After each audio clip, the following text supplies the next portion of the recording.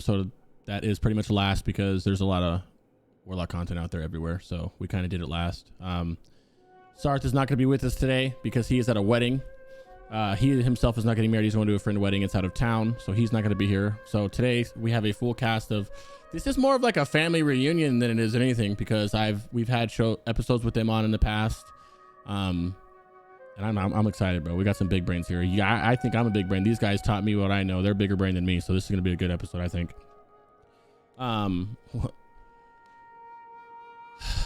ChairLock, my friend.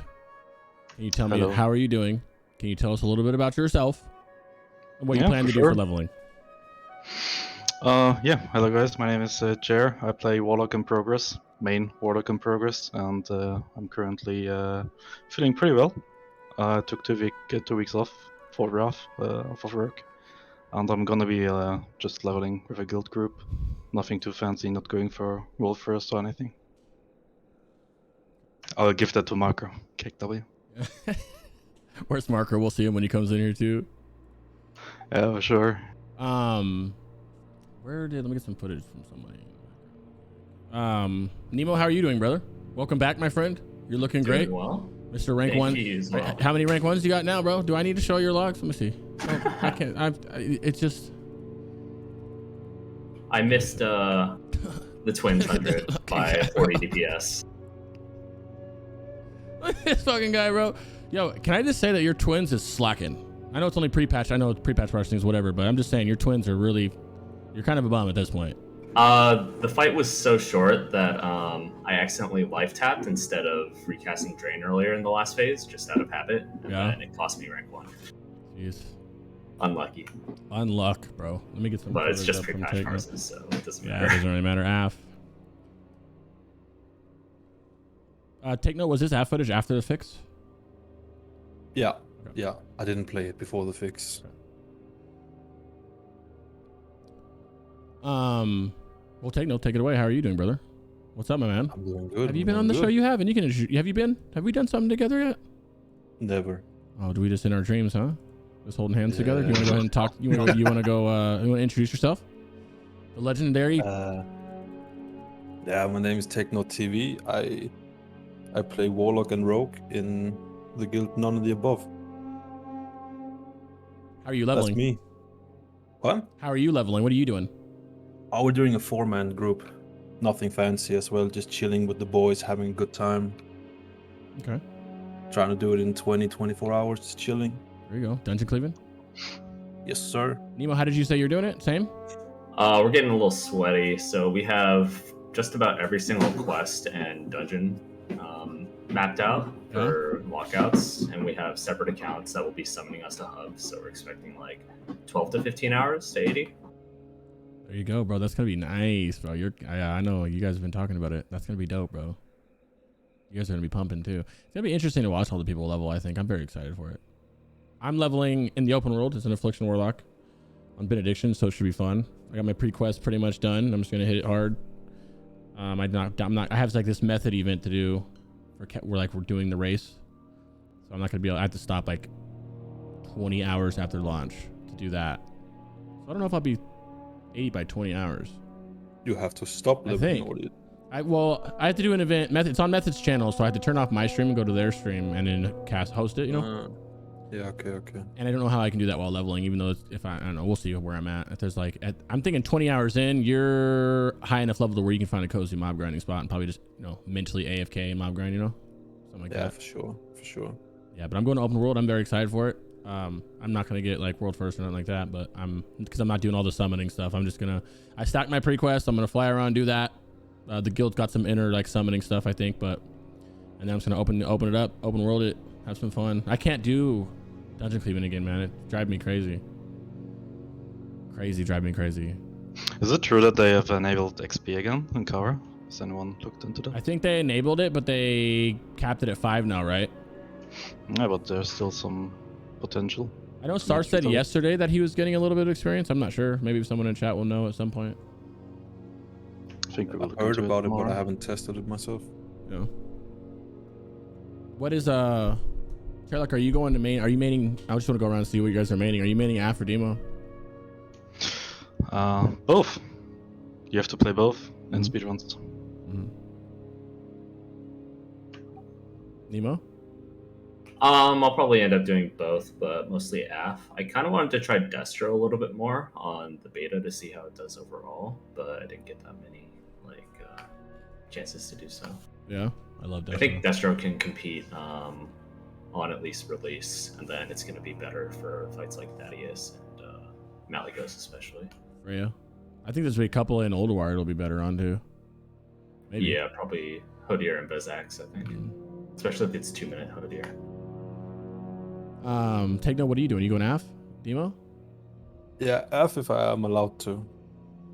What do you mean? If they allow me. Okay. I don't really like Demo. I don't really like Destro. I'm an Affliction fanboy. Yeah. It's not like demo. Yeah. Why don't you like Demo? I just think Affliction is too much fun. Yeah, Like it that's is. why I don't like Demo. I mean, demo isn't like less fun in my opinion. I think it's both equally fun. I mean, it's a lot more fun than TBC. That is for Yeah, sure. for sure. I think I mean, it's a whole new class, right? outside of meta, Demo's not that fun to me. Because you have like you're kind of just keeping a couple dots up. Like you're looking for incineration That's and stuff. Affliction, right? I know, but Affliction's like it's more like I think the finesse and the min max of Affliction makes me like Affliction more. Yeah, Like the Affliction punishment. surely has higher skill. Yeah, and like the punishment that you get for messing something up or not paying attention to your snaps and stuff like that. You know what I mean? It feels a lot more smooth as well. Demo feels a little bit clunkier, but I still find Demo pretty fun. I mean, does nobody like Destro? I love Destro. I think Destro's I love fun. Destro. Well, Destro's a lot of fun. But I Destro, don't like it. you know, you don't like it. There's a bug going around right now with Conflag. I didn't know that. I mean, I Conflag with backdraft in the arena. I didn't know that. Did you guys know that? Like any instant cast that you use, someone can correct me, is consuming your backdraft procs. It would suck. Oh, really? That would suck. Does it just make the global cooldown shorter? I'm not sure. I have no idea. They did just ping me about it like, 20 minutes ago or whatever. That sucks. That sucks. I have 2 Warlocks. My main one and Fusion is a Demo lock. It's kind of cool. I'm a Demo lock in like my everyday raid, my every week raid, but then whenever we do like the races or speed runs, I'm Affliction. So I get the Demo treatment, but then on the important raids, I get to be Affliction. So I get to be, that's gonna be a lot of fun. Why are you Affliction on speedruns? I don't know, but the one that we have for right now, I'm marked as Demo for Nax opening, so I might be Demo for that. It makes sense to go Demo. So I was gonna mention, we're gonna talk about that later in the show, I assume as well. I think that I would just go Demo. Demo's big damn. Yeah, Especially early in phase Demo 1. Yeah, I think Demo's better at the beginning and speedruns as well. Yeah, I think you'd run 4 Demos to be honest. Yeah, I instead of think 4. so too. Yeah. Especially with like the cooldown reset they've put in. It's so insane. fast now. I'm surprised that I don't want to talk about too much just in case they watch this and do it, but I'm surprised they let that one go. I was like, oh, no way, no way. There's no way we'll reset meta, bro. It's so nice now. It went from like, yeah, I want to play Demo, I wouldn't mind playing Demo, to like, yo, I'll play shit. You get after every time. That's like a lot of damage too. I wonder how many free ones you get. Probably just however many bosses there are, right? Yeah. I don't know, but yeah, it's pretty dope. And then I have another Warlock that's Affliction. That's a Orc. I have a Horde and Alliance one. My Horde one is all It's gonna be full Affliction. So because I want to be able to play Affliction week by week, every week as well. It's like the play styles are so different that it's not fun. It's like just playing one every week. I gotta play the other one. So it's a lot of fun. I think it is. I'll be Destro on whatever fights that we can get away with being Destro on. That's gonna be a couple with Destro. It's nice for sure. Are you gonna play it as Destro, or are you just gonna be like, nah, I hate Destro? I'm probably gonna be like, nah, I hate Destro. I love it. The next thing is how Warlocks feel on the beta. No, I know you were playing it a lot. We all were, but how do you feel like we felt like on the beta? Well, we started out pretty bad with Affliction, right? Because we had a lot of bugs, but at the end we did feel really, really good with Affliction. Demo felt great from the start to the end. I didn't try Destro. Maybe someone else did. Yeah, I was Destro the whole time. I test tried Destro quite a few times and I loved it. And I did good. I have logs of us carrying, but it was more like, at the time it looked like I was doing a lot of damage, like 21 million overall, but then after a couple more runs, we're all hitting like 23 and 24 million, so it didn't really pan out. Yeah, I think at the beginning of the beta, there's a lot of people who actually never played Nax before. They never played Lich King before. So us people who have been playing Lich King before, we had an advantage at the beginning, right? We were looking like superheroes. Yeah, we were. It was funny. That app bug in the beginning was kind of annoying. I'm glad they fixed it. Yeah, it felt really bad to play with that. It felt way better. I remember going in the day it was fixed, and it was like night and day difference. You felt it immediately. Yeah. It was really nice.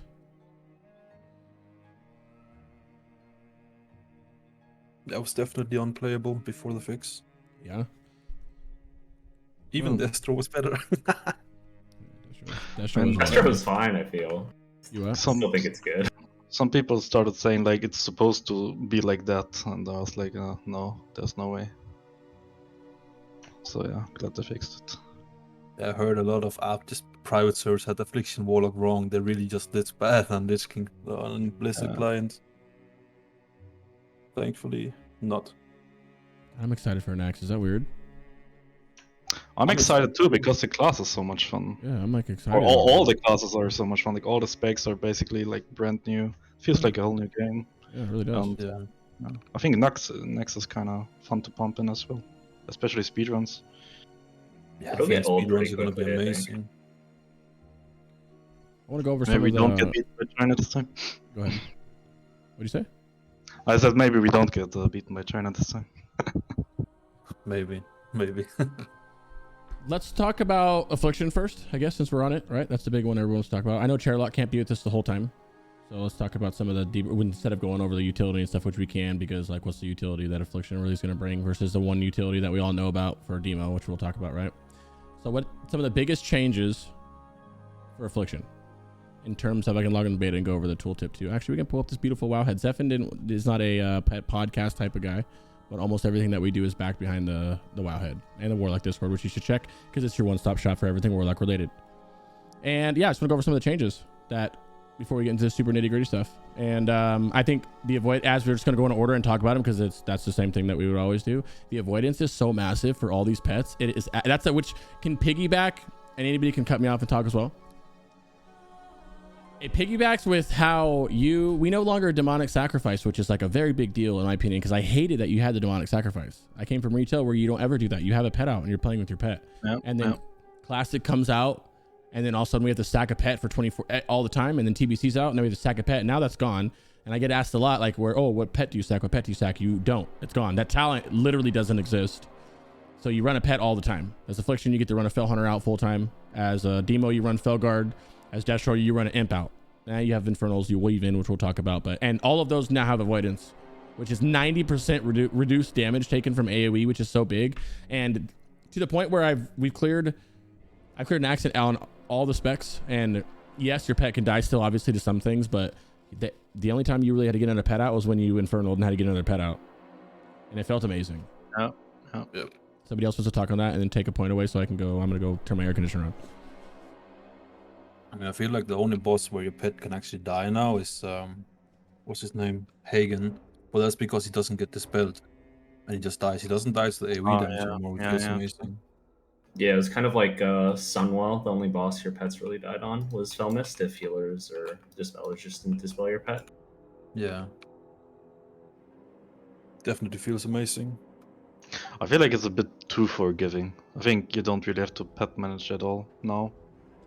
I would like a bit of pet managing. That's true. I mean, not complaining about something being easy if it helps us do more deeps. But I think it could be a bit more challenging. But I think the class itself is already more challenging than before. That's true. Did pets get hit by firewall? I never tested OS. Yeah. At least the Did first they get one. clapped by it, or The first one they got clapped by it, yeah. Because my imp would die. But I now remember getting flamed because I wasn't calling him back to me. Because I was like, no, he should live through that. And I wasn't calling him back to me when I poured out or whatever. Yeah, I know that I invite some. You what? Oh, they die in KT voice zones? Yeah, and then the Sarthe. I don't know. I never let him sat in there. When you do 3D, they die as well. Yeah, okay. Yeah, Like you have to actually move your pet by yourself, or your tank has to watch out for it. Otherwise, your pet will die 100%. Died on every single attempt. I didn't care about it. That's animal abuse, sir. The next big I mean, change. Oh, go ahead. Keep going. Oh, sorry. No, you can keep going. I'm just filling Oh, the air. I said you're not gonna sit there and resummon your pet when you nuke down the boss, right? Which is not gonna happen again. Right? They buffed it. Yeah, you just drop your Infernal at that point and call it a day. Yep. have a good Inferno's like the biggest change. It's like my favorite one. I have a good OS. The thing with like Nax and speedruns is you don't really have time to resummon a pet, so it's pretty rare that you would actually Infernal. I feel the only way there's a few spots that you can. Yeah, the only way that it makes sense to Infernal was like that's the finesse of it. Well, if you have Feldom, but you're not really running that as Aff. So that's the hardest part of it, right? Which is crazy because Aff needs it the most. I feel like they make the benefit the most of it because no Imp's a big deal. Imp's like a pretty which I'll get into his Destro. Imp's like a way bigger deal than it was in TBC is.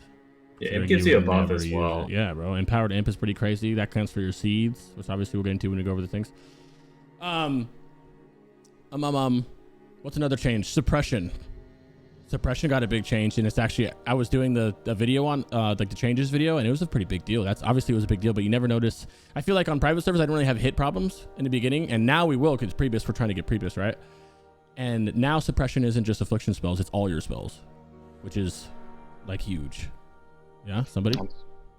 And also reduces mana cost. Yeah, the mana cost is pretty minor, but it's definitely really nice. Yeah.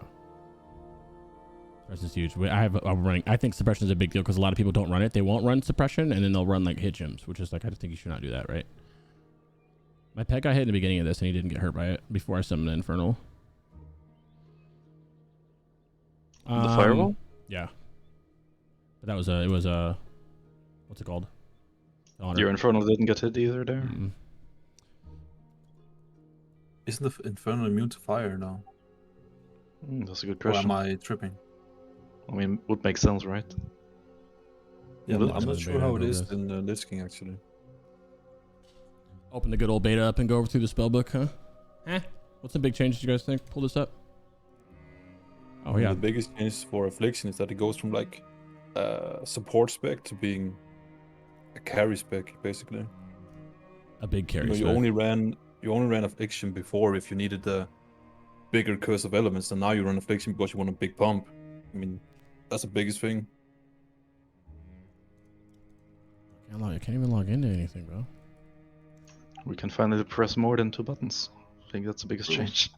True. And we can't get memed anymore for being a 2-button class. Pull up the talents. The days of just spamming Shadow Ball for 6 minutes straight is finally over. I feel like sometimes I'm spelling Shadow Bolts, so. Like, Yeah, I never now get to you, the point where it's pressing Shadow Bolts. Like, damn, now I just feel like I'm spamming. Like right now in Sunwell, things die so fast as demo that sometimes I don't even put dots on stuff. I'm just fucking spamming Shadow Bolts again. Yeah. I mean, on Trash for sure. Yeah. I'm gonna pull 2 talents up right here and go side by side on this. I think that would be dope. Sunwell was kind of fun in Pre-BiS, in my opinion. Sunwell is? Yeah. Not when you do 8 in a row. That was pretty fun, yeah. 8 in a 8 row? in a row? Yeah, we do 8 Sunwell splits in a row. Damn. How's that going for you, bud? I mean, I'm not in every 8, in every single one of them, but some people are, and I feel miserable. Have you guys been enjoying Sunwell? With the changes, bro? It's been pretty nice, huh? I think it's kind of boring. I just like the power. Like, we're so much stronger, I feel like. Well, I guess I don't know, because I just like seeing, I like seeing other colors up top and not just the same colors. Like, you see a rainbow. Like, when I get up there and I see a Boomy and a Shadow Priest up top somewhere, I get so happy. Like, I literally get so happy.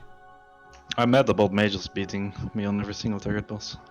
That's true. Oh man, mages are slapping right now, bro. Don't even talk about. Don't even summon them because you know someone's gonna chime in at any minute who pays a mage and laughing at us.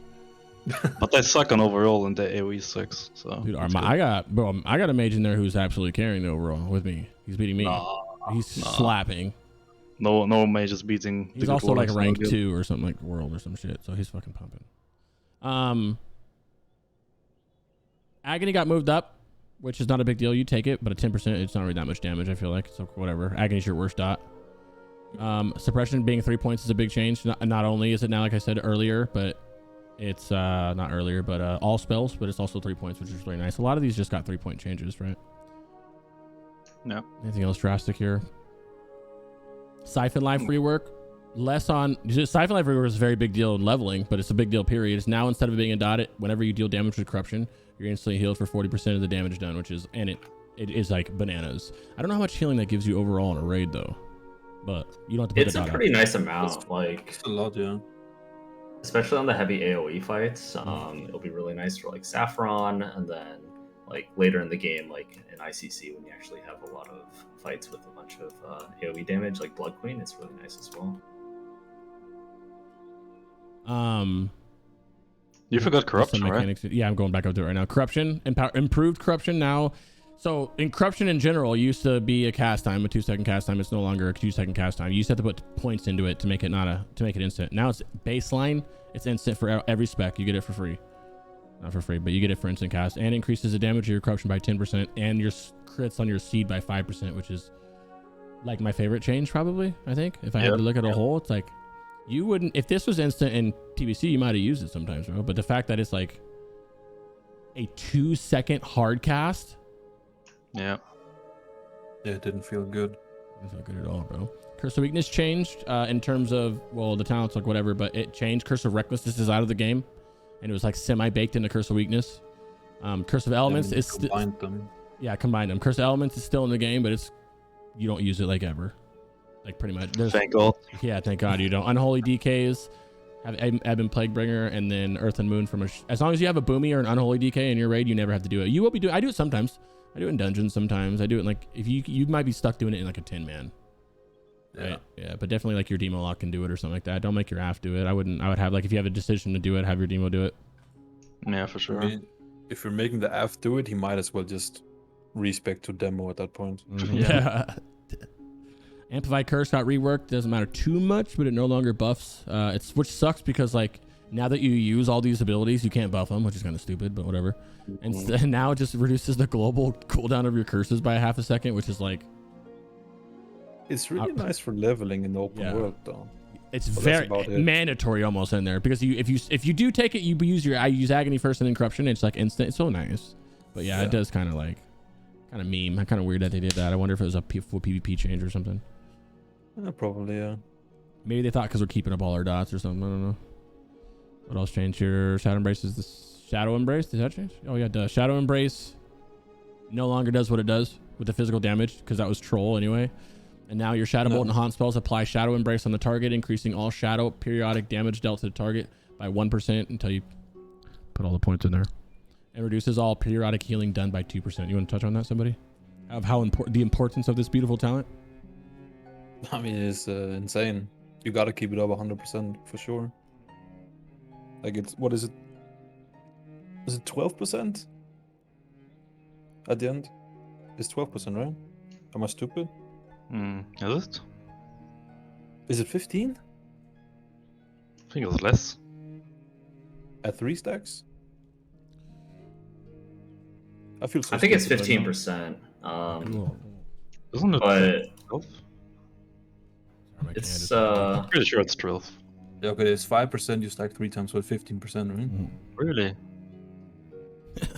Prologue. yeah, it's 15%. Big.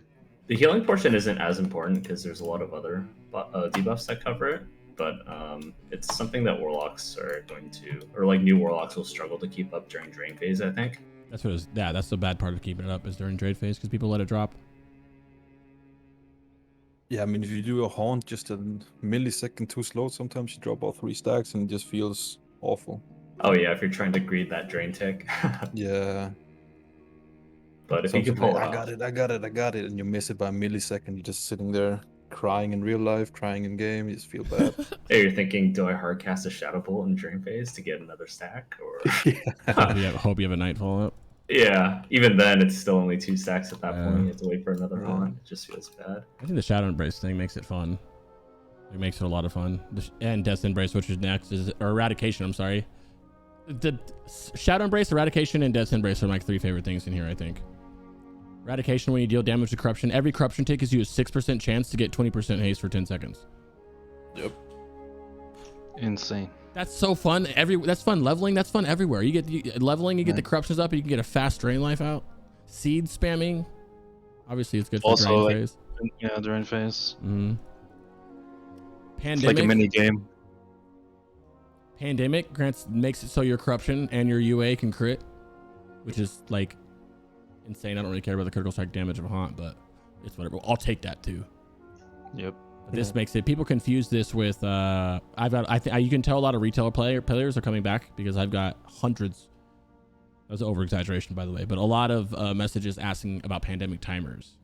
And if there's pandemic timers like retail, and because there's a talent called pandemic in retail, if you have like an 18-second dot and then there's 5 seconds or 6 seconds left on it and you recast that corruption, it just adds that time to it. So you can actually, there's times when you should do that. There's actually windows where you would be purposely trying to get a new dot up there so it extends it. And there is actually like a lot of people coming here to play this game now, and I think a lot of people are going to be doing that, which is going to be bad. That's why we emphasize don't clip like your dots. That didn't change for us. You still don't clip your dots. You can't really clip corruption. You clip corruption, you fucked up. What else is here? Death's Embrace. Increase the amount drained by drain life by 30% while your health is at below 20%, which doesn't matter. But increases the damage by your shadow spells by 12% when your target is under 35%. It's like a pseudo execute with your dots, which is nice. It's a pseudo execute before execute. And I like it all the time. Train your rogues to Trixie properly as well. Should be a whole section on Trixing. Good idea. I should put that on there. I think I'm just gonna bribe mine with a Surge Needle ring and say, hey, for the rest of X-Pack, better be Trixing well. What else we got here? Malediction now changed and no longer increases the damage to curse elements because you don't curse the element. It now increases the damage, your spell damage by 3% and increases the dot crit chance of corruption and unstable affliction by 9%, which is nice. It's like 2/3 of a lust, huge haste. Yeah, eradication is massive haste. Contagion still does the same thing. UA still does the same thing, and it does very good damage still. So I'm really happy to use UA. I like casting. I don't mind. I like casting. This is weird in raids. Like I like having more stuff to cast. That's why I like Affliction, is because you have so many spells to cast. Yeah. Everlasting Affliction, which is the coolest thing in the world. Your corruption and UA spells get additional bonus damage, but more importantly, your drain life, your drain soul, your shadow bolt, and your haunt spells have a 100% chance to reset the duration of your corruption. Can take note. You want to go ahead and talk about that? What that means? What does it mean to reset your duration of your corruption spell? That means it means you never have to recast it until 35% when you get tricks when you rogue, and this feels good. Ever? And it means you can roll a fat corruption on pull, because when you apply, or what is it? Like if you slash cast corruption, it takes your current damage modifiers and current crit percent, and every time you refresh it with that talent, it keeps damage percent and crit the whole fight. Basically, if you keep refreshing it with that talent, it's amazing. So I never need to put a new corruption up? At 35% you do, if your rogue is a good boy and he gives you a new tricks. Okay. Well, is there any other times that I would put corruptions up? At Malagos, when you get double spark.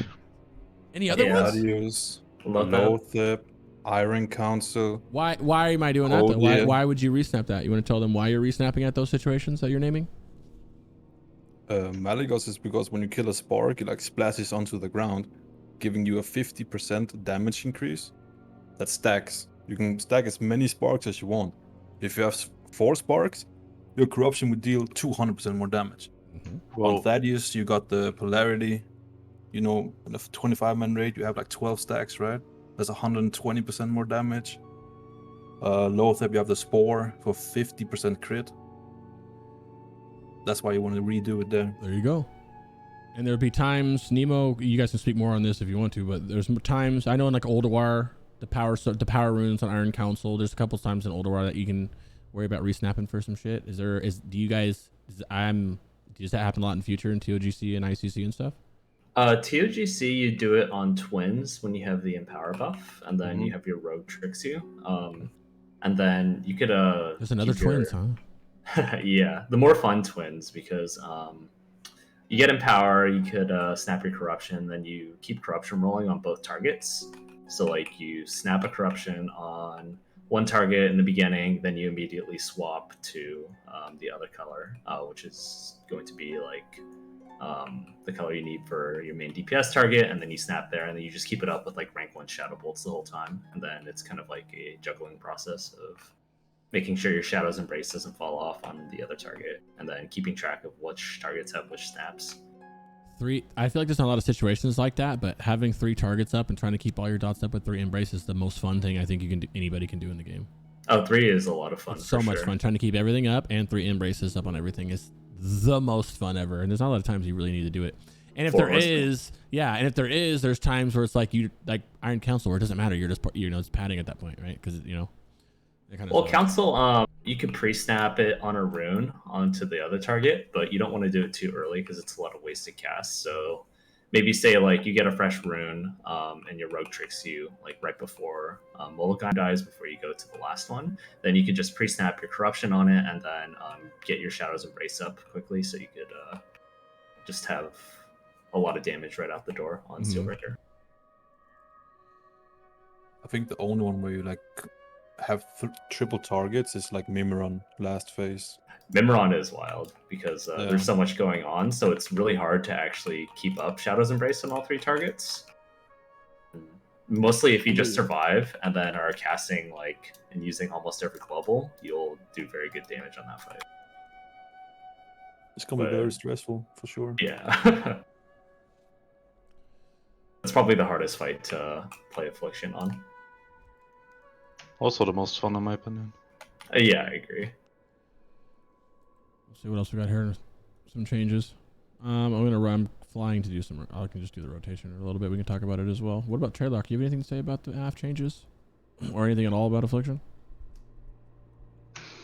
I think what Blizzard has done on draft with like the Warlock class is probably the biggest class change overall, right? I think it just is a completely new class and feels really good to play overall. And especially Affliction and Ulduar will be a lot of fun. And I think we will also see a lot of Warlock stacking probably in the future. And I'm happy to see that. You think? How viable do you think it is going to be to stack us? So we can talk about stackability of them too, because I'm curious about this too. Obviously we plan to run some Warlocks. Do you think we're the best thing to stack? To an extent. Yeah, to an extent for sure. Like, what's great about Ulduar is you definitely want a good balance of classes, because there's fights like Yogg and stuff where melee is a lot more superior. There's other fights, like Hodir or Vizax, where Warlocks are just a lot more wanted. So there's like benefits to having kind of a balanced class, but for range, you definitely want to be a little bit heavier on the Warlocks. Kind of like melee is a little bit heavy on DK as well. I think we will see probably Lock and DK sticking in a good balance, in speedruns at least. And we all agree that stacking Demo is the play, phase 1? Or what would you do? Well, I mean, I guess in terms of if you're casual, it doesn't matter, right? If you're just playing the game, it's not really going to matter. But yeah, it doesn't matter if you're casual, yeah. I think in... what? Yeah, continue. No, go ahead. I think in next Ramos you will absolutely see a lot of demos. I think we should see a lot of demos, yeah. But I think also people just want to play whatever they want, which is fine. But I think in terms of like speed running, you can run, dude. You should be running demos. We are kind of torn in our guild. We've had some people play Affliction in our beta speedruns, and we've had some people play demo. But personally, I've beaten all the Affliction locks in Next Ramos every single time. Yeah, demo's pretty good. Demo in the right hands is dangerous. Yeah, I think. And I've also beaten every other class as demo in Next Ramos. Always top DPS as demo. Either me, Marco, or our guild lead jumped. I'm running to a training dummy so we can do rotation, and why TakeNote talks about it, because he has a beautiful video that I'm going to link as he's talking about any nuances with it. Because he just did a new one. He has two phenomenal. Well, he has a few phenomenal videos, but he has two very good ones in correlation to the rotation stuff. So does a couple of our friends, but we're going to go over take notes. What spell changes came out? Missing anything big on Affliction before? Changing wise? Fell Hunter talent. I think you missed that one. Oh, the Fell Hunter talent. Yeah, I hope Fell Hunter changes in general. Someone want to talk about it? I mean, he actually does big damage now. Big boy. Mm-hmm. Yeah. He has a new ability called Shadow Bite, which bites the enemy, causing a certain amount of damage, shadow damage, plus an additional 15% damage for each of our dots on the target. So the more dots you have, yeah, he's bailing. Sarthe is at a wedding. Thing. I think he's just bailing when the real class is coming to the podcast. Right. He doesn't want to be like me and just sitting there not talking for 6 hours. Fel Hunter, like we said earlier, is out full time, and he does pretty good damage. The more dots he has up, the more damage Shadow Bite does. He also has a new buff. It's called Fel Intelligence. Increases the party and the raid members' intellect and spirit. Intellect by 48, spirit by 64. And you have a talent, you can put 2 in there that'll further that by 10%. That buff does not stack with mage or priest buffs, so as long as you have a mage or a priest, you don't need to worry about it.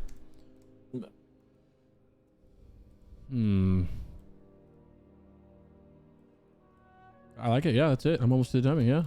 Tag, then we want to start talking about some rotational stuff. I think so.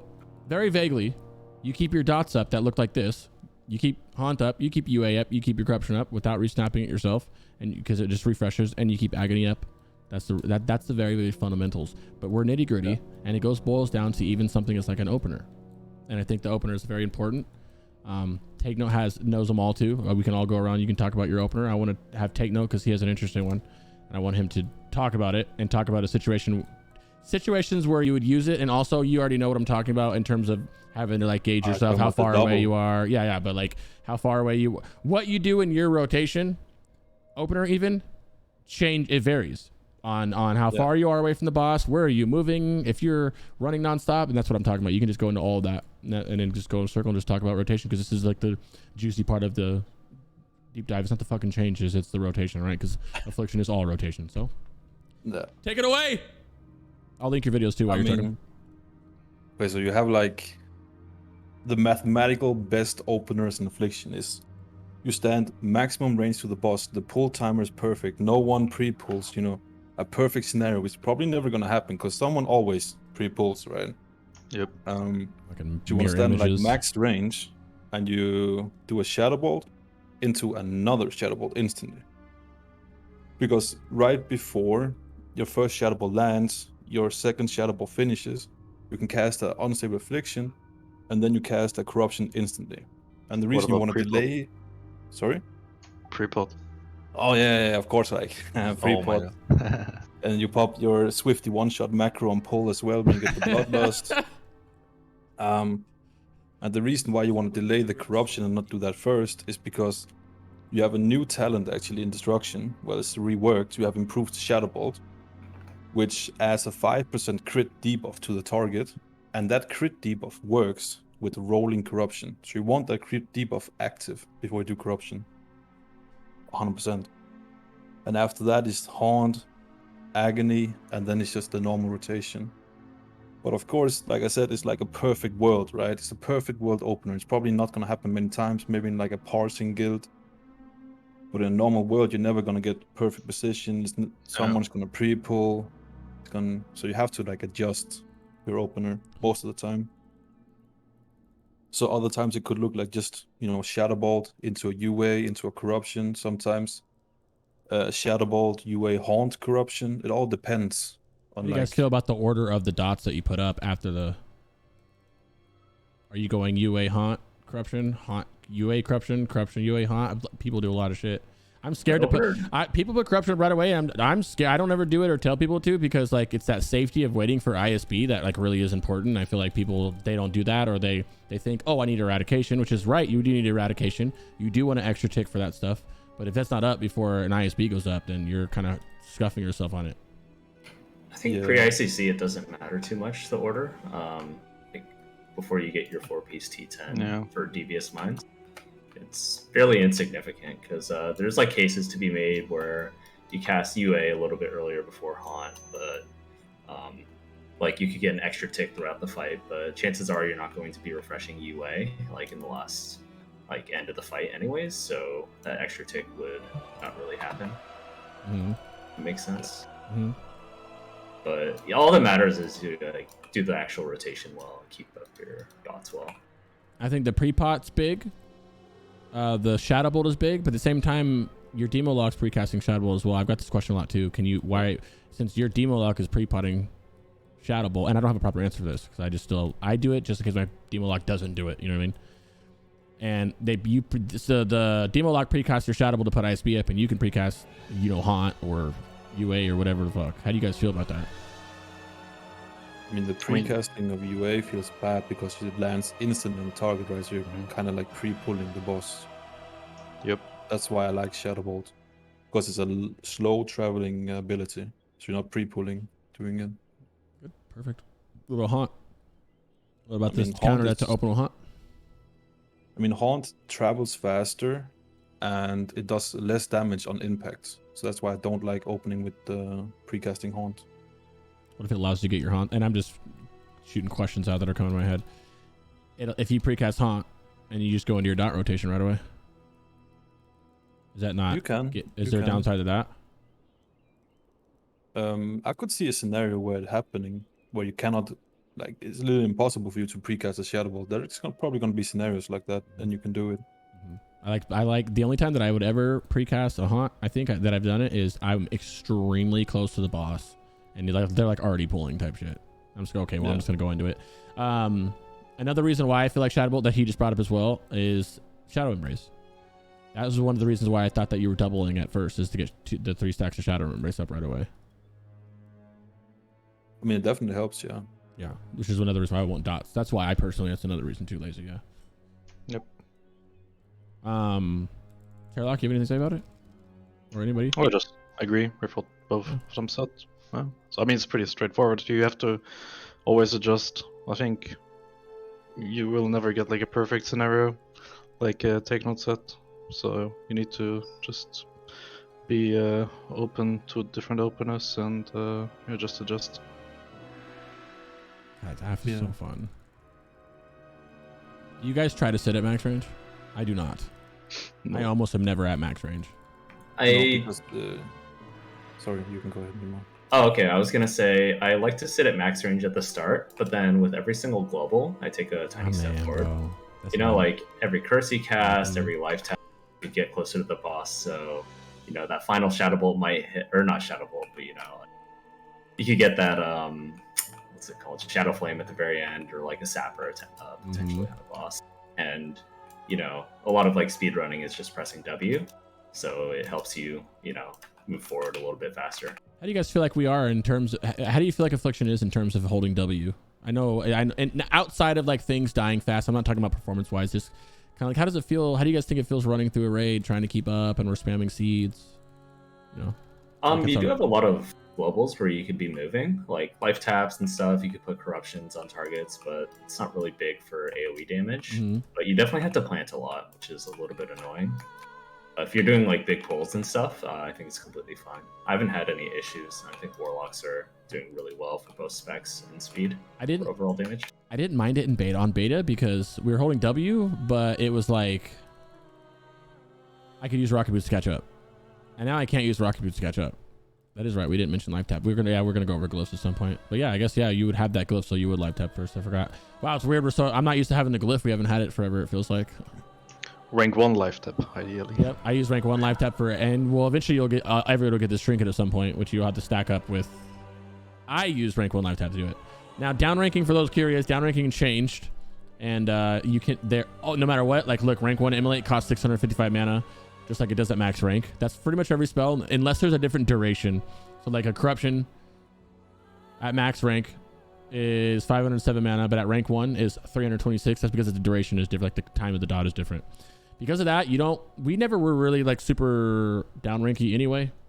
But your life tap, you still would like I always suggest keeping a lower ranked life tap, just so you can, if you need mana, but you can't afford like your full life tap, you can life tap. Also to not stress your healers more, right? When you have like 6 Warlocks on a raid and everyone taps, it's not good. You're self-healing a lot, so I feel like there's not that many scenarios where you want to down rank to a medium rank, where it's like rank 1 is fine on pre-pulls and stuff, so you're not hurting people. Like if you have full mana and you're moving, definitely rank 1 just to keep your buff up, you know. But so much self-healing, so I feel like it's a non-issue for the most part. Yeah, it's only for the opener where it's good, or in speed runs where your healers might be low on mana or something. Just tell them to heal better. What's this about Rocket Boots? Rocket Boots. Oh, I was saying, so on beta I could use Rocket Boots, but on speedruns you're not gonna be able to just use Rocket Boots to catch up to your group, right? Because you're using the Rocket Boots as a coordinated thing with your raid. So those times that I would be like, oh, I'm behind, let me Rocket Boot to catch up, because you can still there and cast a couple seeds and then catch up with boots, but you're not gonna be able to do that, right, on the speedrun. But if you're not speedrunning and you're just casually playing, like not casually, but if you're in your normal raid, like 90% of us are, you just see, that's what I use. every time that I use my boots, that's what it's for. It's to catch up to the raid because I'm sitting back here seeding longer, and then I can boot to catch up, and then I sat there and seed or catch up or however, you know what I mean? You could pre-plan your movements a lot as well. You definitely should if you're planning to like go for realm first race or something. Your server just get like fast speed, or like as everything's getting gathered, you could just try to move ahead, you know, to be in a good spot to seed. Where when the mobs are dying or dead, you'll already be with the pack. Especially because the packs die so fast, you have to really pre-position ahead all the time, so your seeds actually land. And me personally, I don't even bother like dotting anything in our runs, at least when we go fast. Everything just dies instantly, so we just get 1 or 2 seeds off, and then yeah, the pack is dead. So It's it like doesn't 1 or even 2 make seeds, sense. and then Yeah. a shadow flame. Yeah. Just saying that Grenades. the grenades can be real. Frag belt. What do you guys think about that frag belt? Free damage, right? I like it. There's gonna be a lot of little free little damage you can do, and it's so small damage that we're still gonna do it. Goddamn right, we're still gonna do it. Definitely all adds up, you know, if everyone's doing it. It's fairly significant. Mm-hmm. We always have a mini game in progress where we're like Fianzi or Warrior. He links the explosive damage done, and he's always the first. He's the best. Is he?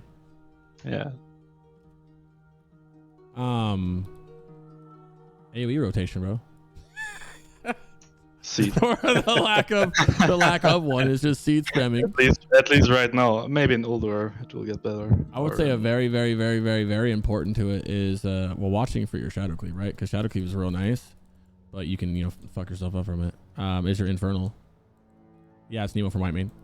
Infernal is a big deal. In terms of speedrunning, you gotta be careful because you got a hard cast a Fell Hunter out at some point, and I know from the beta when trying to hard cast a pet out was garbage. It was kind of, that was like one of the things I was very irritated about. But Infernal does amazing damage. I feel like it's more valuable for Affliction, especially on AoE, because our seeds are big damage, but Imp supplies something for Destro, Felguard supplies something for Demo, and you know, Fell Hunter is as well, but he's not doing this much damage. I don't have meters up on, I don't think I have him on anymore. I mean, there's some pulls and X where you, oh my god, you can do like 30k, 40k DPS with everything up. Mm-hmm. With Infernal as well. Yeah, So- I was so shocked at Infernal damage. I'm so glad. It's like one of my favorite changes. Oh yeah, Infernals, we didn't say, it's only a 10-minute cooldown now too. So you don't have to wait an hour for it or anything like that. It just goes out there, which is that's like one of the big changes, I think. And it stuns as well. And it stuns when it comes down, yeah. It does 2 sets of damage too, right? An Emo Aura and melee? The initial. Big melee? I think it'll be really nice on 4 Horsemen for a lot of guilds that are trying to beat, what's it called? Do the 3-stack. Yeah. That'd be big. You aren't I frost think stacking? everybody's gonna... I think everybody's gonna... You said you're not 4-stacking? The wheel cats are 4-stacking, yeah. We're actually only sending 12 people to military, while the other 13 go do the other wings. Stop leaking our tactics. Yeah. That race is gonna be fun to watch. I think this leveling one's gonna be dope too. We got some spicy shit coming, I can promise you. There you go. I bet. Can't wait to see it. Hopefully we don't wipe again. Oh, there's definitely some spicy pulls I'm way too afraid to try on race. I'm not going to mention them. But also apply corruption when waiting to fish for haste proc. Yeah, for AoE. Yeah, AoE. I'll put up a couple. Well, it depends on how long they last, but I will always put up a couple of corruptions, and then I start seeding, like 1 corruption at least, and you just hope that you get a. You know, you just, fuck seeding. Fuck corruption. Oh, I love it, especially when like unless it's one of those things where like there's got to be a mob that's gonna tick. It's got to tick like a few times for me to want to do it. But unless I'm full, like I'm looking to fools. Ask my tanks in my guild. There's a seed over their shoulder before they're fucking touching the mobs every time, and that's how it should be. I feel like, but I will always try to get a corruption up. I can see maybe seed one and then know that they're gonna drag the mobs, get a couple seeds out. You know they're gonna drag them and put a couple corruptions up while you're catching up to the group a little bit, or if you need to tap or something, and then go back in and. But I always. I mean, it depends a bit on your tank and your weight, right? Like how fast they pull and how far ahead they are and stuff. Yeah, but if they're going fast, you're gonna have to put. You're gonna have to catch up anyway. So you might as well put something up. Might as well do something. You can't.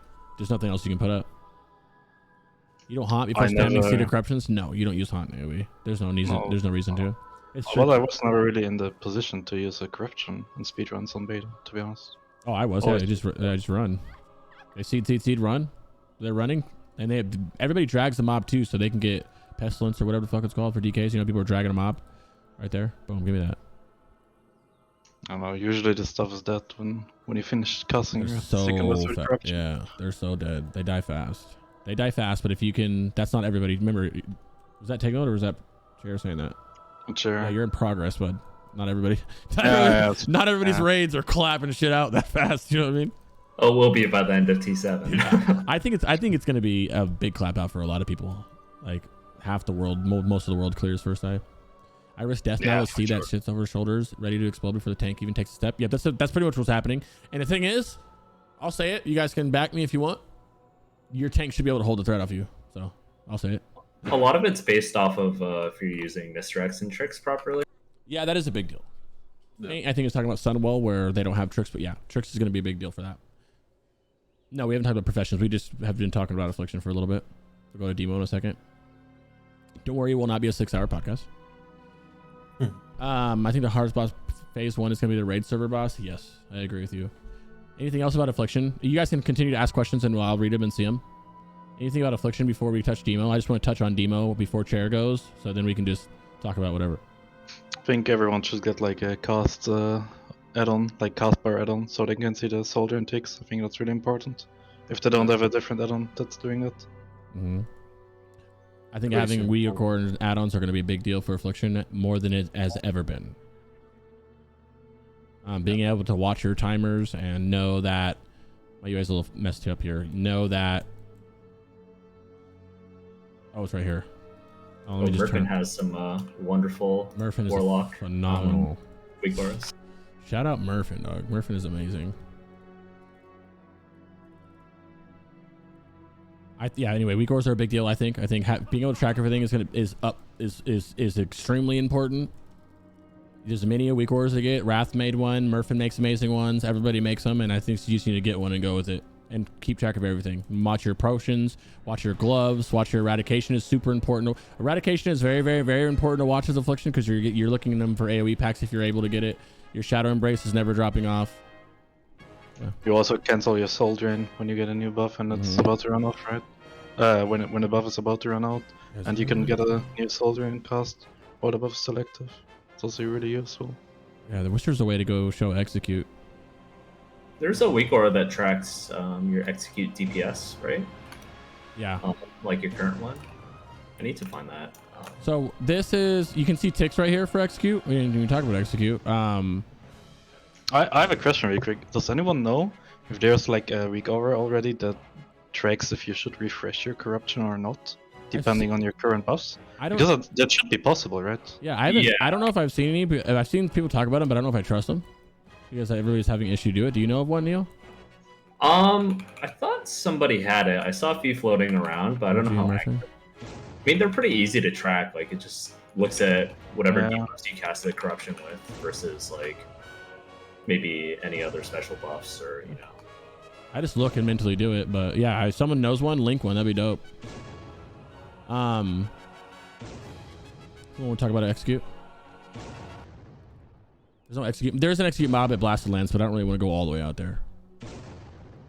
Drain Soul's what's going to separate the good afflictions from the bad to mediocre one.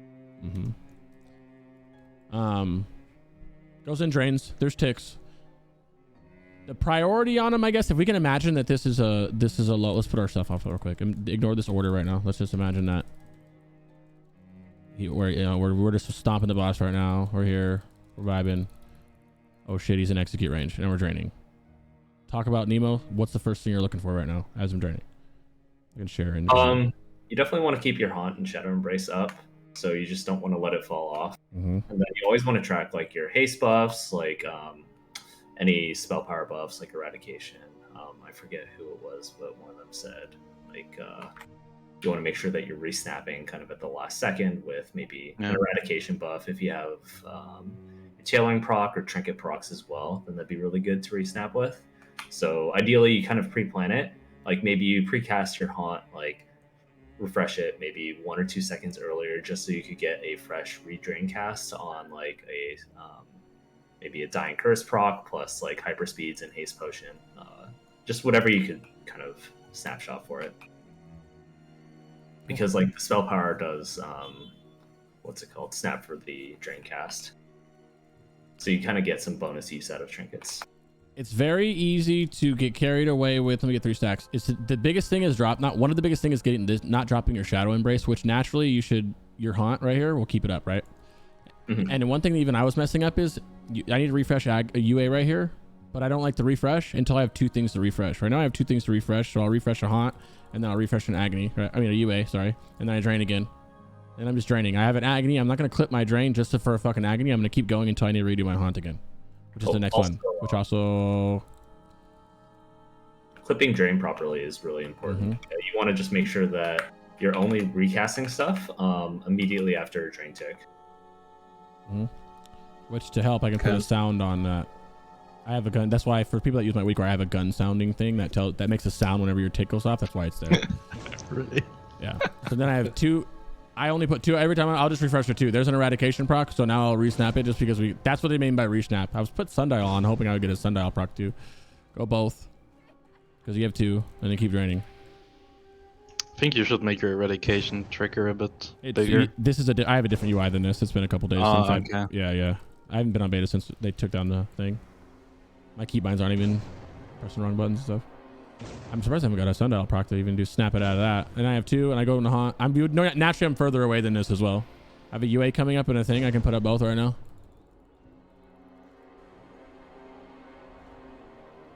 That's it. I don't know. Anybody else want to touch on it? You stop doing agony when you can't get a full duration of it anymore and execute. It's not worth it. Agony least prowl all the time. If you're ever like, oh, which one should I do? And agony is in that option, make that one last. Yeah. Also, your second pot should probably be in the execute phase with soldering. Time to kill add-on is really important for Affliction. Ooh. So you could time like your second pot as well as all of the rest of your dots. Here's the weak one. Let's try it.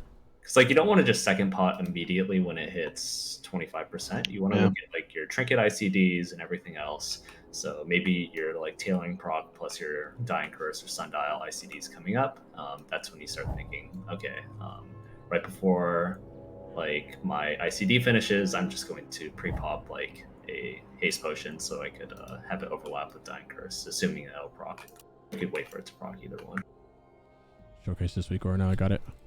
Oh, it works for I think it works for Shadow or Pain too, it looked like. So bit of corruption up, and it tells you it has 0% crit on here, and it's up for 14 seconds. Put a Shadow Bolt up there. That'll put ISP on the target. That shouldn't dynamically have now. Well, wait, did it? What? Wait a minute.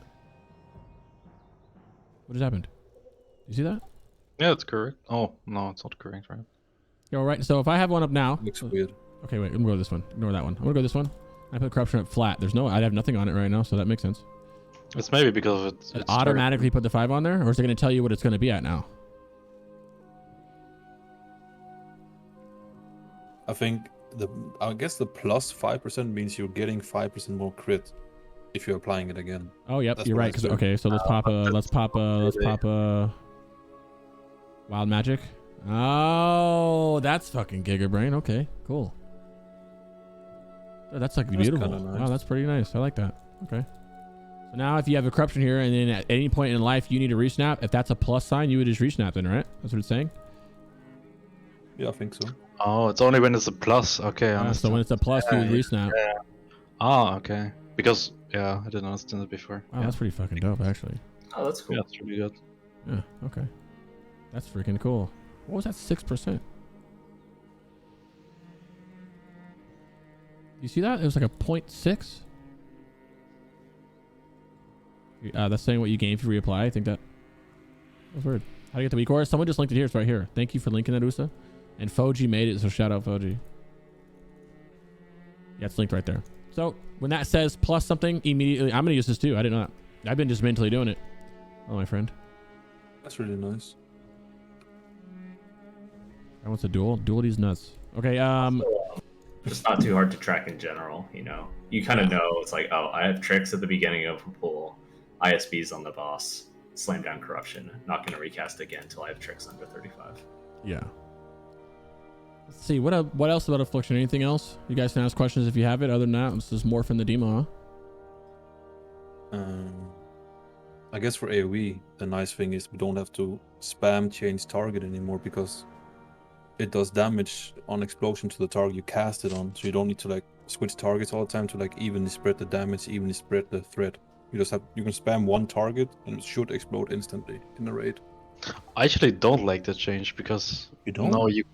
because now before you had like a guaranteed target that you wouldn't really get aggro on, right? You could always just if you saw someone is 90%, if you're 90% threat on that mob, you could just see it on that target, right? And you wouldn't get threat. No, you just can't do that anymore. But I think threat overall is less of an issue now. So I mean, if your rogues are good, if your hunters are good, threat on AoE should never be an issue. Yeah, But, that's true. I get what you mean. Yeah. Threat is not an issue with Aff anyway. Yeah, it never is. I mean, I don't have threat issues at all anywhere except for like demo meta, something like that. So, Demo. Yes, sir. Changes. Demo. But hey, Nemo too, I love you. Can you even call it changes? Demo changes. This is a big one. We get to be Illidan. All right. Yeah, let's get it out of the way, bro.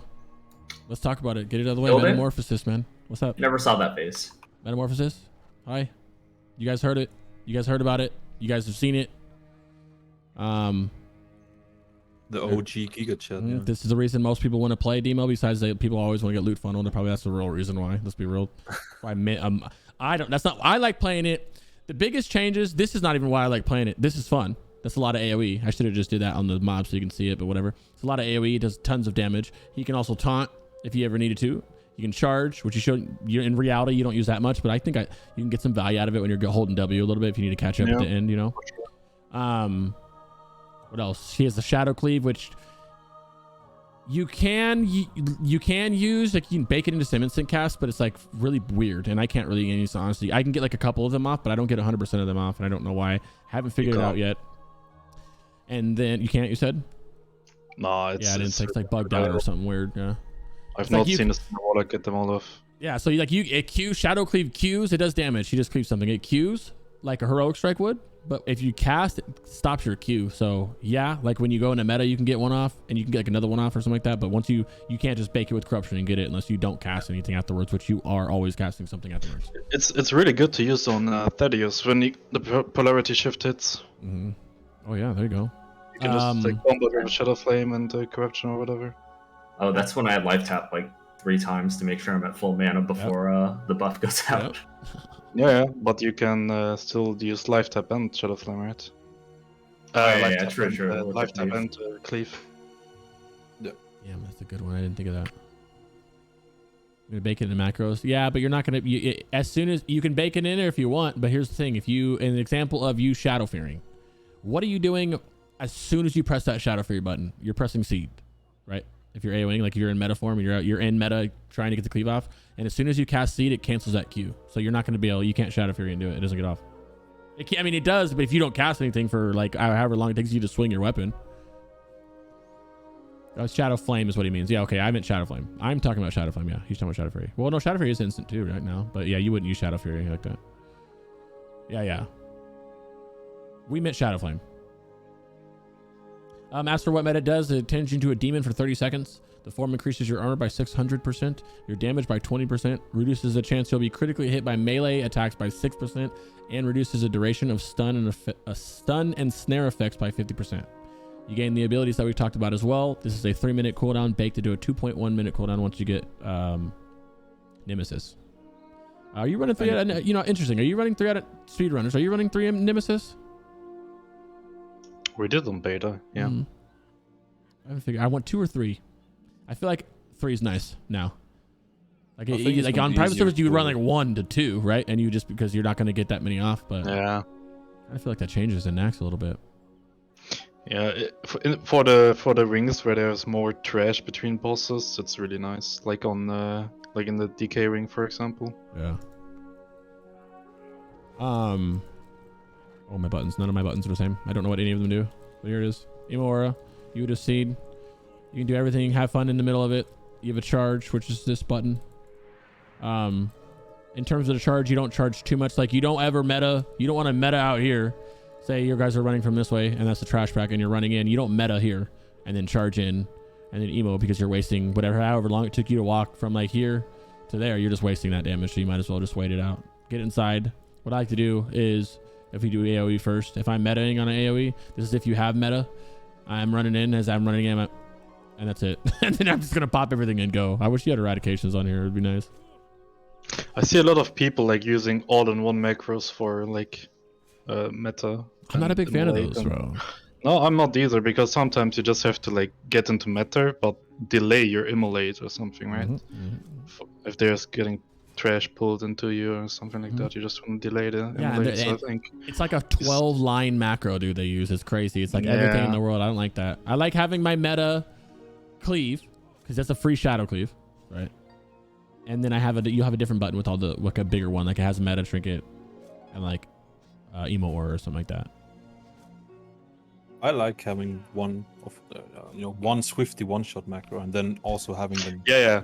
You should have both. So you have something for each scenario. I like it like that. Yeah, I agree. But you should not only have one Swifty macro. Yeah, for sure. I agree completely. Outside of emo aura is a lot of threat. I don't have my shit set up. Emo aura is a ton of threat, an actual ton of threat. I don't have my ports up. And this is my freedom out of those. If you have the time to do that. If you're at a time where you can stand still. If you're holding W, it gets a little harder to do that. But if you have time to sit there and put a portal down, which is another big change, we didn't even mention, but you can portal as long as it's within 40 yards, right?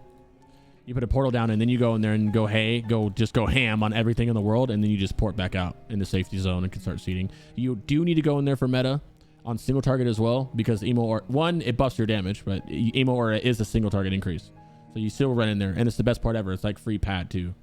Except on movement bosses, you wouldn't do that there. You don't go into like Hagen and do the dance, right? Or and the second boss of after Patchwork, I forgot his name. You wouldn't go melee there either. Lothar? Do you think you can live? No, not Lothar. Like after Patchwork, the one. Gluth? Is it Gluth? No, it's not Gluth, right? Yes, Lothar is after Patchwork. Oh yeah, true. Yeah. The devastation boss. Yeah. Oh, Grob. Why don't you go in there? I go in there. Oh, it's Grubulus. It's Grubulus. Yeah, with the slime. Yeah. Why not? That's like one of the most fun fights. It's completely different ring, bro. I don't know. Single target. The movement grab, yeah. I just sit in the middle and pump. Feed decimations off of anyway. We'll talk about that because we're going there now. Some big changes is Fell Synergy. This heals our pet for 100%. Well, it's 50% per point, but 100% chance to heal your pet for 15% of the damage you deal. This keeps your pet alive. This with the 9. This marked with the 9. You don't even need 2 points. 1 point here with the 90% avoidance. You literally, your pet, it almost never dies. Like they don't even need to be healed that much. It's pretty crazy. I like this talent a lot. I don't think you need 2 though. 1's good enough to do it. Demonic Brutality now, it used to be just, I think this was improved Voidwalker or whatever, where it only affected your Voidwalker. This now affects your Voidwalker and increases the attack power of your Felguard. Frenzy by 3%. Demonic Frenzy by 3%, so slightly buffs him. Soul Link, you'll have it anyway, but overall Soul Link was changed, and it now is higher up too, so you can get it quicker, but it no longer gives you any damage buff. You don't get any more damage buff on there. It used to give you 5%, right? I don't know what it gave you in... Would it go from 3% in Classic to 5% to nothing? Or something like that? But they finally took it completely out. I don't remember what it was in vanilla. Yeah. Feldom is still sitting here juicy. Feldom is now a 2-minute cooldown, which is outstanding. That's with Nemesis, right? Yeah, with Nemesis. Without Nemesis, it's 3 minutes. It is still amazing. Was 15 minutes if you didn't know. Sometimes I'm surprised it's up when I press my macro. I expect it to not be up, and then it's up. It's so nice because this allows you to go in a big pack. Do I have a big AoE pack and be able to? You can meta it. Spam seeds. You have I would have already got my Infernal before I popped meta though, but you have that and you spam seeds, and then your AoE is just crazy, bro. I don't have Soulfire on right now, so Shadow Flame on my bars, or I'd be doing that as well. And you can glyph Metaform to make it last longer. So you get a second immolation on it, which also feels amazing. And what is it, like 3 more ticks of it? 2 or 3 more ticks you get from it, I think, too, if you have it. I don't think you would take that, though. It depends on your haste, right? Because immolation order scales with your haste. So you can get more ticks, more haste you have. I'm not sure about the like actual number. Yeah. And it's a big deal because you can, you will always need to get another pet back out, and you're not going to want to hard cast a pet out. Literally, nothing's on my bars right now. I have to literally hard cast everything. Or go to my spellbook, or I think it's crazy. I'm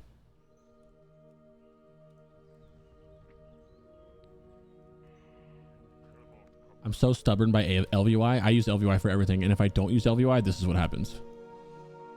All right, what else we got? Default UI chat. I love it, bro.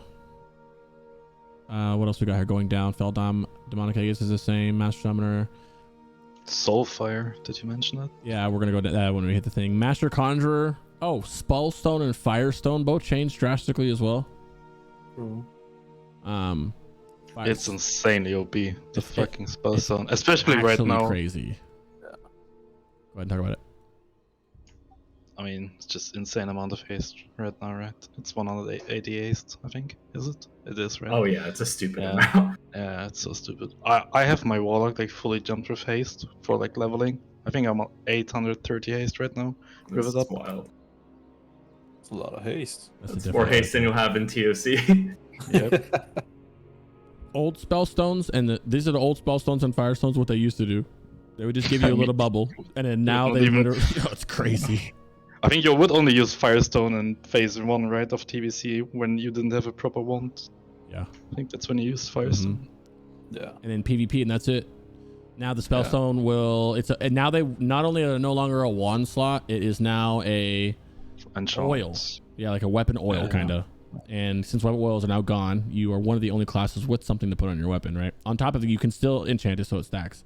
And it doesn't disappear when you lock off. I think that's really good. Yep. The Spellstone gives you 1%, increases your damage dealt by your dots by 1%, and it gives you a good amount of haste. And then your Firestone increases your direct damage by 1% and gives you spell critical strike rating. And both of these go up. It's that standard 60 and 49. However, as Demo, you have a Master Conjurer talent that increases them by 300%. That Firestone went from 49 to 196 critical strike, but more importantly, the haste went from 60 to 240. So that's just sitting there on your weapon full time. So as Destro's the only reason you use Firestone. You use Firestone as Destro, and Demo and Aff, you just use Spellstone forever. Yeah. That's what I would do. We'll get to the gyms down there. Yeah, we'll talk about gyms when we get to gearing. That up as well. The gearing's going to be the juicy section, so we'll get there. That's about what we're coming up on next. Next talent is paired up Molten Core, which will pair up with Decimation. This is like probably the best, one of the most fun. In my opinion, yeah, I'd probably say this is the best thing about Demo. My favorite thing about it is that you have an execute, just a little bit different than Affliction, right? Instead of draining and maximizing your drain damage, you instead get to spam Soulfire. The reason is you have the reason is Decimate. That's the real reason why you get to. When your Shadow Bolt, Incinerate, or Soulfire hits a target that is below 35% health, you then get Decimation. And with Decimation, the cast time of Soulfire is reduced by 40%. I can't talk, sorry. So it makes you hum them out. I wish I could get it. There's nowhere I can go get it. But you just have these really fast Soulfires, and mixing that with Molten Core, which is increases the duration of your Immolate by 9 seconds, and you have a 12% chance to gain Molten Core effect. Molten Core effect gives you 3 stacks of Molten Core, which increases your Incinerate damage by 18% and reduces its cast time. So whenever you get an Incinerate during your spamming, during your normal rotation, you would just start spamming Incinerates. Whenever it comes up, I'll just keep spamming and hope it comes up.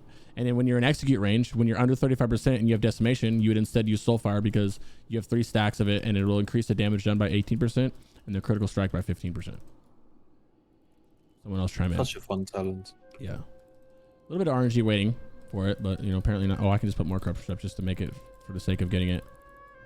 We're gonna pretend I'm not cheating and putting it up on everybody. And you're just spamming, and you're going through your normal rotation, and you're like, oh, I'm just gonna put Immolate up, which your normal rotation is simply keep Immolate up, keep Corruption up. There it is right there. Keep Agony up. Keep your Life Tap Glyph on. Or Doom. And then Doom. Sorry, Doom on long bosses. Dungeon thing is Agony. And then incinerate whenever you get your 3 procs. I don't know why agony is baked into my head. I think I'm just happy I can use it finally. Molten Core is big. It's my favorite thing. It's like my favorite thing. The reason why it's not even like single targets, whatever. It just gives you a little variation on your single target of being able to put something else in there because they do a lot of damage. Molten Core Recore, that's actually an add-on called Spell Activation Overlay. If you go to my Discord, it's in my add-on channel. It's what you can get. It's the little things you do as a Demo Warlock. And what's a good example is what's that boss? Any boss with ads, Faralina, or a boss, twins. Any boss that you can ever imagine where there's an ad or another target that you can get. If this is the main target right here, marked as skull, and this moon is the off target. And like you were talking about how Grabulus is skull, and these are little slimes. You can snipe these at when they get below 35%. You can put a Shadow Bolt or whatever you want on there, or a rank 1 Shadow Bolt is what I use if you need a fast one to get out, because you still get a faster cast time with it, right? And it'll still cost the same amount of mana, but it's a fast cast time, and that's what you want it for. Something might be dying too fast, or you don't notice that something's low, or whatever the reason is. You would go off like you're dumping into this full target. One second. Okay, I'm pumping into this guy. Now squares like at 50%, squares at 50, 45, squares at 40, squares at 35. I would just ignore it, snap a quick one out there, and now all of a sudden I have my Molten Core up, which you can't see. I would have Molten Core up, and then I'm sitting there and just humming Soulfires at the top of my, as much as I can. And then as you're going through it, the boss is not going to, you're going to eventually have that decimation buff and run it out. I will continue to go up. If he's still up, I will continue to farm one off that and keep that buff up as long as I can for decimation. Yeah. Did I say wrong word? Thank you. No. Unless you have way to 100% proc Molten Core. Well, you don't ever have a 100% way to proc Molten Core, right? You're just a 12% chance out on every corruption tick. Which is why you put up corruptions as, just like you would put up corruptions as affliction for eradication procs, you put it up on ads that make sense to put it up. But Grabulus is a good example because he has those little slimes that don't last too long, but you are still going to turn and corruption it. Well, you don't have to turn, but you're going to corruption that and you're going to keep pumping into the boss. You just leave it alone. Leave that ad alone. Yeah, focus target is very big for this. Leave that ad alone. Don't worry about it. And then also, I would say focus target, you don't need it, but also a mouse over rank 1 Shadow Bolt. So you don't have to actually detarget off your guy. You can just Shadow Bolt and keep going.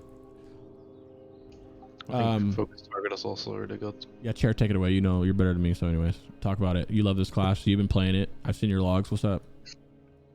My logs are shit right now. Yeah. Because you just farm. Yeah, I just like to have something focus target as well, so you can just like shift focus target, Shadow Bolt, rank 1, something that's about to die or something like that. I don't really like mouse over targets macros because sometimes it overlays and you cast on the wrong target and shit.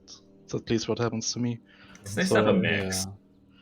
Yeah, mix is probably the best way.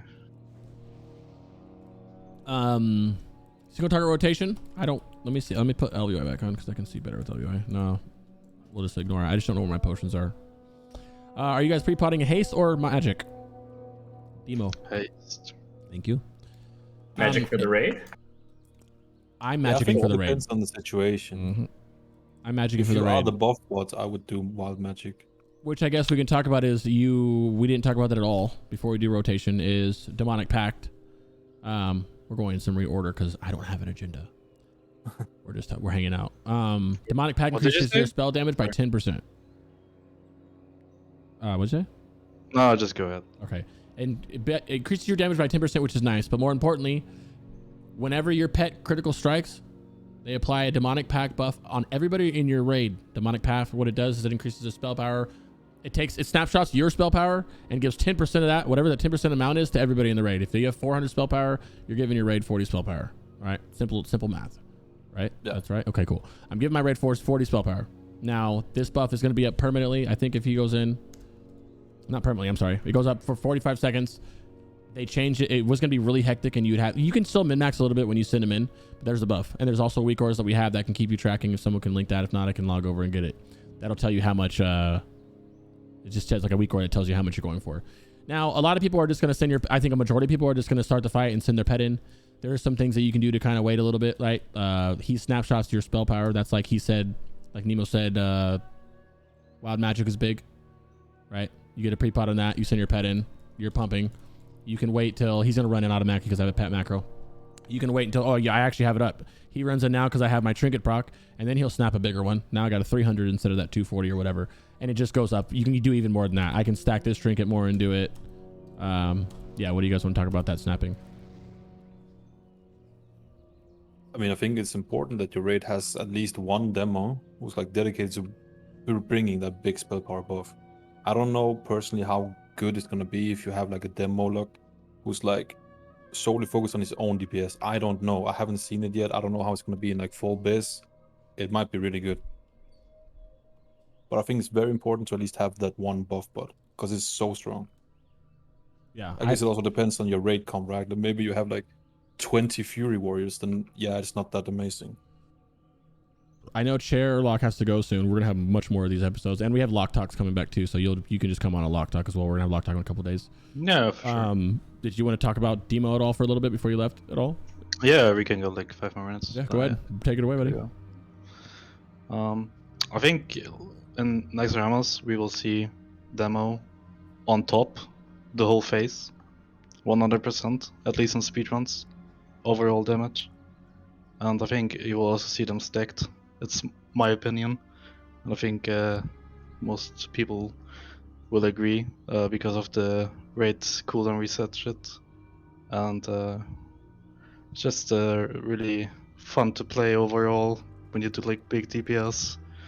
And I mean, it's not like as hard as Affliction, like the min-max of it, but I think it makes next Ramos really fun overall. I like it. And the potential of like sniping targets to get decimation, I think you will see a lot of that in speedruns, especially. Destro will be next. Yeah, you mean like dragging them up infinitely, right? I don't know. There's a lot of boss fights that have, I don't know, multiple mobs too that you could do it on, which is nice. And then I feel like to really min-max your DPS, you'll need to burn soul shards on using soul fire that are going to be cast when your decimation buff is fading. Mm-hmm. So you have to be good about like knowing when you could actually drain soul to regain your soul shards throughout the fight. Which we didn't mention, but Drain still got reworked. So now instead of giving you a shard at the end, it still does that, but you also have a chance to get a shard on every tick of Drain Soul on top of a minor glyph that'll double that chance pretty much. So you get double. You get a good chance of getting them. What he means with decimation, like so decimation has a window. It's 10 seconds, and say you start casting a Soulfire in that with 1 second left, right? You will get that speed, that 40% haste, but since the buff is not there, because there's only 1 second, it'll cost you a soul shard. You get charged a soul shard. Happens a lot. You will burn through shards more than any other spec in the game, by far. Yeah, that really sucks. Yeah, and they capped soul shard change. They capped them at 32, which is stupid in my opinion. I don't like that change. It's not a big deal, but I don't really like that change. I like being able to stock up on soul shards.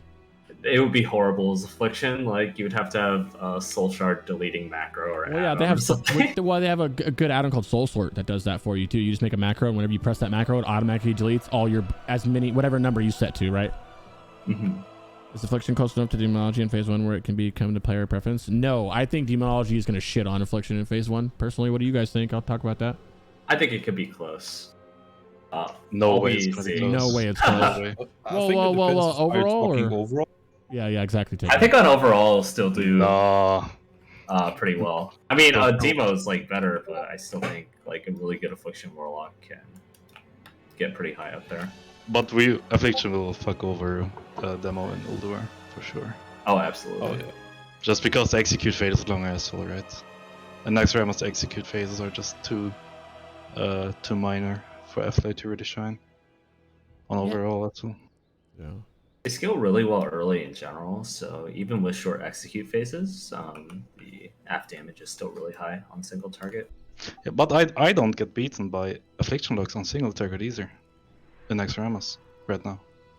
I never did on beta. And I would say we have pretty good locks in our guild. It's really weird. I thought that I would get crushed on single target as well, but I didn't. I feel like on the beta I was pumping on everything I was playing though, to be honest. I feel like the demo was pretty close. Pummel was a demo.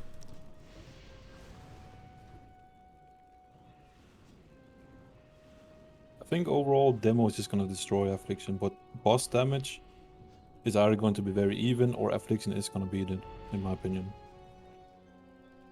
I just don't see a world where, even with the short fights, the demo is actually gonna beat it when we're talking like pure boss damage. Yeah, because remember, Demo feeds off of... Demo has the more burst, but Demo feeds off execute as well. So small execute kind of goes both ways. I think we're sleeping on a shorter fight. You guys, I think we haven't talked about Destro yet, but I think people sleep on Destro a little bit on that part of it. Destro does really consistent damage as well. Like, if you're not getting tricks at all, it might be a good option to go Destro early on, but their AoE is just not as good as Affliction or Demo, which is an issue. But one... Go ahead. I was going to say one other benefit for Demo, I mean, we've touched on the cooldowns resetting, is like if you time it well, like to pop meta on like big trash packs, and then to have it up right before like the boss dies, maybe with like 40 or 50 seconds left, you get it up towards the end of a boss fight, you get meta during execute phase, you just get like extra uses out of it, because then it'll instantly reset when the boss is dead. So it's kind of like, it might not be as good in the sense where you're having it up on the burst phase of a boss with bloodlust when your trinkets are procced, but you'll get an extra use out of it if you can use it effectively beforehand. Guys, I gotta go. Yeah, no big deal. But we're gonna do a lock talk in a few, like somewhere around launch, whenever we get a little break from the launch rush. So and you will just have a good one on that one too. Okay. Yo, good luck on your launch, brother, and thank you for coming. Thank you. Good luck, brother. Yeah. See ya. Yep. We as we're speaking about Demo, I got someone in who's really been playing Demo a lot from the guild. Do you want your camera on? Ah, shit. Sure. What's up? What's up, gentlemen? How you What's up, Pummel, baby? What's that in, bro? Yo, good Just morning, hanging Pummel, out. sir. Yo, Good morning, take notes, sir. Demo got X, buddy. We're talking about Demo right now. If you wanna, so actually, shut the fuck up. Tell me a little about yourself. Tell us about you, brother. How are you doing? You're a little blurry on your focus. Yeah, okay. How are you doing? Who are you? Tell them a little about yourself. You Demo main, Aff main, and yeah. Go ahead. Yeah, I am sorry for not being presentable. I was just eating lunch and I bro. got a message to come on, so We are some grimy people in here. We don't care. I'm just gonna turn it off now. Just gonna, oh, there it is. Oh, I gotta change your name. Perfect. All right. So How you doing, brother? I am doing pretty well. Thanks for asking. I am Pummel. That's my name.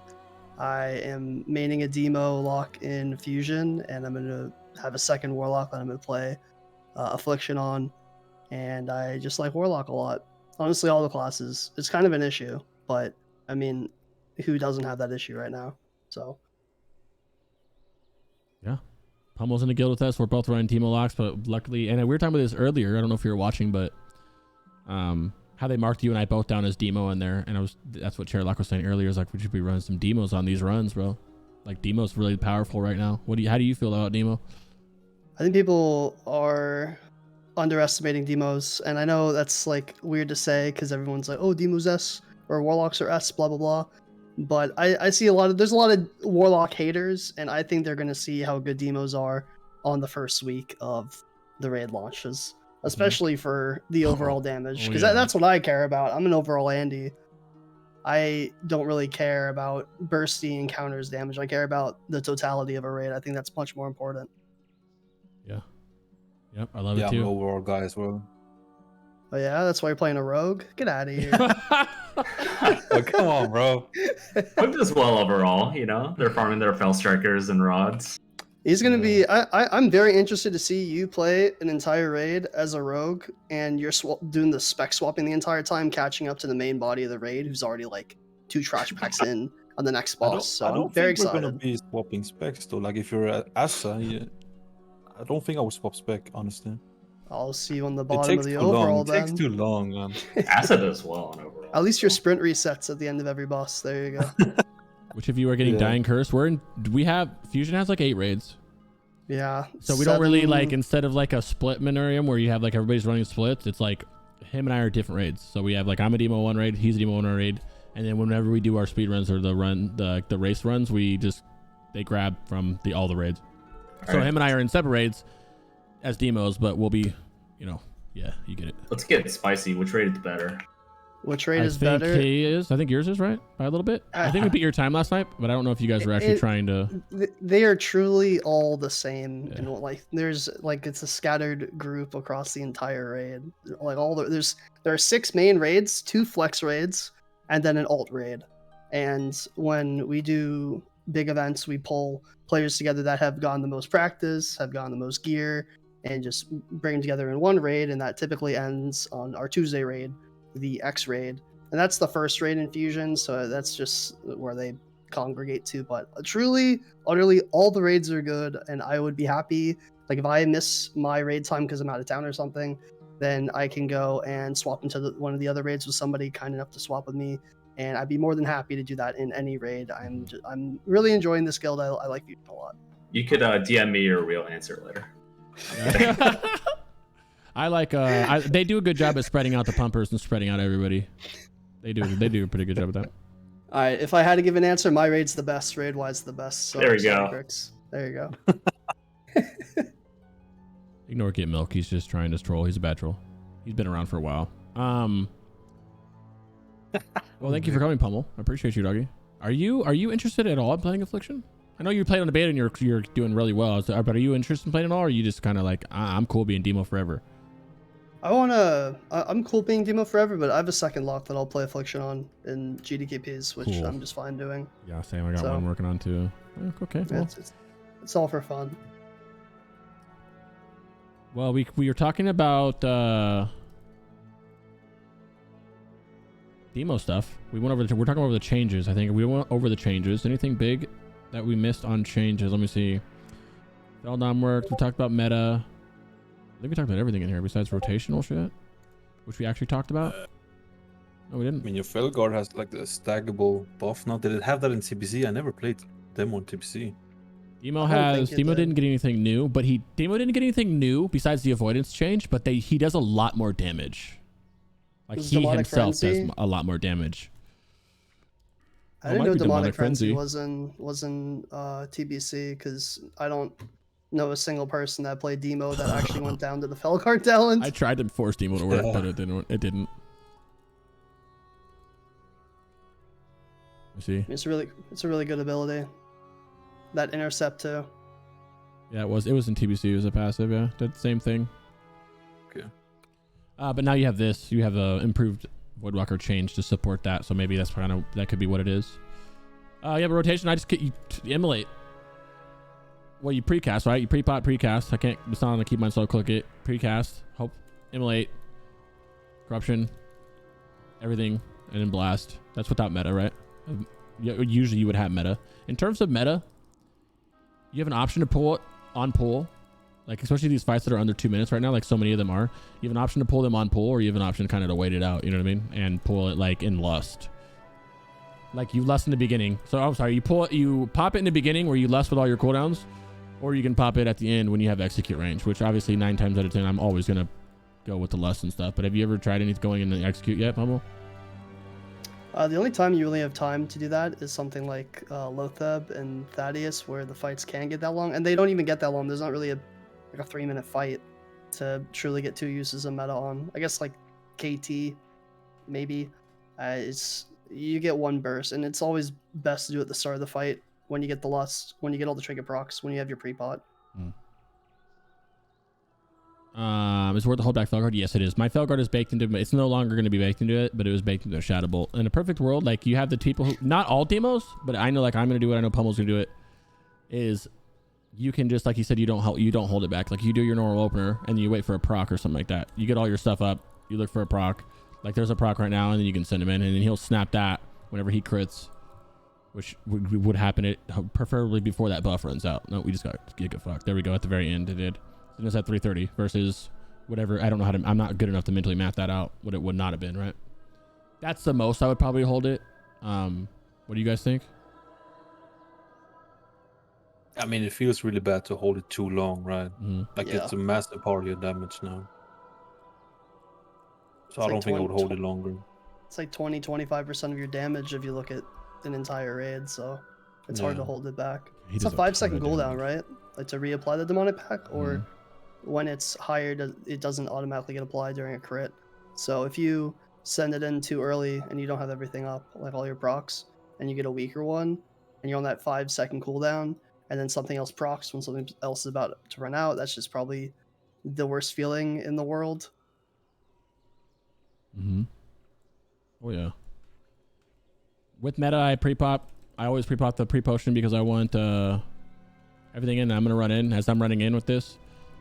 Now the pet goes in because he's fully buffed up, and then I'm just spamming my seeds. Yeah, I'm not seeds, my shadow bolt. You still do your single meta is your single target rotation. You do the exact same thing you've been doing this entire time, except for you're just doing it in meta because you have emo or up. You can also be a little wise about it if you're worried about threat at all, and kind of have a portal set up. So then after meta runs out, like right now would be an example, I'd port out right away. You can also wiggle out whenever you get your procs like that. You know what I mean? Yeah, that's smart. Yeah, but I put a portal up. I just forgot to. Put a portal up, and then you're over here, emo or us going, you're going crazy, you're spamming, yada yada, you're spamming, yada yada, yada, yada, yada, yada, and you just port back and you go back. You also shatters big too. You're not gonna have a lot of single target threat issues, but you will have some AoE threat issues though. For sure. Yeah, dummy shards dummies give shards. Yep. As long as it's a dummy that is, you see how this is gray, 60, it won't. It needs to be like a 70 or I don't think there's one over here. Range. Yeah, level range. Sorry, thank you. It's gotta be level range. Mr. Take Note, you had a comment? I was just, demonic circle in general can be used to like increase your DPS in general also on bosses now. It's so nice. Like some examples being like Thaddeus, let's say, instead of you walking around, live tapping if you need mana, let's say you don't need mana, then you could just, and you have to swap side, then you have the portal on the other side of that, you just instant press the portal, you keep doing your DPS. Feels amazing. Oh yeah, it'll also let you greet a couple of casts, even though you won't be under the effect of the buff. You could still finish like a couple of casts, maybe recast a haunt or something. So you can, instead of you having to like cancel a mid cast to start walking, just portal after the cast finishes. It's so good. It'll be good on Horseman too. I was thinking of Nuber Khan during the knockup. Also, yeah, always port there. Yeah, Malgos. How was the knockup working on beta? Because when I tested it, it felt like the spikes were going directly behind, like hitting melee, and I was standing there and I just didn't get thrown up. Like, is there some sort of safe It was spot? like bugged, and it wasn't. I think it was just only knocking up the tank or something. I don't know if they fixed that. Okay. I got knocked up like once, but that I didn't even get like spikes towards me. I just got knocked up randomly. I couldn't figure it out. It might be more actually. I was thinking like it might be more worth it to keep your portal by the door so you could run forward faster. It's not bad. The next boss. For a boss that you don't need it, like Yeah. Faralina or something. It'll be really nice on 4 Horsemen where you can pre-put it where the 3 guys are, and then you can pre-cast like a Doom on one of the horses and like maybe get a couple of other dots up there before you come over.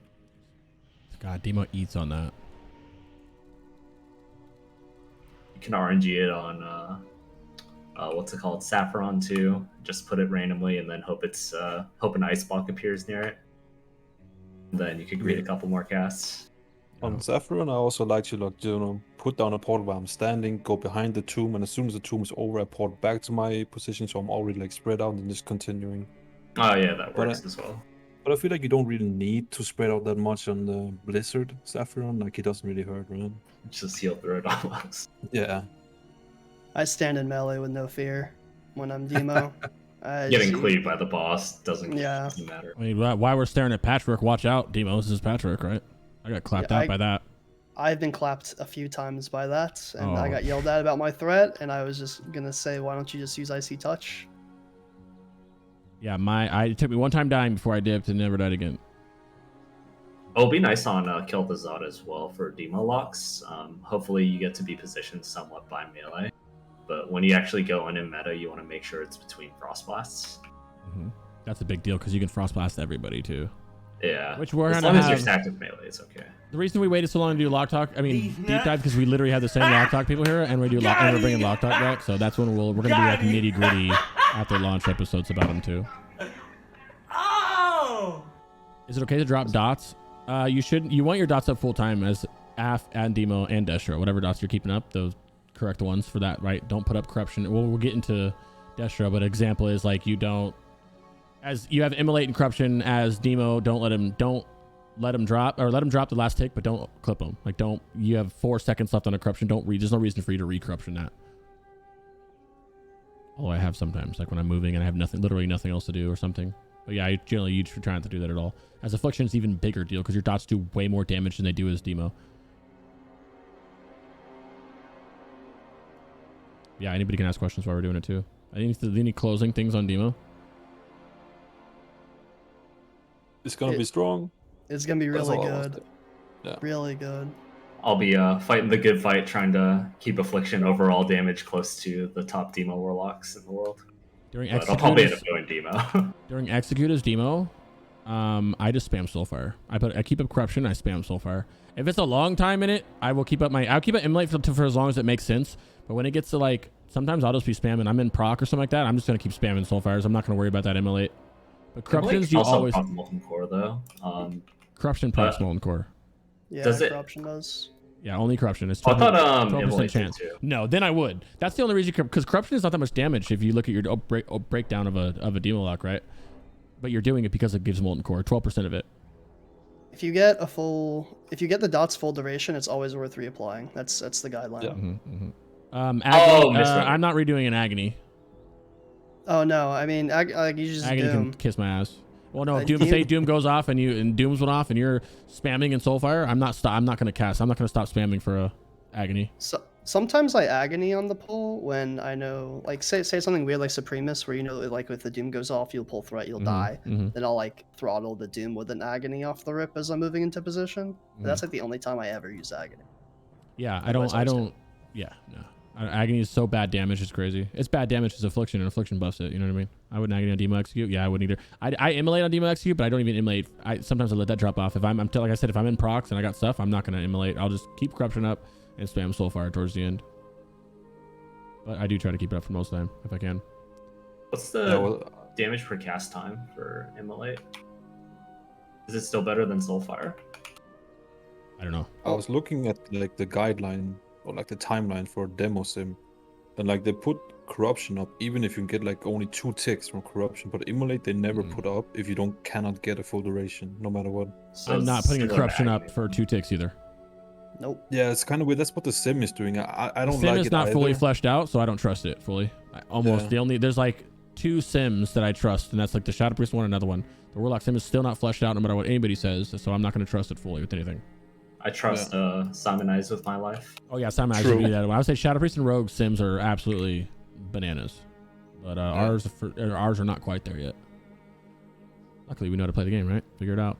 Simming's hard because simming always assumes like you do the best thing in like the best button click in every single scenario, and a lot of the times people like it doesn't include things like people that are cheesing with cleave or they miss the last tick of an immolate and override it, and everybody looks at sims and is like, this is the best class mathematically. You're all stupid if you think otherwise. Your opinion's invalid. The math is right there, man. But it just doesn't end up that way. And in Wrath of the Lich King, especially out of all the expansions that we played so far, everything's going to be within such a close margin of each other that as long as you're having a good time, you'll be fine. Unless you play a warrior. Sorry.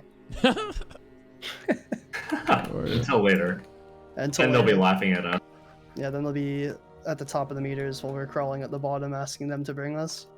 Stat Pro, we're going to go over Stat Pro in a little bit too. It's going to take a while for them to like spit on us, like even for ICC at the beginning, like progression and stuff. Oh, like affliction is still going to be insane for that part. It's just when people are like full BiS, it's going to be depressing. People are definitely sleeping on Warlock and ICC and think that, oh, once Old War's done, everybody's gonna re-roll off their Warlock to like Fire Mage or something. But I think it's fine.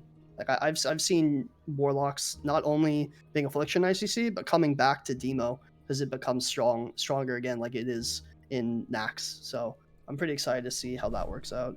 I feel like demo tapers off a lot in ICC for. I feel like demo peaks in Old War, right?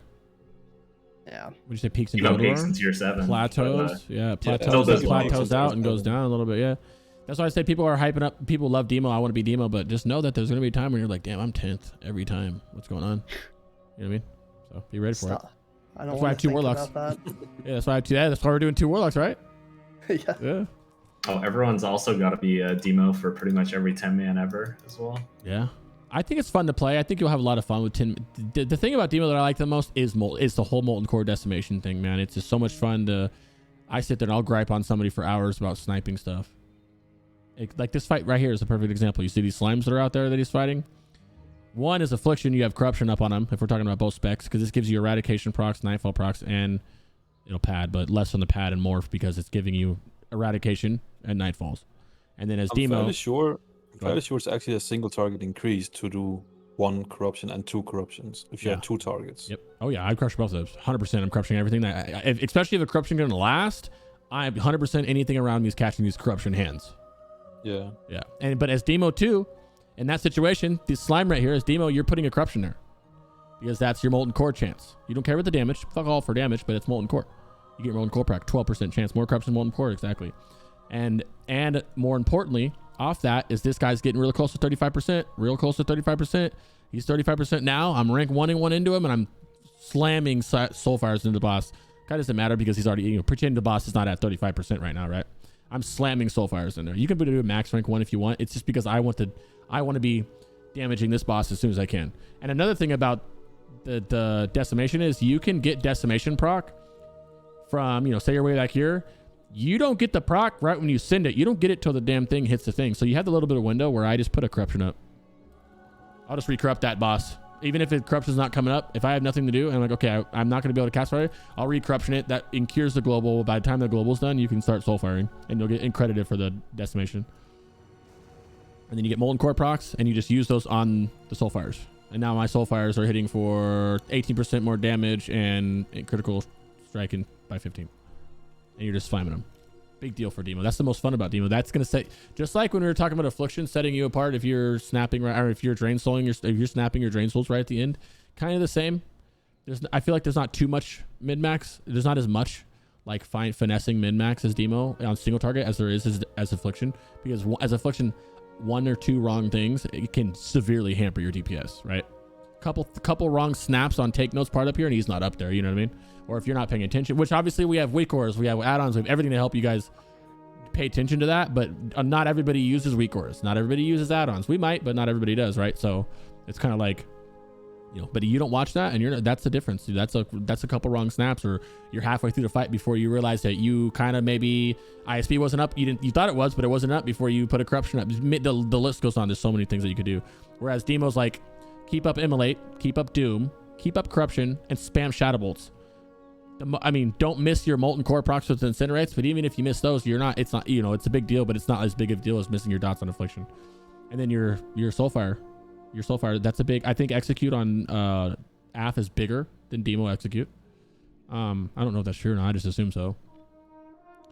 And yeah. I think so, yeah. That's about all I have to say about Demo. Anybody else want to chime in before moving to Death Daddies?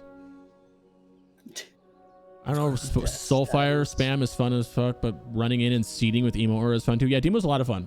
Demo is a lot of fun. I feel like running in with the Immolation Aura and seeding is only fun if you have a paladin ready to bop you. I never noticed that. Our friend RPG says one thing people don't talk about with Soulfire is it costs very little mana. It does. Wow. Very little mana. Less than Shadow Bolt. Half the price of a Shadow Bolt, pretty much. I did not know that. And it lets you just sit there and spam drain them without having mana go out. So that's very true. Things you can do to help your situation as a demo is make sure you have a bot macro. Like we have, Pummel and I both have a pally in our group that when we meta, they pummel us. They fucking, damn it. Working on scripts all day, and after you talk for a while, your mouth just mumbles out random words. We have a pally in our raid that bops us whenever we go in with our meta. I'm metaing, they bop. Pummel that team lock, yeah. Always. Anybody else? Anything else on the big Deems? Dim daddies? Dim pumpers? I think you should try it. For the people who are like, I'm Affliction for it until I bleed, I think you should try it. And if you don't even like it, it's whatever. But I think considering all the specs, if you're talking about, if you're not the support demo, if you're not the guy who's like, yeah, you're soul, I'm funneling you gear, you give us these huge demonic packs. If you're not that guy, I think you should know how to play all 3 specs because and especially if you're in a guild that's not holding W, Like you're in a guild that goes, okay, guys, you have 10 seconds till we pull or 15 seconds till we pull, and you can actually change your specs. You can have a lot of fun in these raids, man. I almost envy you when I'm holding W the whole time because you can swip. All 3 specs are going to be BiS over each other in certain fights. There's fights where Destro is going to be better. There's fights where Demo's going to be better. There's fights when Aff's going to be better.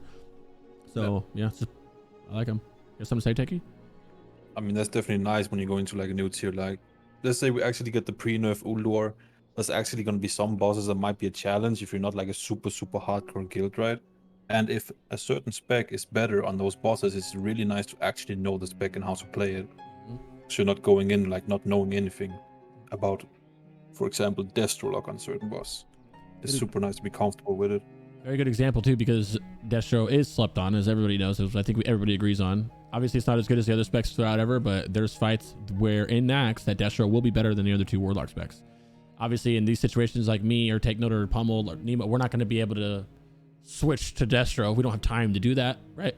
But if you do, you have time to get your pre-pot in. Bro, there's fights where you can be absolutely carrying. You're well above everybody else in your raid as Destro, or as Demo, or as Aff. It'll flux, right? Which we can segue into Destro. It's hard to judge the lifetime of Destro because I feel like everybody said on private servers that everything like the talents were bugged or they're giving you more crit or whatever else. So like I don't know how the Destro's gonna do in the long run. What do you think? Nemow and Takey, you guys are big private server guys. What do you think? I don't think it'll do super well long term. It'll definitely have its uses. Like I think Malygos Destro will be very strong. If you do find some sort of gap for Gluth or after Gluth where you could actually respec on press W runs, then it would be good for Thaddeus. But I don't think people will be playing it all that much later on. It's just in the initial kind of like Nax release, it's still going to be fairly viable. And if you're like not in a hardcore guild, just play what you want. Like Destro is fun too, then play it. What do you take, no baby? Are you gonna ever just bless your hands with some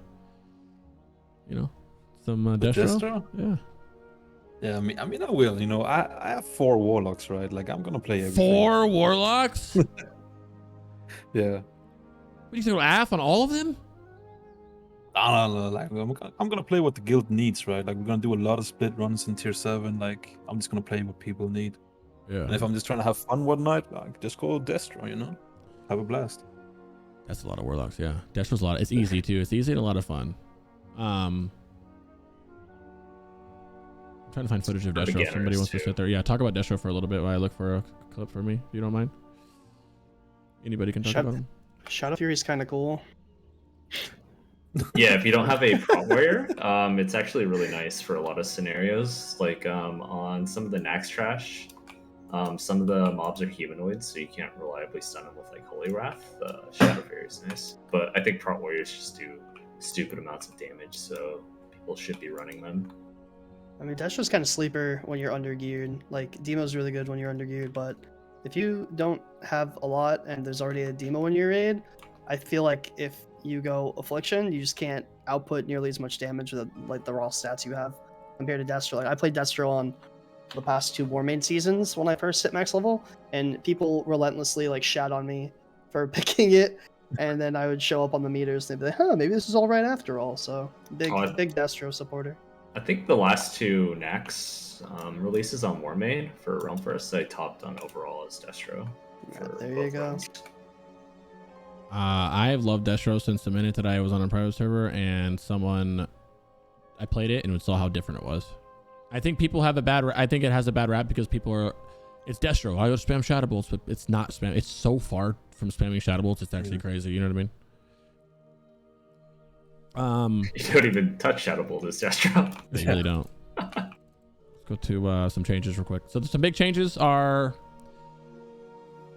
starting with the Imp. The Imp does a lot of damage. The Imp does, it's baked in with a lot of the stuff. Like you have a new talent called Empowered Imp, which increases the damage done by your Imp by 30% and all criticals. And whenever he crits, your Imp has a 100% chance to increase your spell crit hit chance. So your next spell crit is pretty much what I'm getting at. And that counts for seeds. So whenever he crits, which is frequent, your next ability is a seed. You can try to min-max this a little bit, but Destro's one of those things where you're kind of just you're just spamming your buttons. You know what I mean? Like if you like to hold that, the buff happens so fast. To hold that buff for like a chaos bolt or something, it'd be kind of weird. But you could, I guess, you can try to make sure you don't use it on Immolate. But the AP, I'm just pressing so many buttons. I don't know. I feel like I don't know how you guys feel about that, but Imp does very good damage, mixed with you're running Imp talents too. Improved Imp does the same thing, 30% on his stuff. You have Demonic Power, which is for your Imp as well, his cast time. That's where the term Machine Gun Imp comes from. This is the most machine gunny Imp that you can get. You can also run a Glyph of Imp if you want, which I'm not running. You have an option to do that. I'm not saying you don't have to, but the first thing is I would say the Imp is the biggest damage.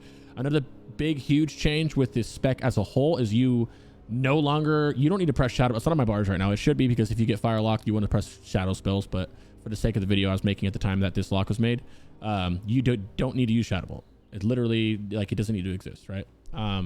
Your filler is Incinerate. You are a pure fire.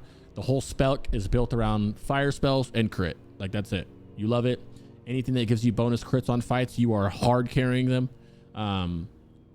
It's one of those fights. I don't know what is it Gluth? The one that gives you the spore boss, Thaddeus, anything that gives you these damage, Malgos, huge for Destro. You see it skyrocket with it, which is really nice.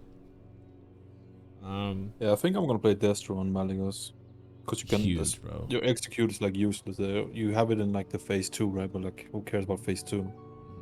And it does good in phase 2 because you can Immolate that's another change. Immolate didn't change as much as it increased in damage. It does like a lot. It does more damage, significantly more damage. So one of those things where your split target, you multi-dot with your Immolates because they do that much good damage before you start just single target spamming, right? I like it a lot.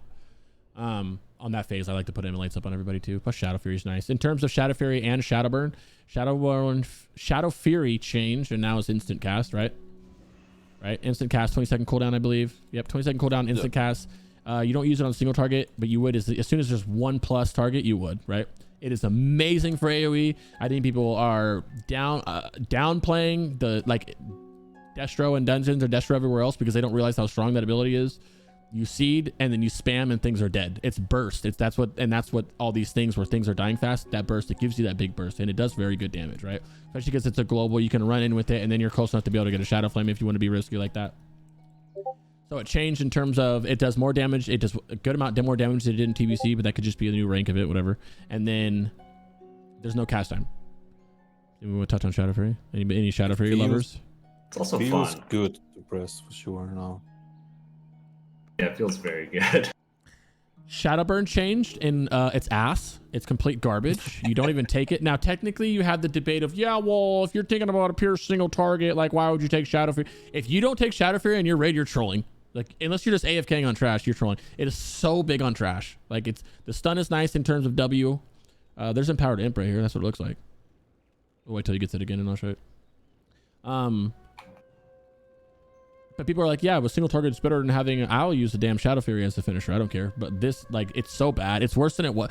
It's so bad you don't take it. And if you want to take it, feel free to take it. Technically, you have some. When you do end up speccing, you do have a couple free points that you can, like, you don't need 2 of 2 here. You can sack one of those, and we'll get into a build and the gear and that later. But you can take 1 point from here and then shit it in here if you want to. Some people are doing that, and that's okay. I did it for one raid to see if I liked it, and I hated it. You can't see it? Oh yeah. It does the same thing. It's just the same thing, exact same thing it just did. I'm not getting any notifications. Oh damn! I just got one as I said that. God damn it! Thank you. Literally as I said that, I got one. Yeah, but it does the same thing. Same thing. You just end it, but you still get a soul shard back. But it is a little bit of a burst. There's Empowered Imp. The next thing that I do will crit. I wonder if that's in your hand or is it? Yeah, it is. Okay. So that, I don't know about timing. I don't know. I haven't theory crafted that much to see if you're going to be able to do it. I thought it was mine this whole time. I have not got any message. I've got 2 messages this whole show. So I don't know if that was mine or your guys's, but my bad. Someone will bitch about it in the comments. They always do. Molten Skin's a new one, right? We don't use it. Okay. We don't care to use it. What's new here that's big on the talents? Ruin and Devastation swapped. Ruin is now a 5-pointer instead of a 1-pointer. Increases the critical strike damage of your Destro by 100%. Does the same thing. Now Devastation is brought down 1 point for it. Increases your critical strike chance of your Destro spells by 5%.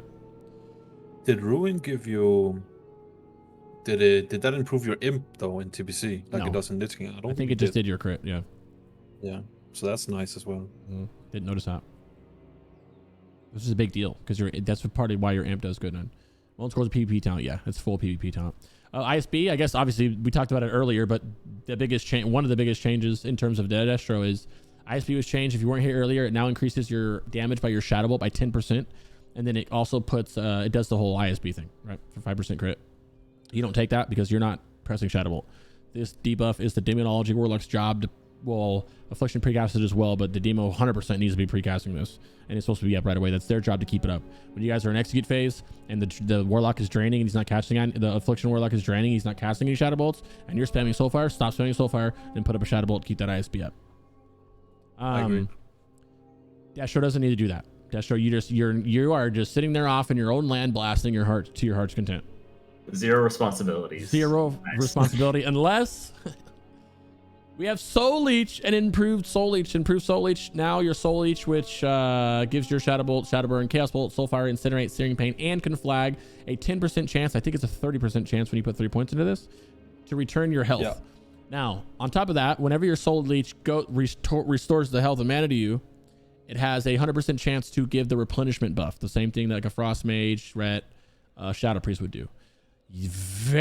25 man, you very rarely will have to do this, but just know that it's not a big deal if you are. In 10 mans, I see very viability. You're just in a 10 man and you need a replenishment buff. Just swap the Destro. I mean, I like Destro. It's a lot of fun, so I'm advocating for it, but you do have a slight bit of utility as Destro if you absolutely needed it. What is it? Survival, Ret, Frost Mage, and Shadow Priest? Is that the only other ones that supply it? I think so. Yeah. Replenishment? Yeah, replenishment. I think hunters can too. Yeah, survival. Yeah. But I feel like it feels so bad to get this Destro because you gotta sacrifice 5 talent points just to get it. Yeah. It feels bad. You don't take it. You're just you're like the equivalent losing amp of damage when you do it. That's it. Oh well, you just take out. Well, you take out 3 here. You drop one. You're good to go. Or here. And if you're in a 10 man, you're demo anyways for the buff. That's true. Yep. Just know that you do have some utility for you Destro fans who are like, I really need to argue. There's your argument. Fuck it. If you're in like a melee cleave, like for leveling, and there's like a hunter and a DK in your group, you can play Destro if you want. You don't need you don't need the demo buff. Like if demo just does more damage. And, yeah, it does do more damage, but like if you're like a big like demo hater, I was having a conversation with someone about this, and you just really don't want to play demo, like then you know it's they can live without the buff. Part of another big change of Destro is Conflag. Conflag is amazing. It is more fun than it's ever been. It does much more damage. Other than that, I think it works the same. Someone can correct me if I'm wrong. It now consumes your Immolate or Shadow Flame, so it adds Shadow Flame into it like it did for Immolate. And the most important thing is there's a glyph that makes it so it doesn't consume the Immolate or the Shadow Flame. Right now, a lot of us playing Destro right now in pre-patch because it's overpowered. That you have to Immolate, Conflag, Immolate. You will not have to do that. It is so it is like so amazing. I love it. That's the only reason I'm not playing Destro right now. Even though it's like considered the best, I cannot play without that glyph. Like it annoys me too much. It really does, bro. Especially after playing it for a while, it really does. That kind of piggybacks off of Conflag. So good damage, right? Conflag is the central point almost of Destro. It is extremely good damage. It dazes stuff that's not a boss, whatever. Where's that at? Dazes whatever's not a boss, and you get Pyroclasm, which is whenever you crit with Conflag, which it crits up more often than it doesn't. Okay. Your fire and shadow spell damage increased by 6%. You know, small buff, but it's still nice because you're just hewing out fire damage. And then also, I've got a piece so bad. Conflag gives you backdraft. Can someone go over backdraft for a little bit so I can go to the bathroom, please? Oh. Yeah, backdraft gives you big haste after conflagging, which is pretty nice, but it does put you under GCD cap a lot of the time as well. Just something to think about. Yeah, it definitely does. I mean, it's 30%, say you have bloodlust, another 30%. You got like 15% passive. You're sitting at what, 75% haste? You're gonna be DCT cap for sure. Like even without bloodlust, you will see it. Because your cast is gonna be so fast, like incinerates so fast. Mm-hmm. I really wish you could have enough talent points to grab Shadow Burn, because it's a nice little. I remember in all of TBC, I would use Shadow Burn like during speed clears, right when things were about to die, just to get that little burst of damage off, because You don't really have any instant damage abilities, but you just can't grab it. Yeah. Just I wish it did more damage, so we could like always justify getting it. I like more buttons. I do like more buttons too. More buttons is fun. Yeah. We'll reconvene for a Kata Classic for Lock Talk. Oh my god. There's Well, so I- many buttons. I actually don't know anything about Kata though. I don't know. It's fun. What are we playing? What's up? What are we playing in Kata? Generally people go Demo, I think. Yeah. That's Demo what I is remember. huge cooldowns. Like Infernal and Doomguard is just Oh, really yeah. stupid damage. Okay, did you That's guys nice. cover that already? You guys got it? Backdraft? Looks like this. Yeah. You get the immolate, and you can flag it, and now you got 3 backdrafts. Boom. We Reduces talked cast about it, time and GCD global capping cooldown you. for your non-channeled destruction spells by 30%. Which means the next things you hum out are just going to be zoom daddied. Quick as shit. And what'd you say? I was just talking about it, the GCD capping you easily with that buff. Yeah, that thing makes you start humming, bro. When you get all the buffs up there, it's like instant. You cast so fast you don't even see it cast. You know what I mean? Yeah. After that, Fire and Brimstone, which just increases the damage done by your Incinerate and your Chaos Bolt, which is a big deal. This also gives the critical strike of your Conflag as well. This is why Conflag crits a lot. Chaos Bolt is a new ability. It looks nothing close to as good as it does on retail, but it's something new, and I like it personally. I know there's debates of people not even using Conflag; they're just full incense spamming. I don't like that because where are you putting that point where it's going to benefit you at all, right? No. And yeah, sends a chaotic bolt to fire. It cannot be resisted and pierces through all absorption effects. That's more for a PvP thing. You still will be doing it. As for more of a rotational thing, do I have? I'm going back to my normal mode. Oh no, it's 2 talents first for rotation. Oh, that was talents. Nice. Did we miss anything? We didn't talk about Shadow Flame at all. I don't think. Shadow Flame looks like this. Right there. It's just an instant cast. Yep, conal. Targets in a cone in front of the caster. Does good damage. It slows, which might actually just be a glyph that makes it slow. Yeah, that's the glyph. Okay, if you glyph it, it makes it slow for PvP, and it puts a dot on afterwards. And this will also help you. You can also Conflag can be consumed from it, but I'm glyphed up so it won't consume it. The Demo Destro the hybrid. Yes, we can. The Demo Destro hybrid is. Let's see if I have a command. Demon Destro Hybrid at 80 at least. So at level 70 it's not that matter because the game comes out, so we're not going to touch on that. At 80, you're pretty much sacrificing Chaos Bolt and the Backdraft Foundation, but keeping Conflag and being able to drop down far enough into Demo to get your Execute. And it's actually like one of my favorite specs in the world. I know. Oh yeah, TakeNote has played it. TakeNote played on the beta. You talk about the spec. What do you think? How do you think this is going to do, and how is it fun? You did a couple of them. I mean, I like the Demo Destro hybrid over Destro because it's basically the exact same playstyle as normal Destro, just without the Chaos Bolt, right? And it gives you an Execute. I like it, but I feel like it's one of those specs that is good when you have like garbage gear, but as soon as you get a little bit of gear, every other spec will just outscale it. That's what it feels like. Yep, that's exactly what it is. It was really good when you had really low gear. I'd run it this, and there's another one even where you would drop down far enough. How many points do I need to be able to do this? Would you run that Right here. spec for an You entire raid? Drop down to get Felguard. You can go up. You lose Conflag, and you're just spamming an instant. You have all your fire abilities, and you're using Felguard instead. It's like Felguard Fire Destro kind of. Super low gear. It's not gonna be super extra, amazing or anything. What'd you say? Would you run that spec take note for an entire raid, or like for certain bosses? If you had a I don't choice between think that so. and I regular think Destro, I think you could do a whole raid like this. Oh, mean, against you regular could. Destro? I feel like if the fights were longer, then this fight would do better because you have longer execute. But because I think like the next bosses are gonna melt pretty fast. So I think if I had like a perfect Destro, you're just a Destro pumper every raid. I would have one spec Destro, and then I have the other spec this spec, and then I would swap to this spec on like Thaddeus, anything a little patchwork, and then try it out. Do 1 week of trying that out. You can also just do 1 week of, I know you can do 1 week as Destro, and then the next week as this one, and then compare your bosses, make sure you're playing right. Be nice. My We'll see personal myself. thoughts. playing it like the first week of tier 7 when I have bad gear, I would go and do an entire raid like this. I don't mind it. Yeah, I think it's a Like lot the of fun. difference is going to be very minimal. It's a lot of fun. You think you'd swap to it? Like, you know how we were talking about earlier, how if you're going fast, you might need 2 specs to like min-max each fight. Would you swap to this sort of spec for a fight like Lotheb or Thaddeus before the pull, and then swap back? Or do you not think that type I of don't swap think is I worth ever it? would for something like Lotheb. If I would swap to anything on Lotheb, it would be Affliction, so I could bring the Spore buff onto like Saffron Ooh, for speaking my of corruption spore rolling. buff, So I who would never switch to anything other than Affliction on Lotheb, for example. But who do like, you think is like class prio for spores at the end of Lotheb if you're taking them Affliction. Saft? Affliction, for sure. Shadow Priest. Rogues Well, eat off of it too. Well, Affliction only needs like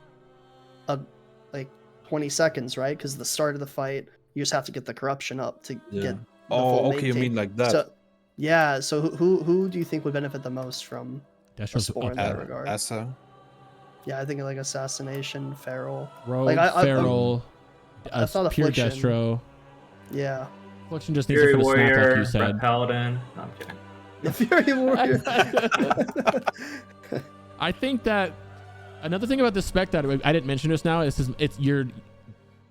this is better than what it looks like, and you also have demonic knowledge, which is giving you a shit ton of spell power, right? You have your master conjurer giving you almost 200 more haste or whatever the fuck it is. But I don't know the exact amount off the top of my head. You got some talents you're dropping down here to be able to get. I don't need mana feed. I don't know why mana feed's here, but yeah, I think it's a filler. Get some stuff that you normally wouldn't have as Destro to help you out a little bit, right? Demonic Aegis. I actually think I have that, I'm sure. Your imp is going to be doing more damage, 20% more damage. Like, so you get some stuff here that makes it a little more fun, I think. Maybe I'm just super trolling on the meme specs, but I think it's a lot of fun. I don't think it's as big of a meme as some people make it out to be. Yeah. It's not like But- UA Warrior. That's a meme. Is Demonic Empower not taking in the hybrid spec? I don't take it in the hybrid spec because it's just your imp.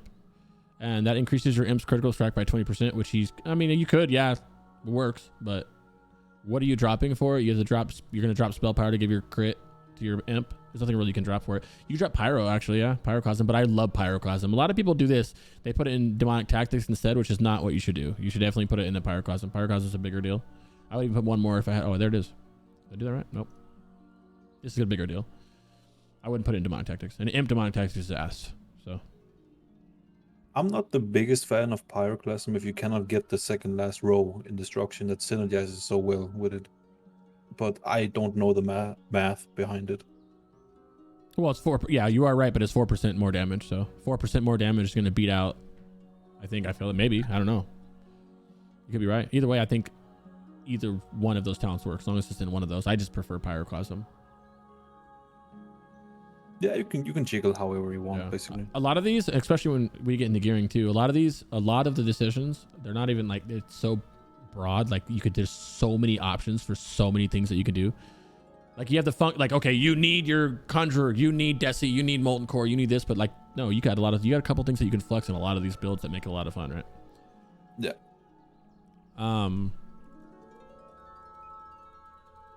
Especially for leveling for dungeon cleaving, you could drop a lot of stuff that you might think are essential for the talent build. Mm-hmm.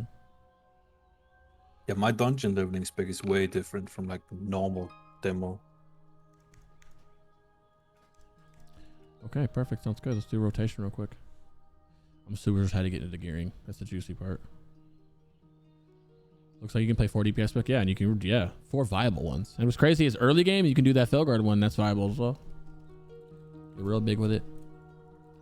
I was talking to someone yesterday who's saying there's like a semi 5th spec, and this one's kind of memey, but you can tank a Sarthe 3D with a Voidwalker in this memey spec.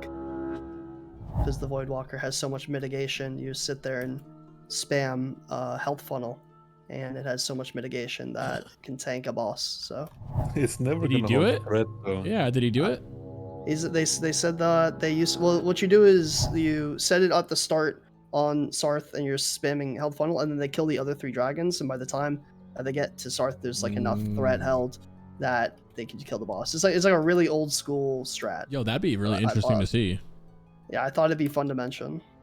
Don't forget about the 6th Warlock spec, the demo tank spec. Yeah, right. There's a whole PowerPoint on it. Yeah, It's there is. beautiful. Of tanking a noob, right? Take anything with it. It's actually really good. I've tanked some stuff, not successfully, but you know. I tank every day, every raid, bro. I'm pulling aggro and tanking things all the time. You know? Like under cooldowns, like they actually just take very little damage. And one benefit is they don't really take burstier damage than other classes. They just take a consistent amount, since you don't really have avoidance on a demo lock. But essentially, the idea behind it is you get a bunch of defensive gear and PvP gear. So I think your defense cap through Resil potentially. Someone can correct me if I'm wrong, but you also have armor items and whatnot with your gear. So you know, like with Soul Link and everything, you just end up taking very little damage. And especially when you go into meta, it's actually a defensive cooldown at that point. I never hope there's a scenario where they're like, Pummel, go meta challenging Howl, we'll bop you. It reminds me of Max, where I had an AoE Lipton all the time with my world buffs. I forgot challenging Howl existed. Yeah. I think there'll be time you might have to do it. You just get clapped out. I've done it a couple times. Bro, I'm gonna save the raid, and then I like Die instantly. dude, I will be in meta. I'll taunt and die right away. Like, okay, that didn't work at all. I'm glad to know that I can't do that ever again. Destro rotation is pretty simple, like they said, right? You know what I mean? Pre-pot. Oh, my buttons are different on this one. 1 second, let me find them. Cool. All right. Pre-pot, you're pre-casting a Soulfire. Immolate. Conflag. You have 3 backdraft procs. You want to try not to use them on Immolate. The first one, it's kind of hard to avoid it. I mean, the next one, it's kind of hard to avoid it because they're just kind of filling in here. Doom. Make sure you Doom. Conflag's coming up.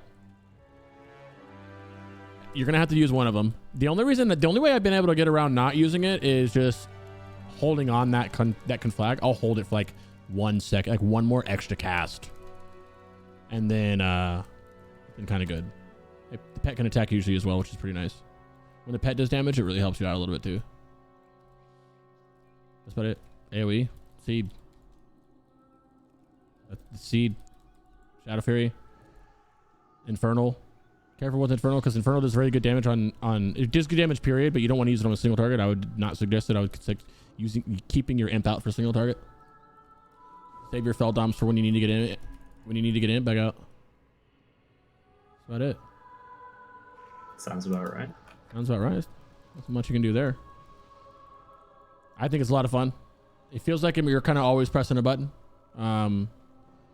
It always feels like that actually, which is really nice, you know. Yeah.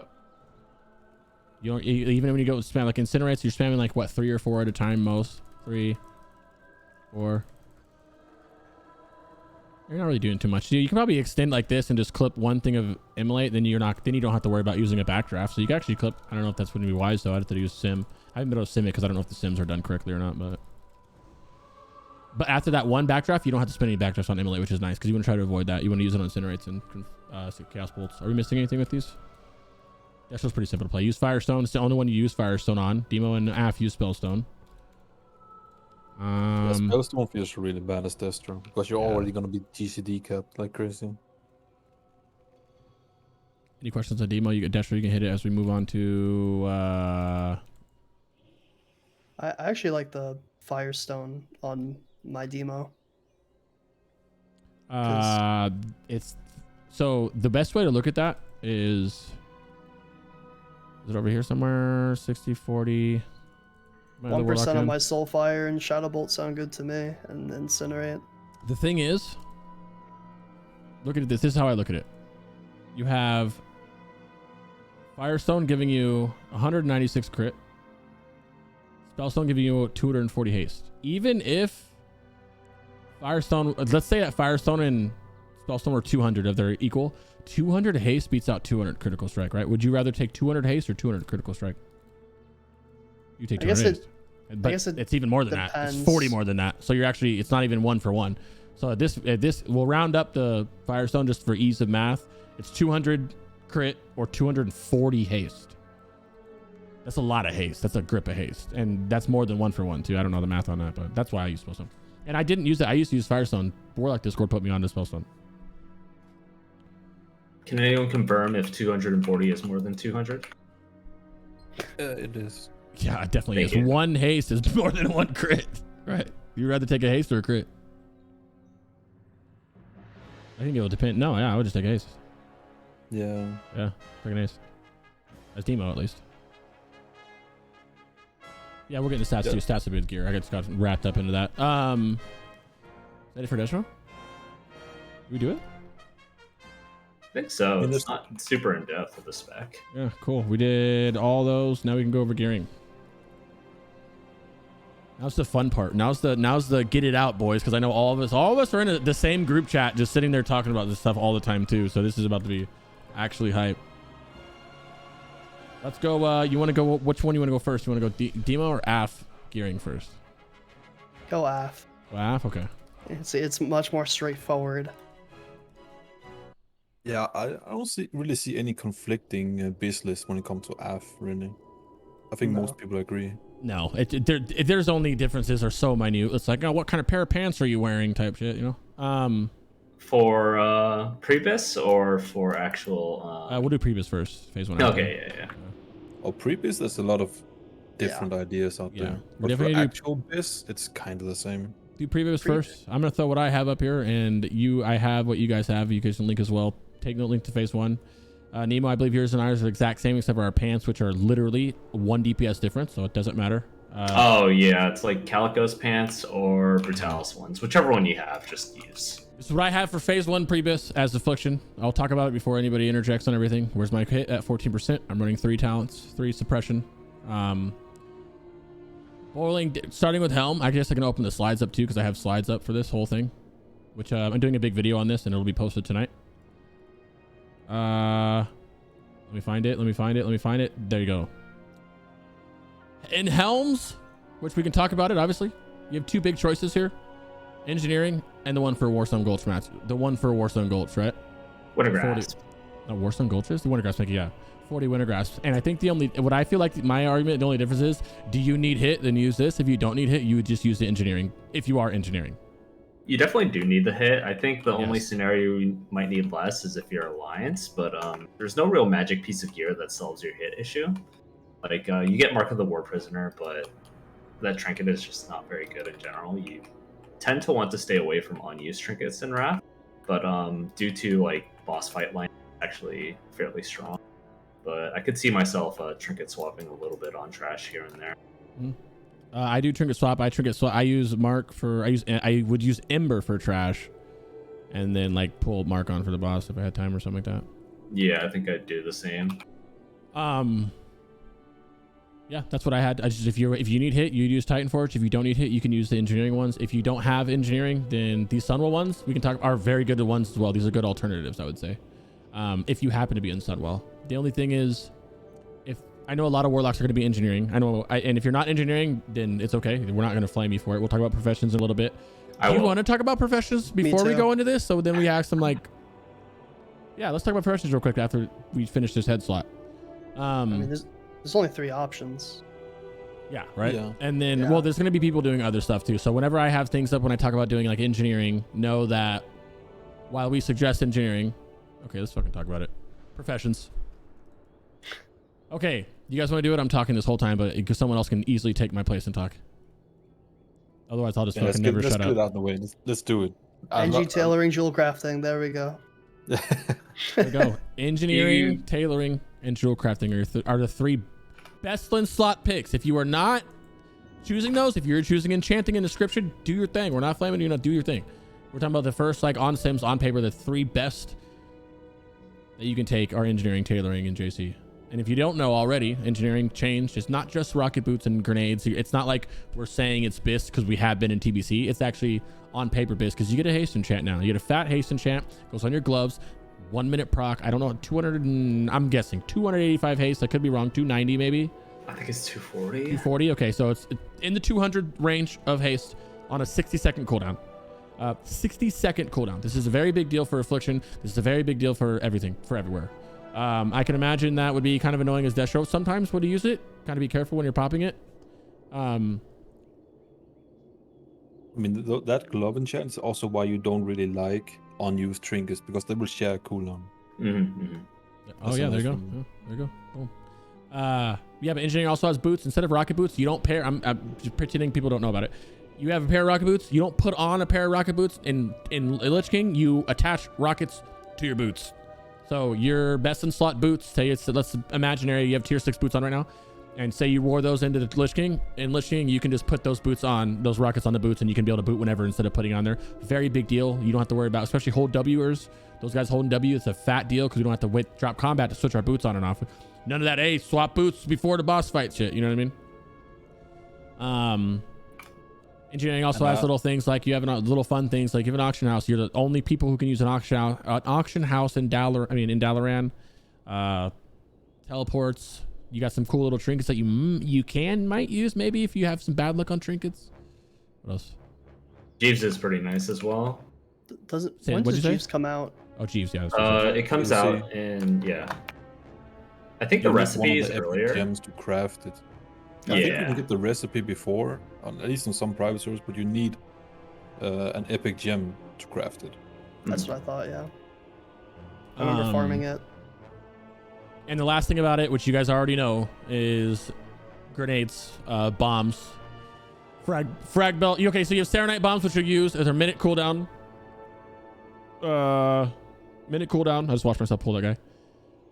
Minute cooldown, no GCD, off the GCD, and you can just spam it, right? So no longer, you don't have to put like a life tap grenade macro or anything, right? You just throw it on cooldown.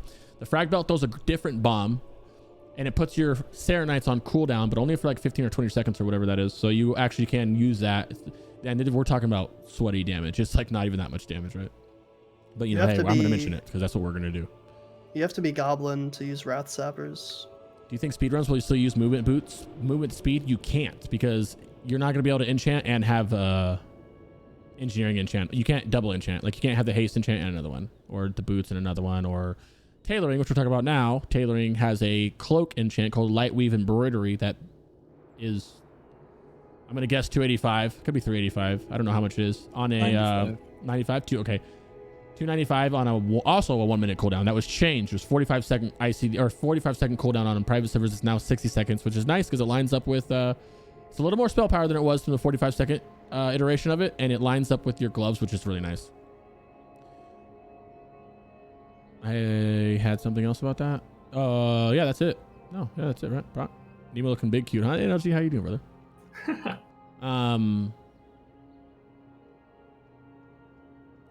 is that it? What were we talking about? Tailoring procs. Yeah, that's good. I like that. Tailoring. That's kind of the only reason to go tailoring, I guess. That like just that. It's a big proc, which is why people go tailoring for the most part. And then we'll tell you to pick in a second. And then the last one. Let me know if I'm missing anything on tailoring. I know nothing big though. There's a lot of BOE pieces you can kind of craft for yourself. Maybe you can make your own spell weave and stuff like that. You get what?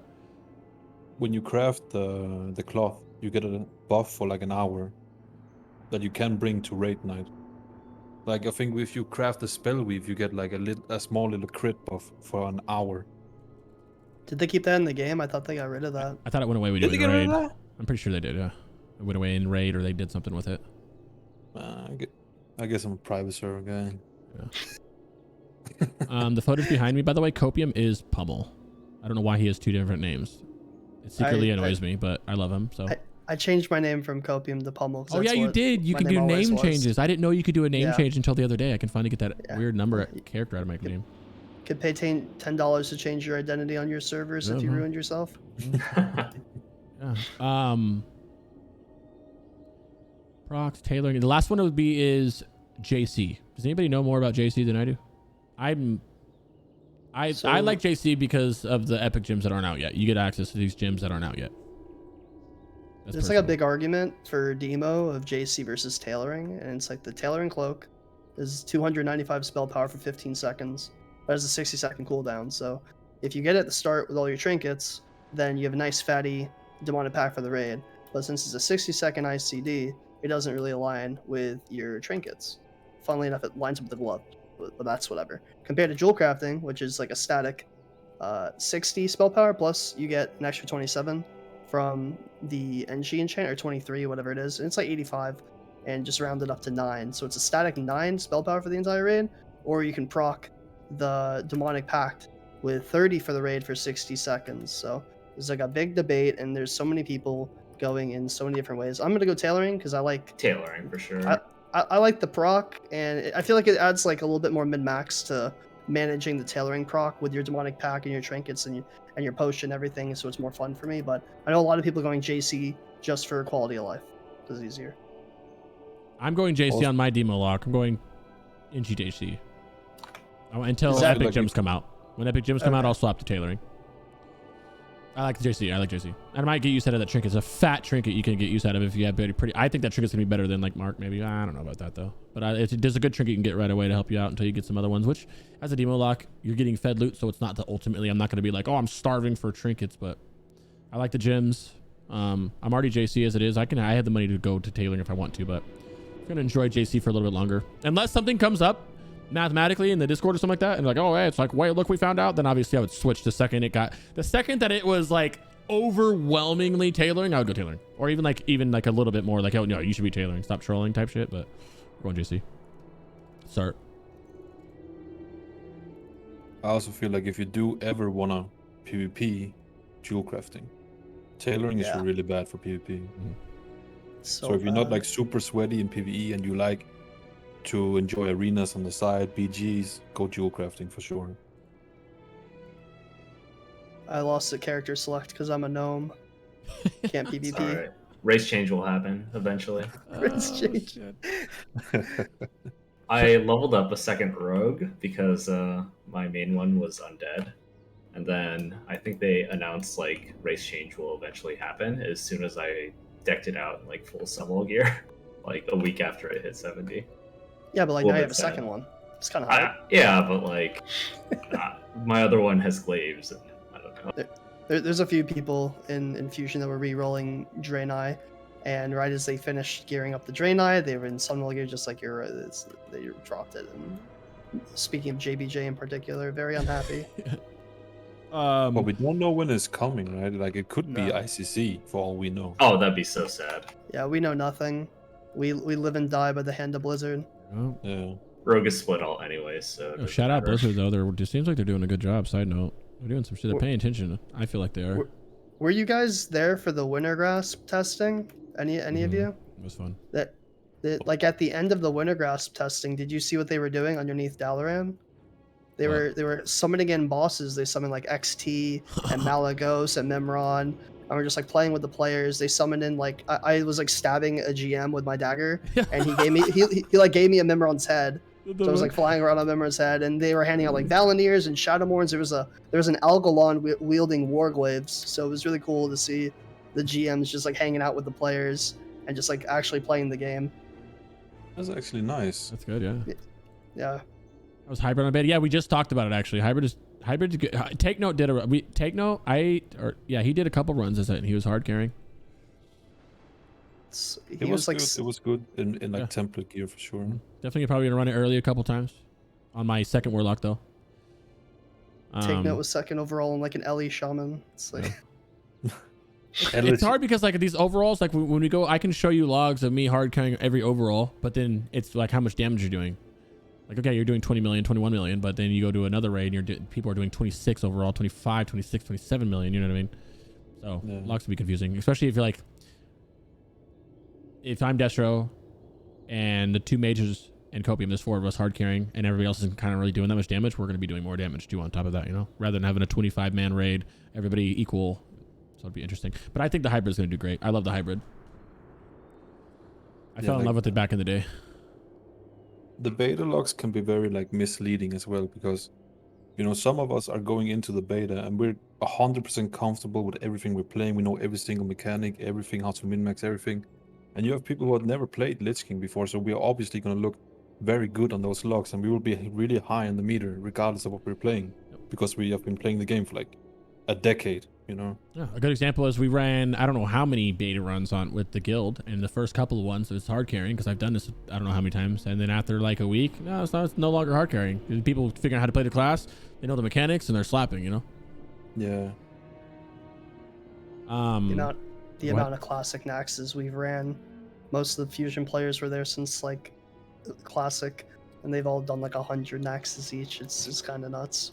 And now we're just going back with a smile on our face. Does it feel different for you guys that I didn't play classic, so does it feel different for you guys that played classic for Nax? Are you kind of like It's way different. does it feel So, I guess obviously because 25 man and like the talents, but like in terms of like the bosses, are the mechanics the same? Are they like, did anybody get new mechanics? I mean, they nerfed almost every boss, right? Yeah. Oh, It so feels it was easier. harder in Nax? It was harder in classic? There's Yeah, for less sure, danger. There's a lot less danger. Yeah. What if they pseudo buff it like Sarthe and I? Be cool. I think Sarthe is still zergable with their HP buffs that they. I think he's still Oh, zergable, but not yet. I don't think he's gonna be zergable off rip, but I think in I phase think it 1 will be. Someone will fucking do it for sure. I don't think Like, world that's first what I'm Sarthe. saying. I don't think they're gonna zerg it. I don't think I think they anybody's going will. to. I think so. like you I just think two someone heal might- it, one tank. I think someone might try, but I don't think they're going to. I don't think anybody. And if Progress is listening, laughing, oh yeah, we'll see. Okay, well show me then. I want to see it. I hope I'm so. pretty sure. I can tell you that we're not doing this. I don't think we're doing it. You know, I don't think we'd even try it. I wanted to do it, but there's people that don't think it's possible. So And it's definitely worth trying. Like you can try it. Like I mean, people have their own private servers and stuff to try it, but all those values are always different, right? Those are never the same as like what Blizzard can get out of it. it's just like Blizzard to drop something that's a Yeah, they huge increase- buff to something we've never done before and have no testing, and all we know is that we're gonna get in there and like the leaked health is gonna increase on like the lava spawns, and they're gonna have like 5 million health or something. Bro, what a And we're gonna giga sit brain there. thing, bro. And LG just said on private servers, if you got Sarthe to 70% without killing Drakes, then Sarthe enrages, bro. That's crazy. Oh yeah, that was. Well, that's what they should do. They didn't do that. They made it like, what is it? Someone can say on it more exactly what it does. I don't know. But when dragons are out, it increases or when they're alive or some stuff, it increases the Sarthe's damage or something. Someone can link it or talk about what it is. I don't know exactly what it is. Each think dragon the- gives them like an ability. I didn't give him an ability. Yeah, It they just get buffed more him. HP. Yeah, I didn't give him an ability. It just buffed him. I think it gets up to 70% more HP now on 3 Drake. Was it 25, 45, and 70, right? I think. Trying to find it right now. I think it's 65. Yeah, we did the red episode, my friend. Here, I'll link it for you right now. It's right there, buddy. Yeah, 25, 45, 65. Okay, cool. Thank It was you. originally 25 for all three, so it's just like 40% for all three now. I mean, that's a lot of HP. It's a lot of. I think people will be able to zerg it, just not right off rip. Yeah.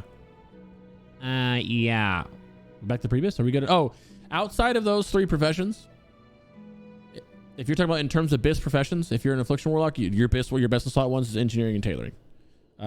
Demonology, and that's the same with Destro. Demonology, engineering tailoring. And then Demo is engineering tailoring or engineering JC. Subjective pick. Do what you want.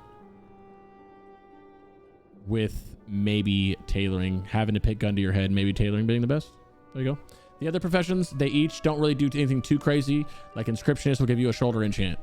That's what it does, right? So if you, I know a lot of people are going to be Inscription, and they're going to be these other or enchanting. You still get your ring enchant. You still get your, your shoulder enchant. You get other things that help you. It just doesn't equate in terms of like raw damage. It doesn't equate with tailoring in JC, but that damage is minute. That's like really small damage, where it's less than 1%, I would say. So you're not like, and you're not gonna be able to parse. You're not gonna do damage because you don't have those professions, right? So I had to preface that before we do that because where'd it go? People are Where's the very Pre-BiS? protective of their professions. Yeah. Now back to where we were talking about head. Now that we got professional. Whoa. Whoa. Now, like I said, if you're engineering, we already talked about it, but it's just in case you pulled up late. If you're this is what your head slots look like. Engineering, and you don't need hit. Welcome to engineering goggles. You are not engineering, or you are, but you don't. You do need hit, which I think you will. A lot of us think you will. Just use the Titan for it. Just only 40. Good alternatives from Sunwell's, Dark Conjurer's Collar, and the Cowl of Light's Purity.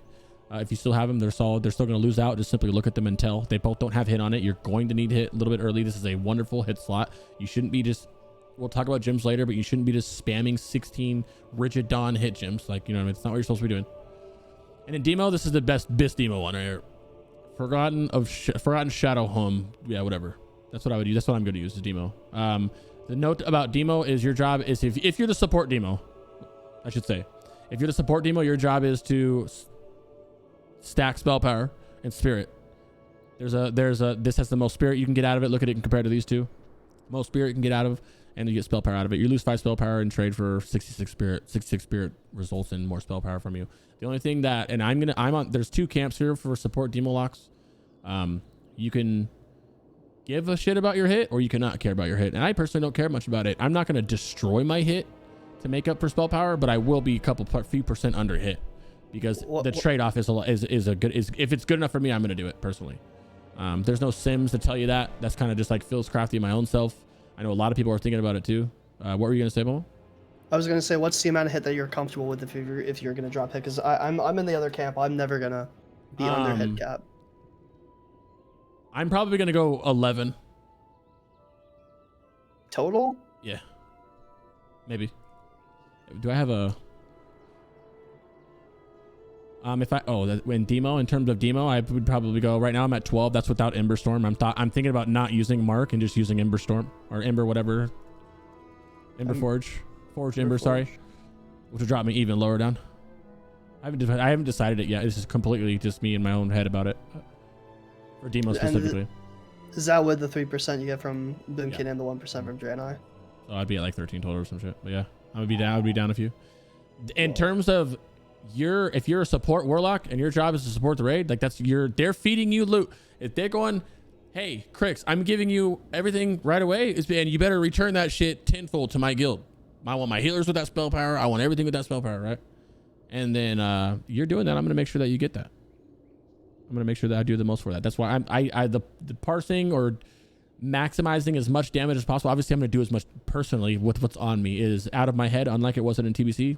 You hear me talk about parsing a lot. That's why I have another warlock to parse. Like I don't care about my fusion lock is not their goal. Their goal is not to do that. My goal is to supply the biggest demonic powers for those pumpers and those healers. Remember, healer gets converted spell powers, no more healing power, so it helps them out as well.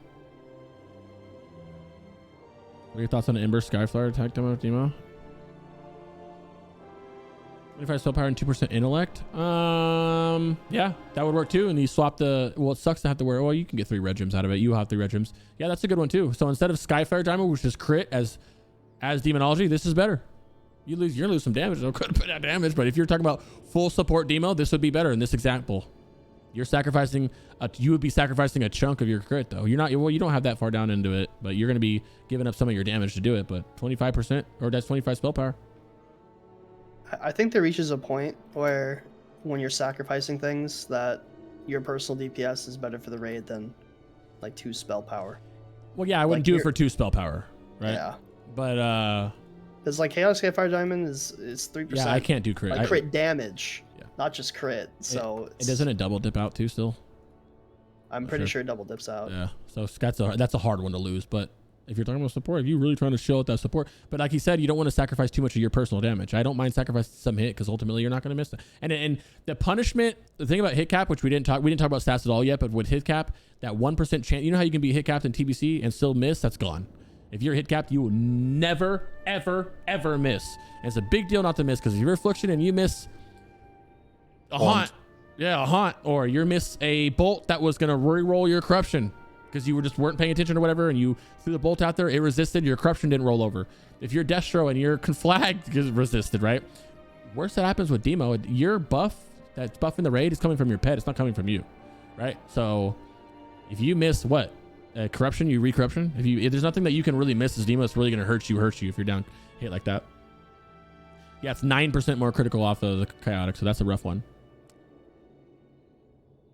You're talking about demo building support versus personal. There's I was having some conversations with people because at the end of the day, like the demo is supposed to get fed a lot of gear, but it's not very conducive for a happy, healthy guild environment where a lot of the items, even in phase 1, are kind of BiS for everyone. So you kind of have to pick and choose your battles, and there's pieces like off-piece legs that you can replace with the KT legs that are really good for demo max support.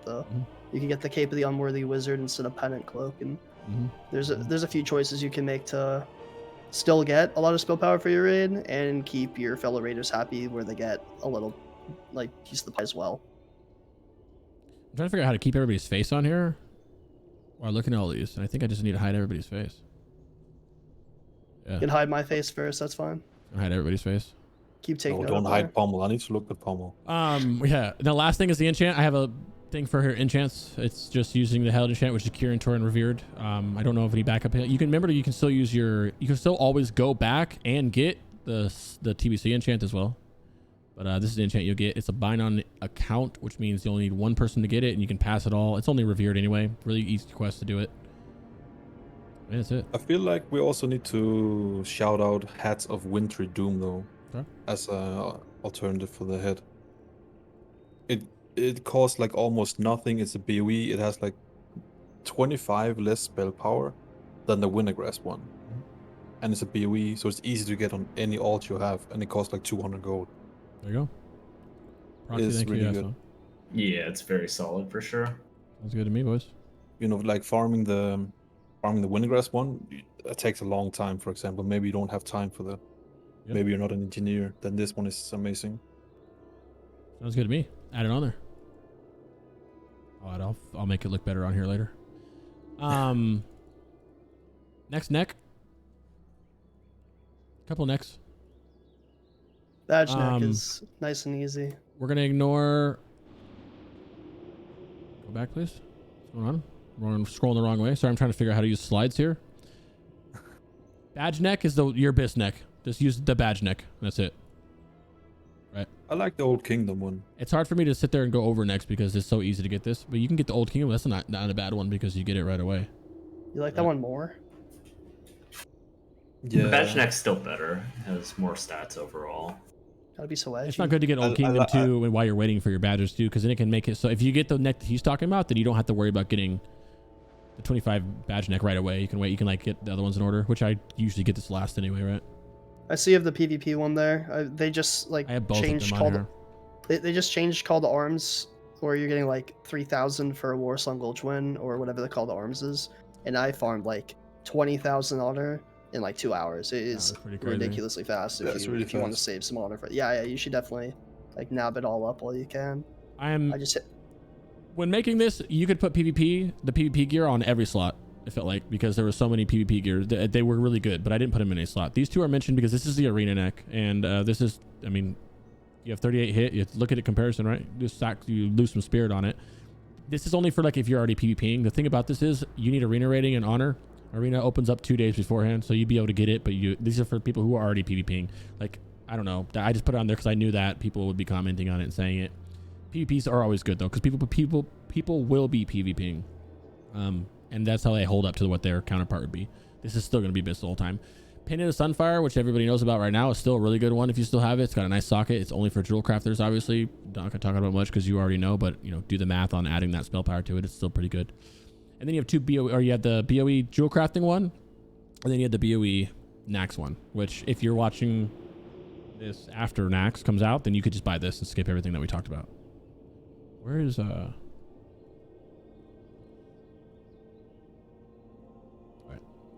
Sorry.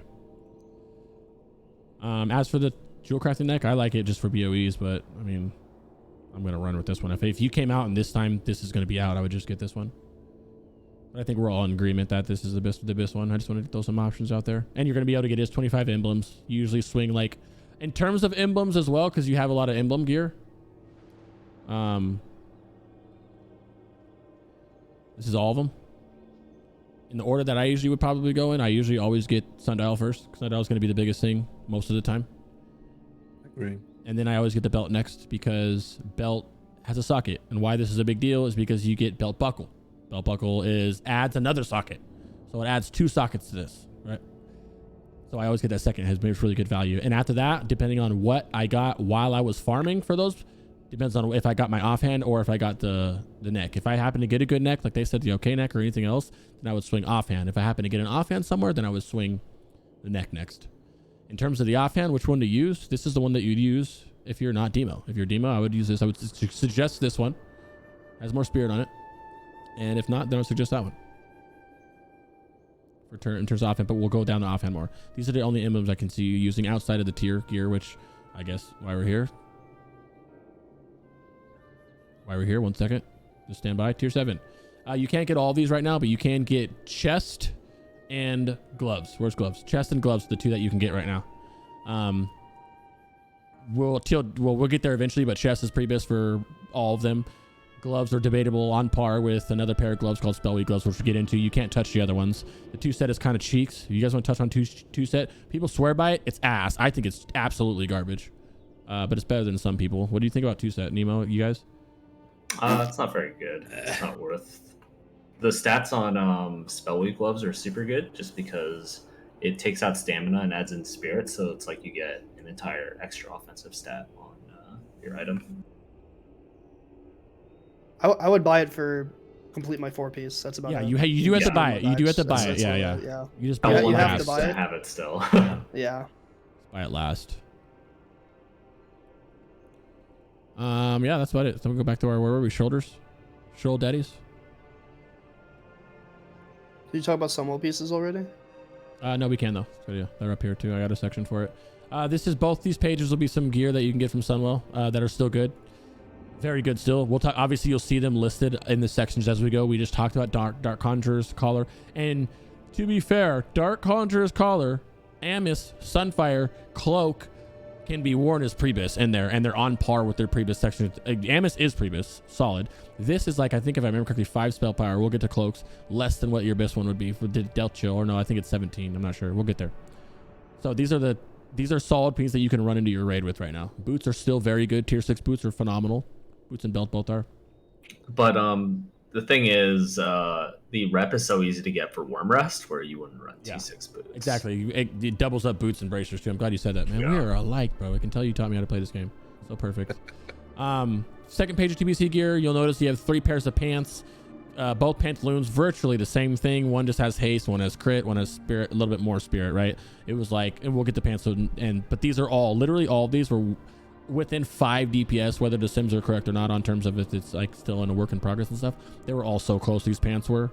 Both wands are both so close to each other. You see there's just a 10, you're swapping 10 haste for spirit. Pretty much the same thing. Yeah, we're not on cloaks. This is just TBC gear, Raffies. And in hand, this is slept on as well. This can almost be considered Pre-BiS. These are so good because it has the 2 sockets on it. So both these pages are there. I can link this too if somebody wants it. This is part of a YouTube video that'll be up tonight. If anybody wants it. And then, yeah, there you go. Now go to shoulders. Do you guys have anything to say about this? You can definitely just cut me off and then I'll shut up and you guys can talk about whatever, why we get there. I'm pretty sure you're just waiting until we get to those actual sections, but yeah.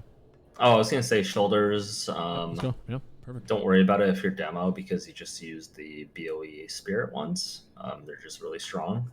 But Amiss of the Convoker, if you can snag it like before raid, or if you already have it, is better than Dark Runic Mantle.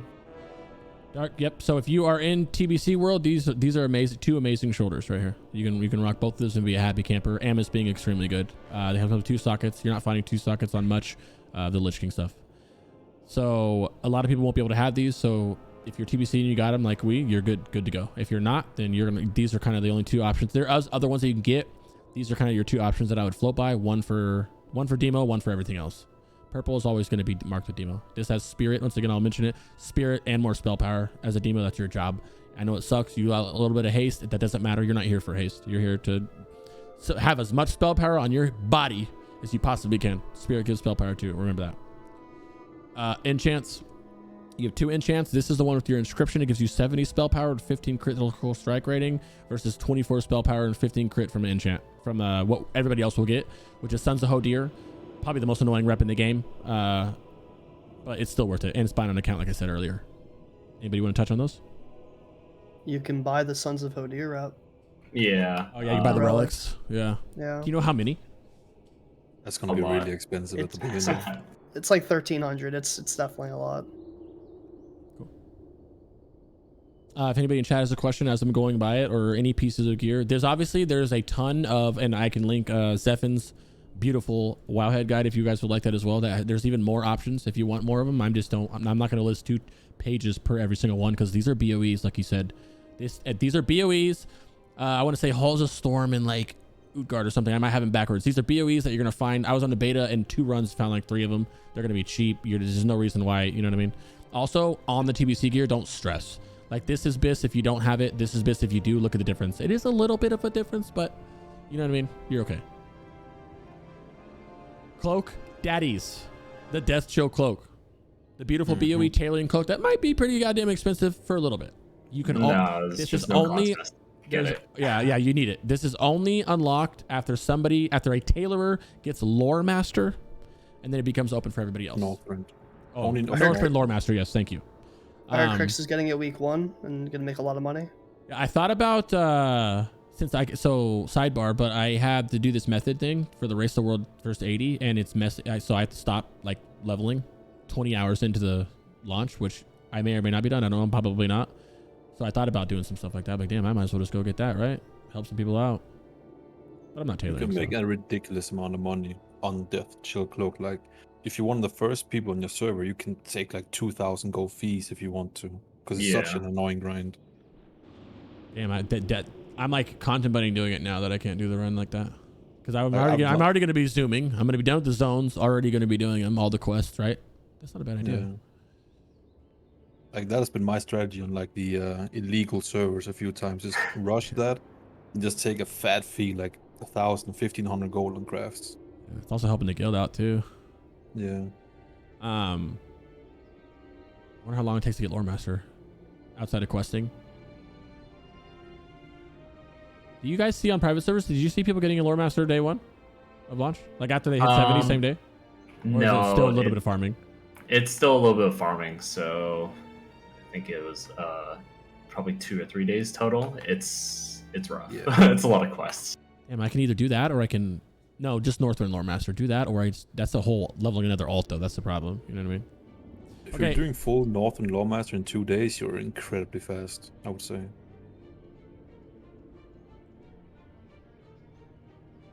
Anyway, that's chill's gonna be BiS. Look how close this is what I was proud of. Look at Tattered Cape. Add socket, right? Add 19 plus 2, add 21.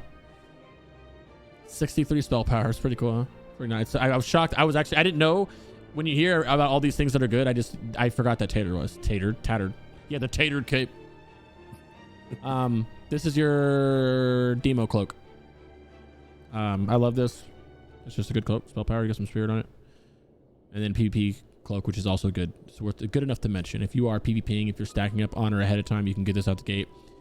This is just going to be off a Drac there and keep a BOE that's going to be a cheap blue BOE that you're going to get. So you should have no problem getting this in terms of demos. And it'll also save you some money. Yeah, that's it. Enchants.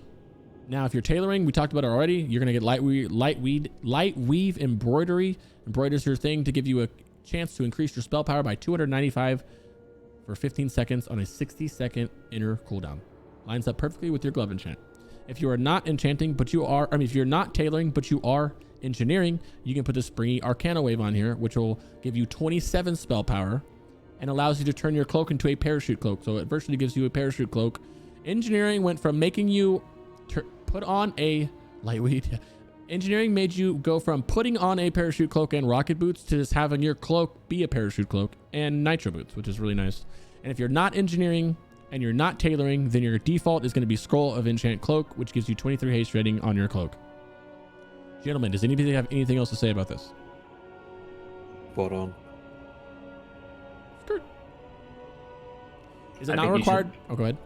I was going to say you should let the Holy Paladins have the Tattered Cape, because I think they're one of the only classes that it's actually pre-BiS for. Agreed. Holy Paladins. Is it not required to have arena rating points to buy off pieces? It is, but only the not the Hateful Gladiator one, the other stuff. Deadly, what's it called? Yeah, I had one under neck. Yeah, Deadly. The Deadly is the one that's arena and honor. Next up, chesticles. This is where we said earlier, those are your two options. There's no going around it. You're just there's tier 4, and then there's Spellweave robe. I can share this in here so you guys can see this live if you want to. Share screen. There you go. I shared the Discord so you can see it without a delay. This tier 7 shoulders are actually really good. It's got Spirit on there. It's good for both Demo and Aff because of the Spirit. It has a hefty amount of hit. It's got 2 sockets. Spellweave would be a nice little runner-up if you're watching this and you don't have the badges, because they're not going to be that expensive. And if you're already tailoring, you can make it yourself. It is a BOE, but you can make it yourself. I would say if you You can get that while you're, and go ahead and get your trinket first or something. Like you can get it while you're waiting to get your 80 emblems and then swap to this. Some backup ones are the 2 from Sunwell, which are great. Sunfire Robe and Robes of Ghastly. Just they obviously will lose out, but they're like add 3, like 19. That's a lot. 20, 40, 60 minus 3, 57 on top of it. 128 spell power. You know, so these are not too far behind. You lose Spirit on it, obviously, so it is going to lose out, but these are still very, very good pieces of if you have them already. Your enchant is going to be, instead of powerful stats like you would, it's going to be Major Spirit. I think it's going to be Major Spirit. I don't know how you guys feel about the plus 10 to stats as Affliction over the Spirit. I agree on the Major Spirit. Okay. This gives you 15 Spirit. Once again, Spirit is a big deal. Spirit changes, which I'll pull up on another screen and show you at some point. Anybody have anything to say about chest? Any disagreements on do you guys agree with the tier 7? Yeah. It is too big value. Yep. Good. Pulling up. I'll pull it up at the end actually. Bracers. You got a few options here. And an enchant. Cuffs of Winged Levitation is best in slot. Unless you're Demonology, then I would say the revered Wyrmrest Curve Ancestral Sinew Risk Guards are. This is one of those situations where, yeah, you're going to lose a little bit of spell power right here and a little bit of spirit, but you get you make up for it here. That is, if I recall correctly, 3 DPS difference. So, very minor. But you don't have to hunt down an epic in a heroic, which, to be fair, I don't know what the drop rate on these. I feel like I've seen a lot of these. I can't tell if that's just RNG, though. These are also very good alternative. This is also a Violet Hold. This is also a epic from heroic. Both of these are. So, you know, you might get it, you might not get it. These are just, I like these. This is what I'm going to be using as a demo. Which, I mean, technically looking at this, you could use that as Aff, because it will be, if you're, as he mentioned earlier, you're going to want these boots that are going to be from Wyrmrest Curve Exalted. You're going to want them pretty much right away because they're pre-BiS. So you're already going to have this, like your default going to get it while you're trying to get those boots. So it kind of doubles up, so it's not that bad until you can get this to drop for you for Affliction. A good backup is a DTK one over here, and then your enchant would be 30 spell power to bracers. Gentlemen, anything? Perfect. Yeah. Sounds good. The Valor Bracers with Spirit aren't bad if you got money. The Valor Bracers. What is he talking about? Yeah, you can buy bracers that are BOE with Valor. I wouldn't count that as pre-BiS though, because generally, Isn't like, the Nax ones?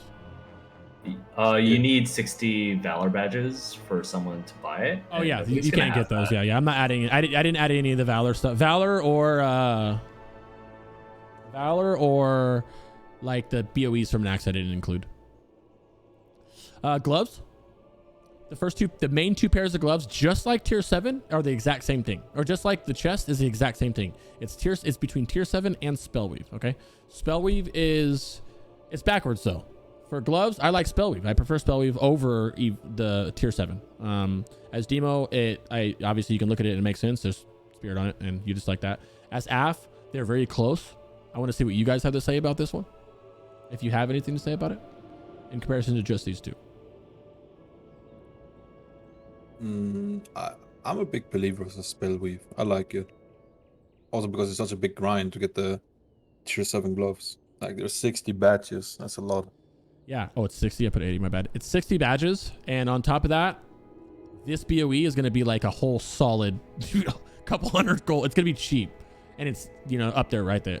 I think that if you were, I really want my 2 set, run it. You're fine. You're completely fine running it. I think don't not do it. You know what I mean? But demo, unless you're demo. If demo, I would for sure say don't run it and run this. Affliction, have fun with it if you want to, because it's so close it doesn't matter. These are the KJ gloves, which I know some of us have. I just want to see how strong they were. They're one of the only gloves available with 2 sockets in it, which is very big, right? On top of the socket bonus, if you wanted to do that, you can add that to that, and actually it is extremely good, and they're very powerful. The thing about them is, it's funny as any of these slots where your TBC gear would be just super OP, like, you know what? Fuck it, I'm going to run that in there. There's a BOE there for 200 gold that you can get that's going to beat it. So it's kind of like, yeah, you know what I mean? And, oh, that's their demo one right there. I added this last night, actually. The Nexus Heroic Purple Gloves of Glistening Runes. What do you guys think about that? Those existed, I did too. They're decent. They are better for demo than Spellweave, I think. You get more spell power out of it. The haste, the crit swap doesn't matter, and you get a little bit more spirit. So I think it'd be really not that big of a difference. 5 spirit. Mentally can't calculate a little bit of spam, but 12 spirit spell power, so that's a little bit. There could be a little more. You got to farm them though, which I guess is whatever. But I think it's worth it. It's a little. If you're talking about min max, it's a little worth it. It's not that. It won't be drastic though. What did that equate to? Like 4 spell power to your raid or something like that. 3 spell power, so not the end of the world. Not even. You know, if your top DPS is Demo, yeah, right. you go for personal a little bit. You have some leeway there. Yeah. Your enchant is big here. If you are engineering, like many of us will be, you have the engineering haste to the gloves, allowing a skilled engineer to increase their haste rating by 340 for 12 seconds. That is so much haste. It is insane, and I love it. It's on a minute ICD or a minute cooldown. Shares with tailoring if you're tailoring. I mean, the best part about it is you have a 2-minute trinket or whatever. Say you got mark or whatever. You have 2-minute trinket. You blow this with it. Then you get a use of this in between waiting for your mark, and then marks back up or whatever. Insert whatever you're using, right? It's so cool. I love it. It adds anything that adds a button press to rotations always going to be good. The sad thing is that is baked into so many of my spells. It doesn't even matter at that point, right? It's almost not even another button press. And then if you're not engineering, you have exceptional spell power, which gives you 28 spell power. You still have a blasting and a crit and a hit enchant you can put on there, but I would not suggest it. You're not starving for it like that. That wraps up gloves. You guys have anything on glovey gloves you want to add? Sounds about right. Sounds about right. Ooh, Staff of Jordan. Oh, Sash. This is for the belt. I just didn't. I think the belt's pretty no contest for Affliction at least. Just get the plus Sash and then Patch belt. Demo goes Bane. These are the belts. Demo goes Bane. I'm demoing Sash, not Bane. Sash is more. Sash, yeah, Sash isn't bad at all. Yeah, Sash Big is fat more. red socket. Extra spell power on the socket. Yeah, you get 24 spell power on top of the 66 that's there. What's that, 90? And then you get more spirit. But you do need the hit to come from somewhere. This is one of those things where, yeah, you are right, because Bane is a lot of hit, but it's one of those things where if you're supporting, do you sacrifice the hit for it? I would still go Bane, personally. So I don't have to, like, sacrifice other pieces of gear, but it kind of all depends. I think if you can go, if you're Alliance and you could have the 1%, then you could go Sash of Jordan. Yeah, because that 48 hit is a lot of hit. That's not like 20 or 9. That's like a lot of hit. That's a chunk of it. Bane is Spirit. Yeah, they both have Spirit. Bane and Sash. This is your Affliction one. Over here to the left. Hanging out, saying hi to you guys, right? Any arguments with that one? No, that's a no-brainer. Yeah. So these ones, we're just talking about demo for going back and forth with these. And this is one of those things where I'm in a mind of supporting, but also that makes so much sense to just do it the regular, because this piece is a big quality of life on you right here because of the hit for very minimal gains, right? With 13 spell power, 17 hit spirit for 48 hit, which personal DPS over support, so that's a good thing. As for the buckles, as for the enchants, you get an Eternal Belt Buckle, which is less of an enchant and more of, I think it's a blacksmithing thing, right? It puts, like we said earlier, it adds a socket to it. So you'd have 2 here. It's pretty cool. It's broken. You don't need to be any, it just, everybody can do it. You don't need to be any profession to do this. Besides requires level 70. Yeah, that just adds a socket to whatever you're doing. It's good value out of that. And you have the frag belt, which we briefly touched on. This attaches a miniaturized explosive assembly to your belt, even though it's not an assembly because it's just a cobalt frag bomb. You can use it once every 6 minutes. A cobalt frag bomb does less DPS than a Saronite bomb, so you just weave it in once every 6 minutes for some extra damage. That's just for the you minners out there, you min maxers out there, right? Any thoughts on belt? Good to go. I think belts is a no-brainer. It shares CD, but it pops the CD off after 50. It's like a 15-20 second CD, right? And then you'll be able to use your Saronite, and vice versa. Frag belt has a cast time. What is the cast time? A 5-second cast. So you're not doing anything for 5 seconds, and you can move with it. So you'd be doing it when you're running. I almost didn't put frag belt down here because it was so minute that I didn't care about it. But I know I'm gonna have it, and if I don't mention it, people will mention it. 0.5 seconds. Why the hell does it say 5 seconds? Oh, that's the cast to put it on your belt. Okay. So if you're Okay, yeah, enchanting, tools. you're Okay, I good with see. it. Yeah, thank you. Yeah, half a second's fine. Half a second is you baking this into with your life tap, like you would an adamantine grenade or something, right? And just kind of do the same thing. Just once every 6 minutes, you get to tap and throw a grenade. Is the DPS from the frag bomb? No, you can wear both of these on the belt. So this belt, for instance, can have this belt buckle for 2 gems and frag belt.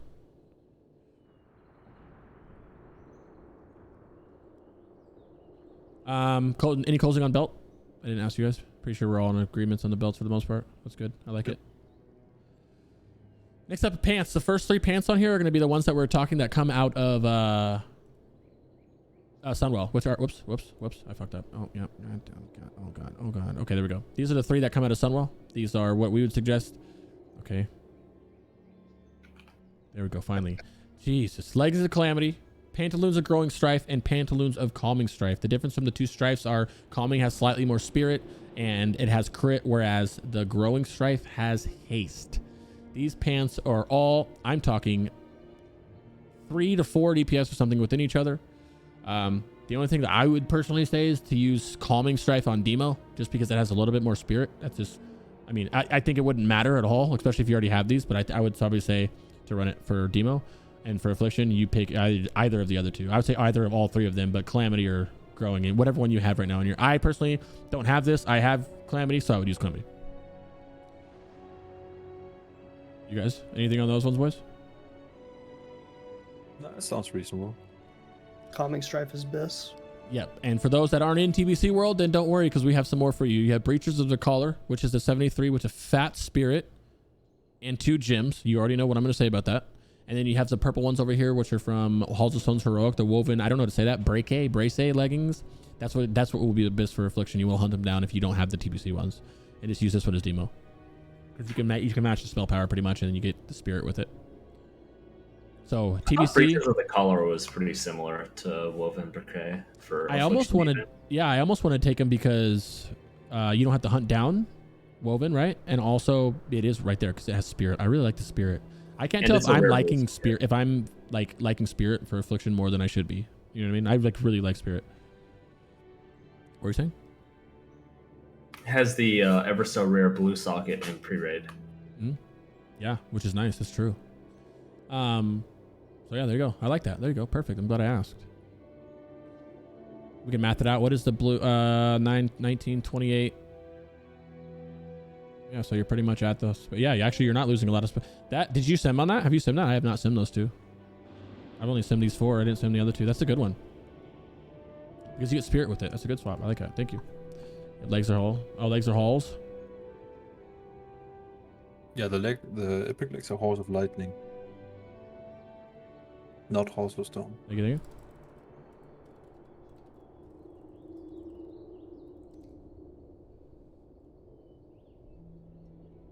Do we care about socket bonuses or just stack one type? You get. Depends on the bonus. It depends on the bonus and depends on what spec you are. If you're demo, I like my bonuses. It depends on what I'm doing, but yeah, for the most part, you naturally will get your bonuses because, like right here, that haste rating, I want that. You want that haste rating as Aff. You don't want it as demo. Spell power, I want that. If you were happen to do this, I would blue out for that. Red, yellow, yeah, I want that. So on and so forth. So it kind of depends on what it is. If it's more than 5 spell power, worth it. Yeah, that's a good. It's less than that because it's not actually. You don't actually see a lot of the spell power. You see like spell power, haste, spirit, and it's when you see like intellect and like some weird crazy stuff you don't get. Pants and Chance, same thing as TBC, but the Lich King version of it, it's a spell thread, 50 spell power, and some spirit.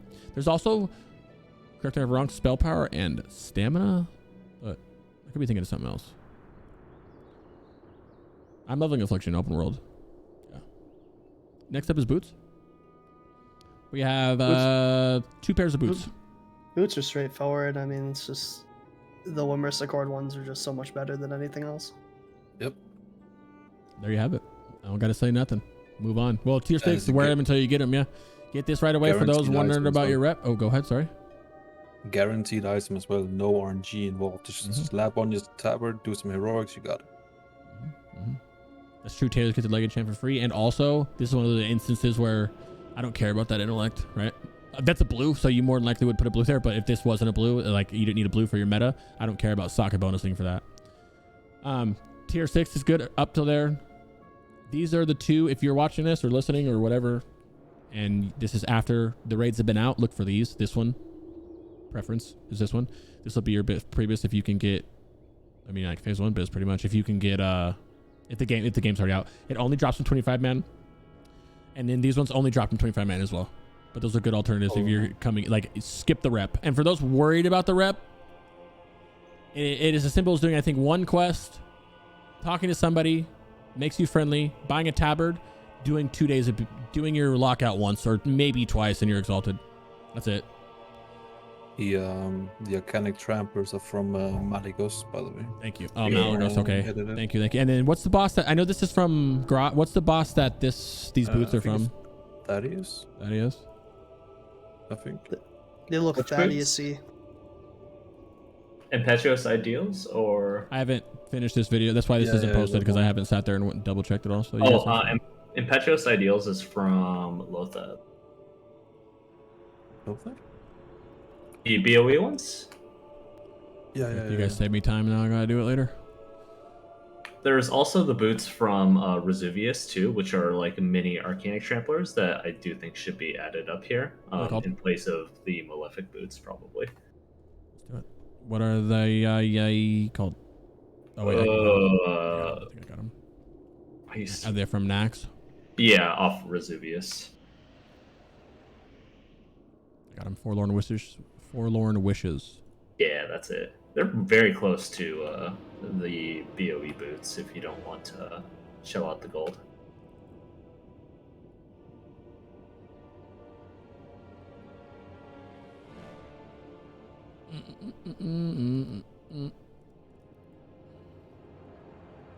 Perfect, brother. Thank you.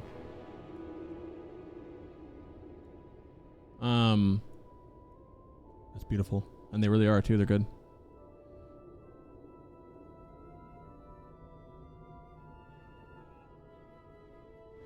All right. There's a bot from Raid. It's not Pre-BiS. Oh, they bot from Raid? Oh, yeah. They're bot from Raid, dog. Oh, I hope so. Oh, these are Pre-BiS, not T7 BiS. Sorry, I saw. We haven't done phase 1 yet. Impetuous Ideals in here. I don't have slides done for phase 1, so we'll just be going over like 80s. Oh, yeah. Take out Forlorn Wishes then. I would also take out the Lothar ones since that's after raids have been Yeah, released. that's why I said when I opened these ones up, I said that if you're watching this after the raids are out, then just pick up one of these if an auction house. Enchant wise, you have 3 choices. The Nitro boots, which are the beautiful rocket boots, except for you don't need to put rocket boots. You enchant your boot with rockets. It also gives you 24 crit rating. These are beautiful. Nothing much to say about them. Enchant, if you don't have engineering, you have 2 options. One is Ice Walker. This one will give you 12 hit rating and 12 critical strike. And then if you don't want that one, you have the new Boar Speed, which is Tuskar's Vitality, making you move just as fast as Boar Speed and giving you 15 stamina. Anything left here, boys? TLDR, Sandals of Crimson Fury. Yep. Rings. We got 2 juicy rings here. Okay. 2 big ones. 2 BiS ones. 2 BiS Aff ones. In my opinion, 2 BiS Demo ones. And then 2 honorable mentions. Nemow is God. He is. He's not a god. He is literally God. Like, actually, Jesus. I would say you guys can give me your input on this. I like these 2 as Demo. I like these as Aff, and honorable shout outs, although I don't see anybody hard farming Exalted Argent Crusade for a ring. You don't really have to farm it. Like, you just throw on the tabard if you really want to get it. But true. I would steer clear of the pay pig rig and try to farm until like the last possible day. If you're pushing for world stuff and you really need a ring, then I would go ahead and pay pig the ring. Yeah, because this is going to be expensive. It's gonna get replaced quickly. There's a good ring in Nax 10 as well. So the thing that where it hesitates me, like in terms of demo locks getting it, is you're gonna get a ring pretty quick in raid as a demo lock, right? You're the support. Probably get first loss goal. Yeah, exactly. You're the support demo lock. So it's like, and you're buying titanium, which is worth it because that's actually good, right? Because of the socket on it. So it's like, do you want to spend 8,500 gold on this? Up to you on that. I'm gonna do your own thing. Do money. I know some of you guys got long money, but I do not. Everyone in here is just a normal, regular player. Titanium. Sorry, Titanium will be. Yeah, they'll both be expensive. But in terms of the raid coming out, I don't care. I'm getting this. This one I probably won't. It depends on if I can get lucky with one of these. I'm interested because it is upgradable and it's a hearth. Yeah, the hearth. I'm not too worried about the hearth because you have hearth, and you don't use the upgraded versions of them right away. So that's where it's kind of like, you know. But one thing about this ring is it's always going to be 8,500. It's not going to go down in price like a lot of stuff on the auction house, whatever. You know what I mean, like this or something. So normal players have been doing cheated keys for 3 months these days. Yeah, bro. You got to get jewel crafting knife BOE if you want it. You know, if you're just hit 70 boosted character, you want something right now. It's a good one. Give it a little socket on it. Were you gonna say something, Take Note? I was just wondering what the item level goes up to when you upgrade the first time. Isn't it only 213 you upgrade to, or is it higher? I think it's 213, and that comes out when Old War is out. Yeah, so even in Ulduar, that is a very underwhelming ring. Even if you upgrade it in Ulduar. There you go. That's what I'm saying. I feel like you don't use it in the future, so you wouldn't. Yeah. I think I don't know if it's on par with Band of Channel Magic or not, but it's super close. But upgrading it is pretty cheap, though. Yeah, upgrading it is cheap. Everything else is expensive. It's the getting part that's expensive. 1,000 gold is cheap for you? Damn. And don't worry. Yeah. For you lovely enchanters out there, you still can enchant your rings with 23 spell power. I don't know if there was I actually didn't look if there's a one higher than that. Is there? No, I think 23 is the highest. Okay, cool. So we're all in agreement here that if you have money bags, you can get it, but know that you're not even going to use the second one and the upgraded one. I'm still going to show this out, and these are your best ones for Aff. These are just some honorable mentions for those that are waiting for. I mean, you can buy this right away. You can get that in a day, and these are from these are hardcore. I mean, heroic. You can do it twice. Yeah, 23, cool. What? I've always had some horrible luck getting Band of Guile and Analhide before raid. Same. Mm-hmm. I think I'm like, out of both of those two instances combined across like 3 servers, I've only gotten 1 ring before raid across maybe like 50 lockouts. What's crazy is on beta, you know how you could get a signet and stack them up, 2 of them, whatever, the Kirin rings. I saw so many of both of these rings drop for the first time. I'm like, oh wow, now you guys are dropping when nobody's using you. I keep forgetting you guys can't see our faces, and I'm like making these weird faces. Yeah, are we good on rings then, boys? Move on to another section. What is it? Oh, trinkets, bro. We have so many. Psych, we don't have that many options. Mark of the War Prisoner, Sundial, and Forge Ember are your kind of go-to trinkets, I think. Sundial obviously is going to be your #1 purchase on your heroism badges. Emblem of Heroism is the New Age badges of Justice. That is the icon of the Silver Crescent, aka that's your go-to. You're getting that. And then Mark of the War Prisoner, I would say to get for Aff. I like to use Forge Ember. I rotate him on trash packs, and as a demo warlock, I'm already jewel crafting, so I'm gonna I'm gonna get this one. I like that. Maybe. Yeah. We haven't fully decided, but I'm pretty sure I'm gonna do that. I like the proc. Give me 2 gems just to start off until I can get something right away. What do you guys think? What's your thoughts on these trinkets? Or if I'm missing one? Yeah, those are pretty much. Those are the big 4. That's 4. Yeah, there's nothing really else to even think about. Yeah, there's not really a lot of trinkets to choose from, but I guess TBC was kind of the same way, right? You had like Shafar's Horn, Quags, and Icon, Brewfest. Yeah. You don't really have like, it wasn't a ton of options. Yeah. Phase 1, that'll change right away. Don't worry.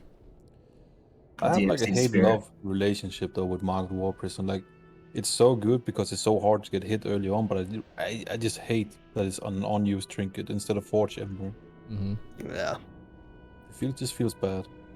Yeah. But if you don't get Mark the War Prisoner and you go Ember, then you're like struggling with hit, and that also feels bad. So it's like, fuck. I hate that they have the trinkets cover so much hit, bro. Yeah. It's the Blood Gem of Lich King. Wow, what a good comparison, brother. That was good. Yeah, it's the fucking Scryer's Blood Gem of Lich King, bro. Little bit better. I would say probably a little bit better because I hated using Blood Jimbo.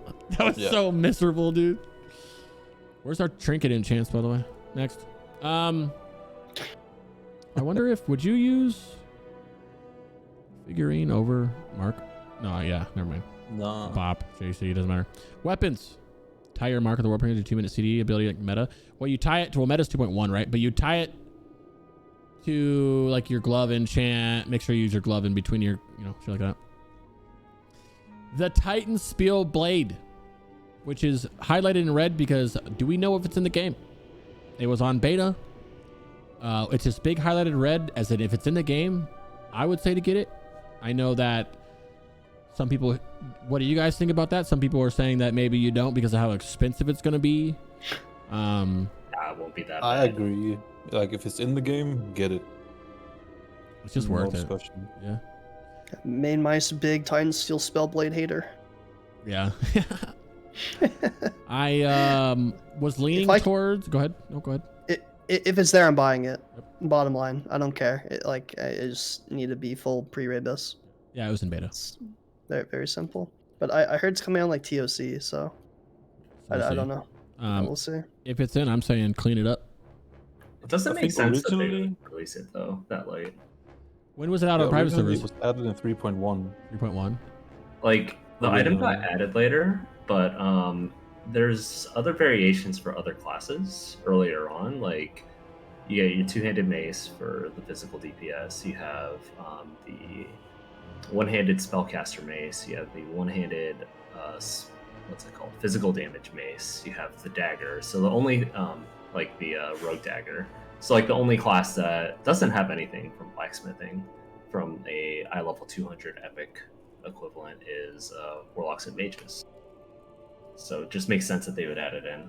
And I also think that 81 spell power wasn't out in the beginning too. So if they add that in, then spellblade should also be in. There you go. I'm leaning towards Staff of Draconic Combat for Demo. I like the enchant on it. You lose some spell power from an offhand. We give some spirit. I'm not sure how I feel about that. What do you guys think about that? How do you guys feel? I'm going Obviously one-handed without- offhand. Obviously, without For the Titan hit. State, that you go. I'm imagining if the spellblade is in, what would you do? Obviously, without it, you kind of don't have a choice.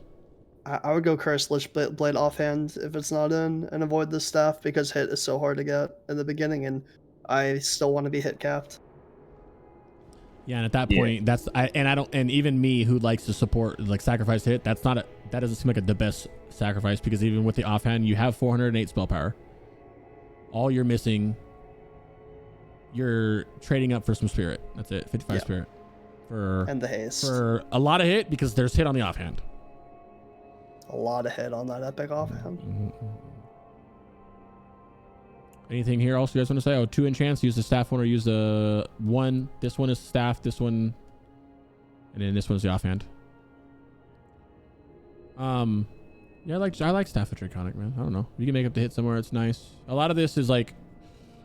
This is obviously that's why we have so many options. It depends on if you have hit elsewhere, you can go ahead and do it. But weapon holds a lot of hit. Also, if you want to be real sweaty, you could just keep Draconic Combat in your bags with the enchant, just in case, like, maybe a Dying Curse drops, or maybe you get a hit piece during the race and you can swap some gear around. Like, we have everything pre-planned out on who it's going to go to throughout the race, and people are going to have scrolls and gems ready. Obviously, you don't stop casting to do it, but when there's, like, 2 or 3 seconds, you go ahead and do it. It's going to be fun. It's going to be a lot of fun, I think. Yeah, big hit problem with staff. Dagger seems to be strong enough. Yeah, both of these are strong. They're really good. Obviously, Flameheart's going to be easy to get to because you're already getting Kieran Torn rep for your enchant, so comes naturally with it. I'm glad we agree I on think that one. some people are gonna make an argument for black magic, but I don't like black magic. I think it's way worse. Black magic is ass. Thank you. Cheeks. Dog water. Is it like the second iteration of it? Is that why? Or was it good and then it changed halfway through it or something? I'm not sure about that. It's just way worse overall. Oh, it used to But be even some worse? people- Damn. Like some people will make an argument for it. I've met a lot of people like, yo, black magic though is good for like snapshotting, execute phase affliction, stuff like that. But no, The offhand. I don't like it. Ward of the Citadel, get it. Handbook of Obscure has a spirit on it if you want to go sweaty in terms of support and you feel like stacking the hit. And then you have an inscription, BOE, Faces of Doom, if you just started. Yeah, it's pretty good. If you just started and you don't have a trinket, you know what I mean? You got 40 emblems. I mean, offhand. So it's because it's a BOE. You're getting, it's going to be a cheaper one. I don't know how cheap it's going to be. I've never checked it, but they're not typically going to be that expensive, right? Because I think they make these to level up, or do they just keep spamming glyphs? I'm not sure. But either way, you got to farm 40 and you're getting trinket first and you're getting belt. So it's going to be a while till you get one of these. So this is a good alternative you can wear into the meantime. I've always seen it pretty cheap. Yeah. Typically it's going to be cheap because these are here. How many emblems can you get max prior to raid drop? I think it's 56 in a day or 53. Someone correct me. And there's 9 days before it comes out. So is that assuming you hit level cap before the first? No. I think I don't know. Well, if you're, I don't know, because it depends, that's a good point. It depends on how fast you level. I know it's like 50 something per day. So times that by how many days it takes after you get 60. And it probably depends on your time zone too. Some time zones will have their heroics reset earlier. There you go. Didn't even know that. I haven't thought about it too much. Yeah. Just things that come to mind. I think 56 a day. I recall somebody saying it was 53 a day yesterday in our podcast. Yeah, that sounds about right. I think it was Sarthe. Yeah, it takes 3. It takes 5 hours in a absolute pug casual group. It took 3.5 to 4 hours in a full guild 5-man. And it wasn't even holding W. We could have went even faster. So you definitely can zug it down. There's like 50. So even if you level in dungeons, you can go back and do those quests. Okay, cool. Yeah. And we'll obviously have, I'm in the middle of, that's why I haven't been streaming. I'm in the middle of spamming videos. I'm talking a ton of 2-minute videos of just random order to get things in and stuff too.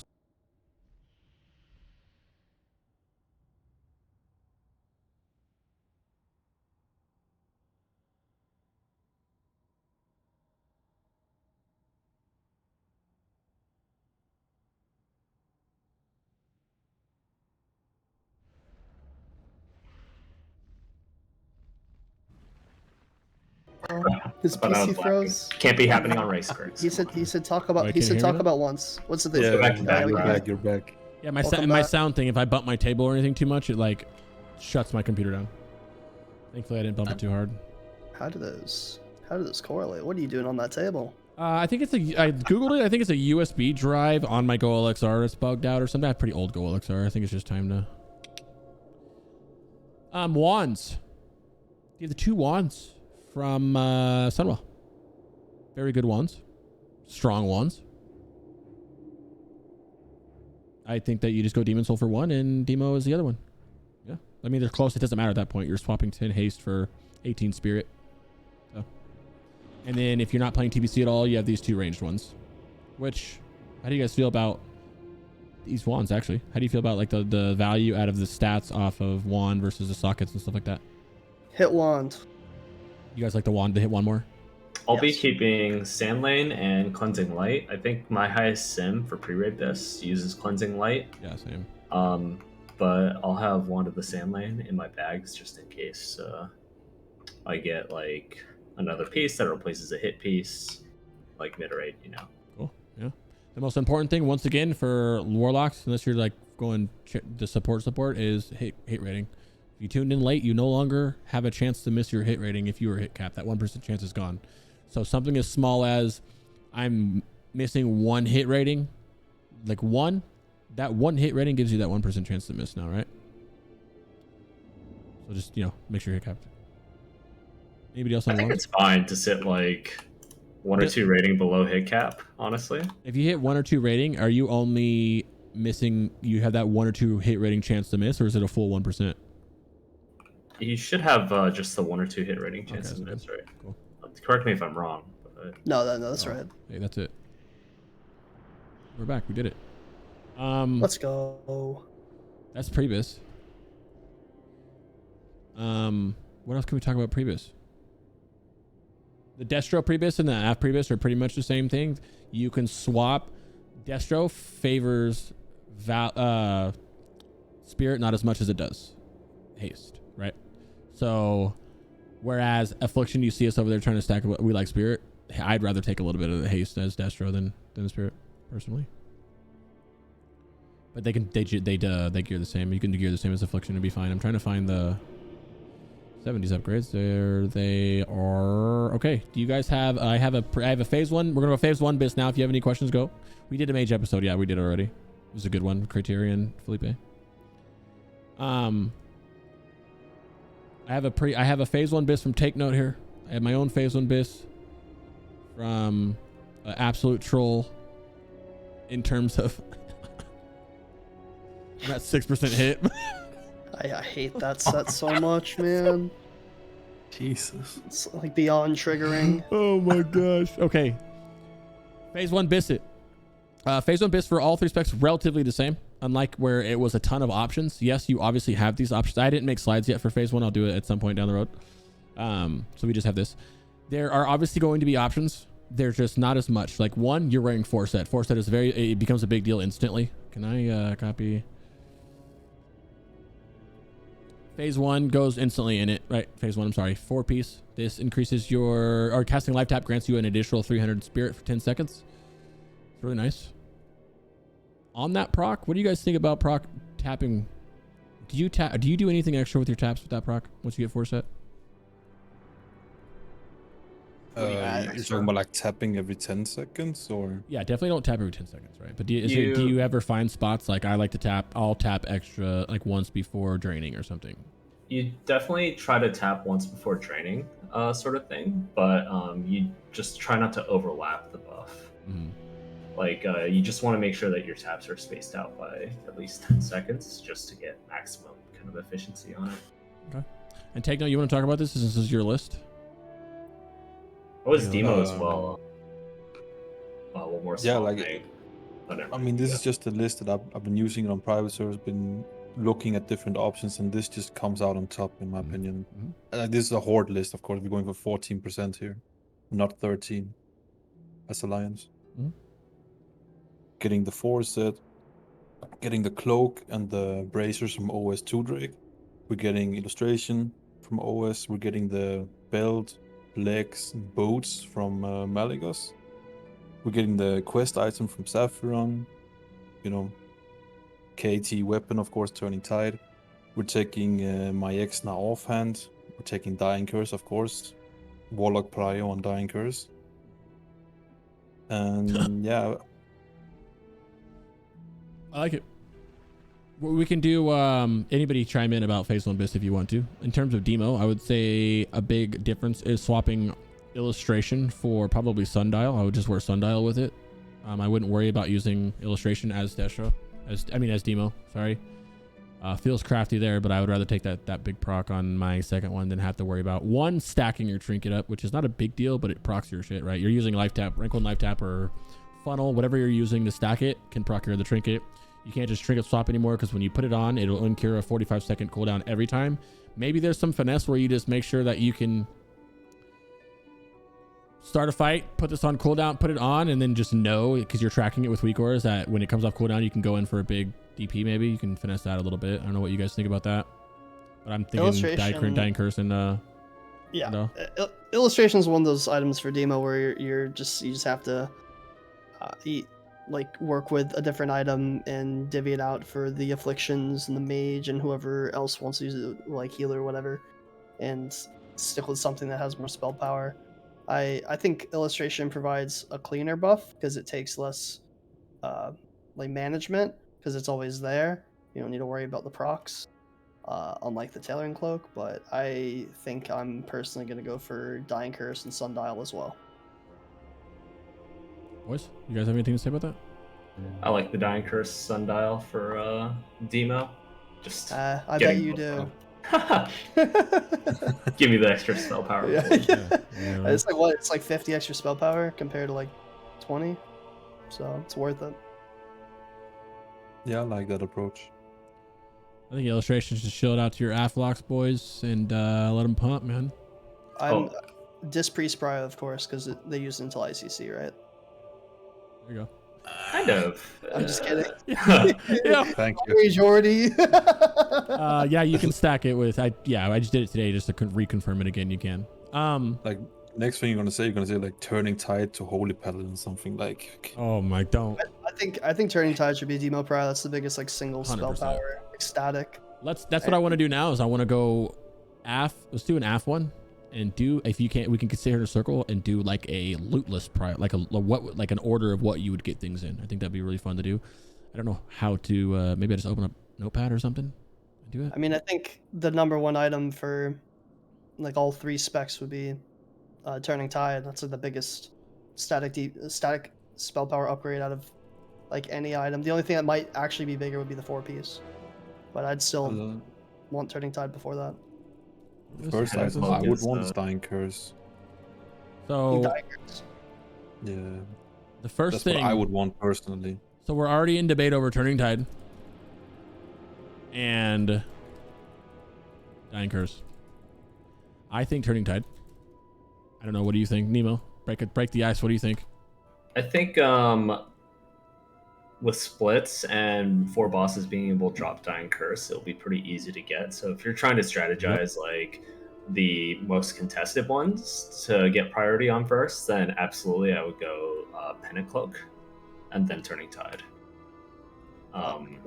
Or potentially Signet of Manifested Pain. It might not be the biggest upgrade, but it'll have insane longevity, and your competition will be very, very heavy for both those 2 items.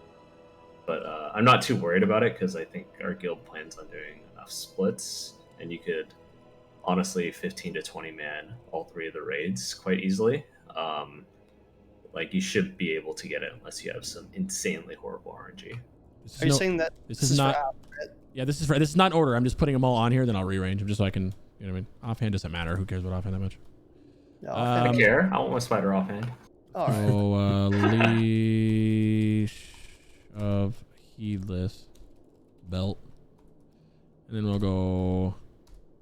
It's like almost all the off pieces, like Pen and Cloak, Unsullied Cuffs, Leash is like this for every single caster. So if you can get like even 2 of those and you're not doing splits, then you're sitting real pretty. I'm not gonna put boots on there because you can buy them.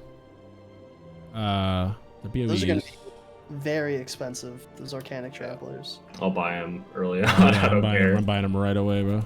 How are you gonna buy them? Oh yeah, you're rich. What are you talking about? You just. I run GDKPs.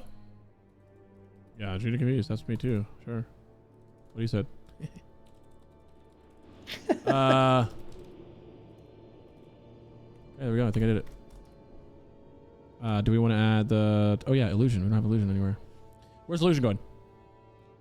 So we know right now we're here. Ignored everything. We're here, right? So where do you think? What's next? I think bracers are big. And I think anything with the extra socket is big. Like you have you have the cloak, you have the bracers. I couldn't think. You have the neck, and also pants are huge. So it's like. You have 4-piece. Yeah, 4-piece. I didn't put on here because it's like whatever. Get it when you get it. Oh. What do you think? How much are pants contested? 4-piece, just wait and get it whenever. Even though it's a huge upgrade, you'll be able to get 2-piece pretty easily from badges, and then maybe you get lucky in VOA. But you could also grab them in 10-man as well. That's true. And one thing for the 4-piece I want to touch for demo. This is kind of going away from the loot list. Oh, you're fine. Go ahead, do it. It's also good to use a life tap when you know your trinkets are about to proc to resnap a fresh demonic pack for the boys as well. So that's something that you want to kind of big deal keep in mind. Like as your trinkets are about to proc and you're about to resnap the big DP for the boys, you know, you do a life tap to get the 300 spirit buff. That's all. Thank you for putting that in there. That's beautiful. Looking at some of the stuff that looks like it could be, bracers are big, right? Bracers in comparison, they add a socket. They're not like doing anything too crazy. It's adding a socket. Pants are removing a socket, but in replace adding the spell power made up from it. So it has a lot of hit on the pants. Pants carry hit. That's why I like pants so much on them. Yeah, the pants are insane. Pants are huge. How's neck? I don't think there's a lot of other people who actually want the pants, but I'm not 100% on that. I don't know much about mages and boomkins and shadow priests. I know it's not really relevant, but the PvPers all want those pants, the wonton ones. Apparently, it's really Makes good sense. for mages at least. I like Mance. I think illustration is a big deal. I don't know where you put it in terms of order, but I think it's a big deal. It lasts a long time, but it also kind of depends on the Ulduar item reworks. I don't know how heavily item will Locks be are going to put weighted. Dying Curse high because they're inevitably getting an illustration. Personally, I think Dying Curse is fourth on that list behind Tide, Bracers, Pennant, and Cloak. Dying Curse is... So Cloak, Bracers, and Pennant are virtually barely any spell power gains, but you get a socket. So you Sure. get minimal stats, but you get a fat socket. If you look in comparison to it, like a Dying Curse versus... what was on before? Are we talking about in terms of like which piece like assists you most in your gearing? What gives the most? Like, what would be the smartest to get if your guild? If you had to give our guild a loot list, that's what we're doing. Okay, You know what I mean? that would be unfortunate if everybody had the same loot list. Locks don't use Dying Curse past phase 1. This right away though, that's why I want it. Like if you look at Dying Flare's going Curse, to be hard to get. I think you'll be using Dying Curse well into Old War because there's like multiple builds you can go in Old War. There's like a 2-piece build and like a 4-piece build that people have used before. So I definitely think it has some longevity.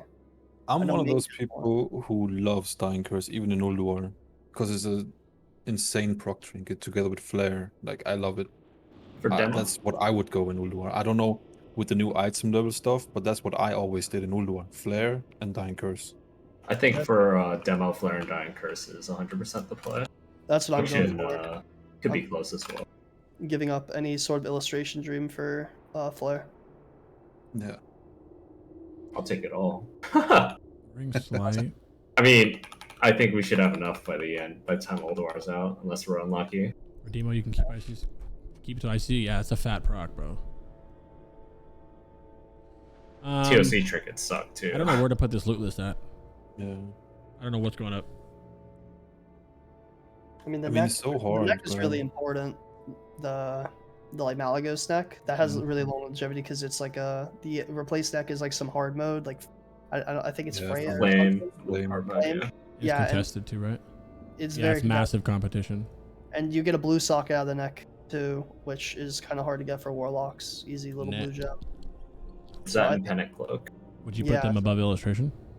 God. It depends on how powerful Flare is, because if the new Flare is crazy strong compared to illustration, then I would just try to sack my illustration prio and push that off, and wait until Flare comes out and be like, hey, I still have this trinket. Like, what about me? Type I deal. love illustration. I don't know. That's why I'm like Flare and illustration are best afterwards. I think that I like illustration a lot. I love it a lot. I love it. Everybody wants it. Only one drops in one raid, 25 man only, or 25 man OS only. Like, you know what I mean? So I think I with can't the tell if I'm neck, it biasing also, it. with the neck, it depends on your guild also. If you're running a shit ton of splits, then you're Yeah. getting the neck fast anyway. But if you're only doing one raid a week, like no splits, then the neck is obviously very, very huge for you, personally. I think it benefits Warlocks the most, the neck as well. Let's say neck. because- No, I'm not even trying to, you know. Oh, okay. I just saw in the back of my head, like, what doesn't benefit Warlocks? What does, you know? Think about the other classes. Like Fool's Trial is pretty well itemized for, you know, for rogues and all the Yeah. melee caster users. The healer ones, like fuck healers. Honestly, they don't need gear. Whoa. Whoa. They don't really need it that much, but like obviously H-Pals are going to get the Worm Rest neck of power still. Disc Priest, you'll throw them the MP5 neck eventually for. There's also the 10-man neck, which is Yeah. virtually the same exact neck. But it's like, are you really going to be bending over backwards to wanting to be giving an agi art piece to like DKs? Like it's still really strong for them, but like they definitely prefer like strength necks, which obviously aren't in the game this phase as well. I think Warlocks just have the highest DPS benefit from it. Makes a good point. You'll be fine with that illustration. It's good, but compared to other trinkets, like Dying Curse is replacing Sundial. It's pretty much Sundial, but hit. So it like takes on more spell power than Sundial, but also takes the hit from Mark. So you kind of trade straight Sundial for illustration. Maybe we can go down. I'd put it down. I think lower than neck and legs. I think because other people want neck and legs. Are you thinking like the 7th spot, perhaps? I don't think that. Well, do mages want illustration right away?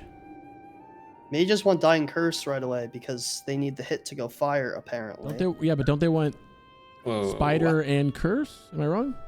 They want the 10-man haste trinket and Dying Curse. That is what I was told, but I think illustration is still better than the haste trinket. Hold on, I'm putting numbers when it's actually already numbered. They want spider. Yeah, I'm pretty sure mages want spider or curse. So I don't. If you, in terms of like your affliction locks, I don't think you're gonna have trouble getting illustration now that I think about it, right? At all. Not really. Yeah. So there's like You're gonna have trouble getting tied. Oh, my wife's calling me. Someone talk about this. I mean, I think Say out of all, Pummel, say the Shadow Priest. I think if out of all the classes, there should be the first one should probably go to a Warlock, an Affliction Warlock, and then after that, you could start divvying up based on performance for your guild. You have very skilled Shadow Priests and Boomkins that hold their own, and not every Warlock is a god tier player that knows how to click their buttons in the proper order and snapshot properly.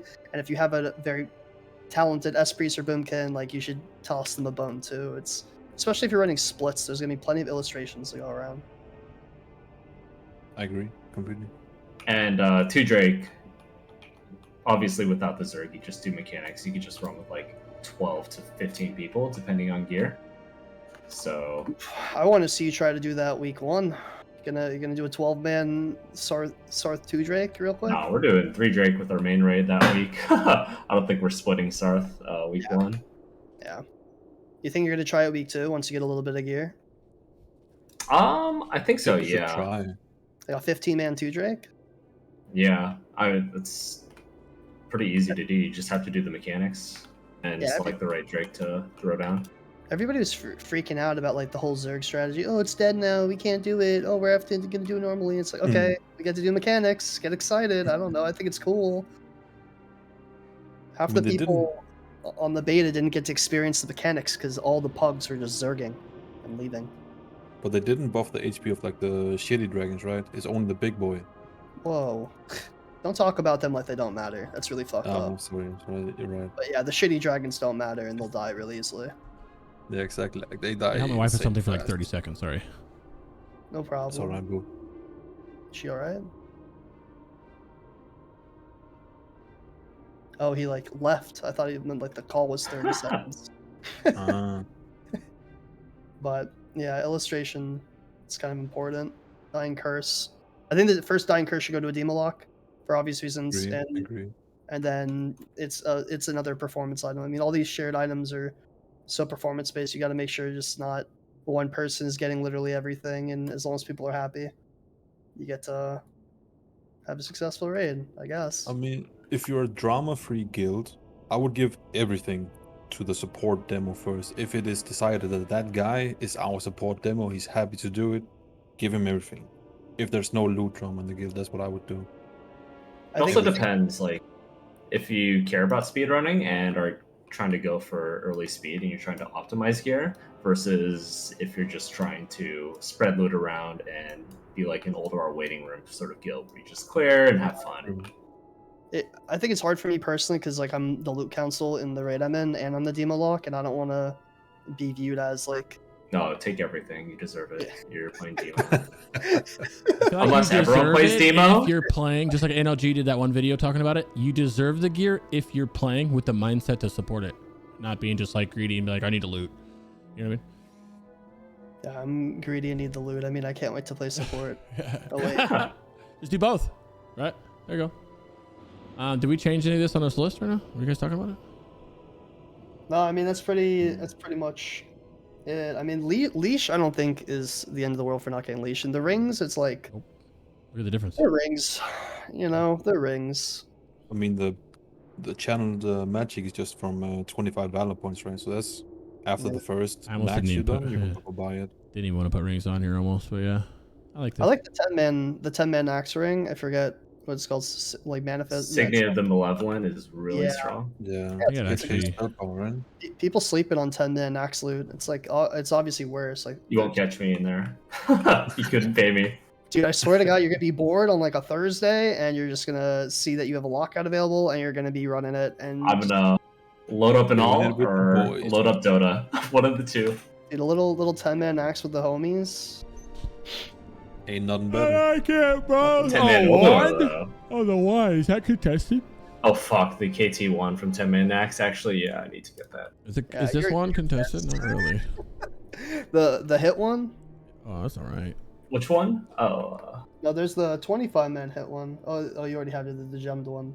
I think the gem one has a little bit of competition, like S-Priest and maybe mages, but... the 10-man Kel'Thuzad one has a lot of competition, and it's really good in Old War too, because once you start swapping pieces around, it's another piece that you can drop hit from Gen 1 to the Wand of the Archlich, and then have that extra spirit.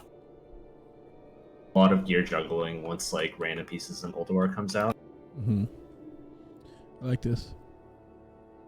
Yeah, it looks good. It was fun. I wish we would have did the loot list on the other deep dives. That was a good one. This is so exciting. Like, it's so exciting to think about how Lich King's 2 days away. Like, I'm getting him off my computer after this, and then I have one more family day, and I do post everything, and then that's it. Tomorrow's the last stream before the real shit, and then the game's out, and then... I don't like that it's out, because I haven't finished all my Wrath prep yet. I'm like finishing these pre-quests. Me too, bro. I got like 2 hours of pre-questing left to do. That pre-questing shit is AIDS, bro. I hate that. And before you say you don't have to do it, I hate that I have to do it, bro. I despise it. I also waited till the last minute, so that's probably why. How come you were there for like all the melee deep dives and stuff, and like all the homies abandoned you for the Warlock? Dude, they're scared of us. I don't know. I mean, they know the real class is finally here. I don't know. Okay, yeah, it's my show. I'm not missing shit. Know that. Is the Hunter one coming up? Hunter one is Sunday. Yep. Sunday. All right. Yeah. All right, good to know. Yeah, Sarthe actually has real life friends and shit. So unlike us, well, my friends are you guys, but he has like real life people he's known for his like life, and they go hang out and stuff. It's crazy. I did not even know that was possible, to be honest. But yeah, it's he's close to Wrath launch. Yeah. Wild. Just kidding. Yeah, it's crazy, bro. And then we have TwitchCon 2 as well coming up, which is gonna be pretty fun. TwitchCon. Okay, so what's left to talk about? Glyphs. Hello, my friends. I think glyphs are straightforward. Destro glyphs real are straightforward. Yeah, Destro glyphs are like immolate, conflag, and was it incinerate for the third one? That one's easy. Like Demo's like life tap. I like Felguard personally, and I rock Felguard, and you could use meta or quick decay. Honestly, as long as you have like quick decay. Yeah, you can use decay and Felguard are my go-to. For Demo, I 100% would use Felguard as well. I would agree with you, and I would use DK as well. And for the third one, life tap. Thank you. I thought you were gonna say. I thought I heard you say meta or something like that. As for Glyph of Metamorphosis, I don't think it's worth it. I do like it because you do get, I think, 2 or 3 extra ticks of an Immolation Aura off. Back in the day in original Lich King, I guess you used to be able to hit it the second time and it would stay after the meta, but you can't do that. Clarification for those, because I've been asked that a lot. You cannot do that. It allows you to use, is it 6.5 seconds, I think, or something of Emo Aura, which is 3 ticks or 2-3 ticks.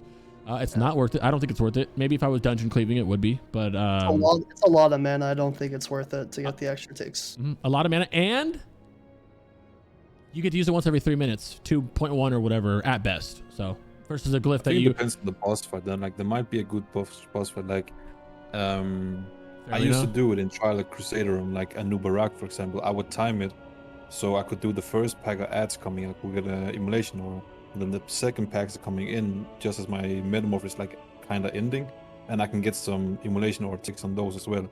So on some boss fights, I think Metaglyph can be good, but usually no. Like in general, no. It's also important. Oh, you can't see the ghost, sorry. I was gonna say I wish I had it for leveling. That's all. Couple of questions. Oops. Is rat time for Warlocks? I've been waiting since. Oh, shut up. Well, to be honest, I feel like Warlocks were more in control in TBC than they are now, because now it's like every other class is doing good. You're not just gonna like in TBC, you would see like Warlocks and mages and like whatever else at the time, hunters. It changes per phase. They're up top the whole time, and then warriors phase themselves in and so on and so forth. Now it's like everything's gonna be blasting. Not everything literally, but almost everything's gonna be blasting. So I don't think that you're gonna see like Warlocks all over the place like they were on on TBC, and it's not gonna be the most predominantly played spec. I don't think it might, but we'll see. Go ahead. It's really funny when people bring that up, because if you go to Warcraft logs and go to Sunwell Phase 5, I mean I think my prescription is working, but it says Destruction Warlock at the top, so Yeah. I think we're doing a good job for ourselves. Yeah. What we're saying is a question for speedrunners. Speed running locks here. Would you go for a balanced demo set or full spirits, full support? I know all of us are speedrunning. Kopimeyer, both demo locks in the same guild, in the same raid for speedruns. And I would blindly guess that he's going to go a balanced support like he's talked about. Yeah. It seems like a lot of people are going balanced, and then I'm the guy who's going to be like, yeah, fuck my hit. Just take my hit away and buff the raid. And I don't mind doing that. You just got to be careful with losing too much hit, because then you lose too much damage.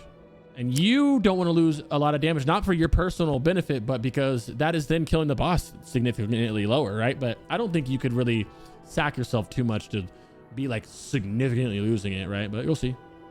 I'm definitely going to play around with the support a little bit. That's going to be like, I think the game needs to be out. We need to do some naxes and get a good feel for, you know what, I'm going to lose this percent of hit because I'm getting, 40, 50 spell per or whatever it is, right? So, but I personally will be stacking some hit for sure, at least a percent or two. I just think in those first, like in this first tier, Nax, like Demo is such a powerful class that you have to build around your damage a little bit too, because you can keep up with any class at the top of the meter. Yeah, but also Old War, you'll be transitioning to more like support oriented. Yeah, but also know that you're sacrificing hit. That hit's not going to help you on. It's going to help obviously, but your big amount of damage doesn't come from the bosses. It is, but it's mainly coming from those big trash packs. And that emo aura, who cares about the hit? That doesn't matter. Does that even miss? If resists on Thaddeus, I will freak out. Yeah, that's what it would suck. Is just but another thing with Demo is it's not as punishing as Affliction or Destro when you miss a spell. If you miss a spell as Destro, you miss a Conflag, you're absolutely infuriated. If you miss a Drain Soul, a Haunt, or anything as Affliction, you're just absolutely tilted.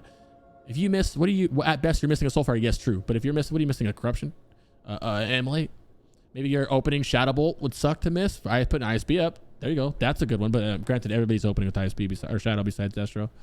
Oh, by the way, if you're a Demo, you're putting ISB up during Execute. Never forget. Have a tracker for that buff, because it's very noticeable. Just bring a Fire Mage. Have him scorch. 5%. Yeah, it's 5% damage. It's 5% crit on ISB during Affliction. During Drain Execute phase, under 25%.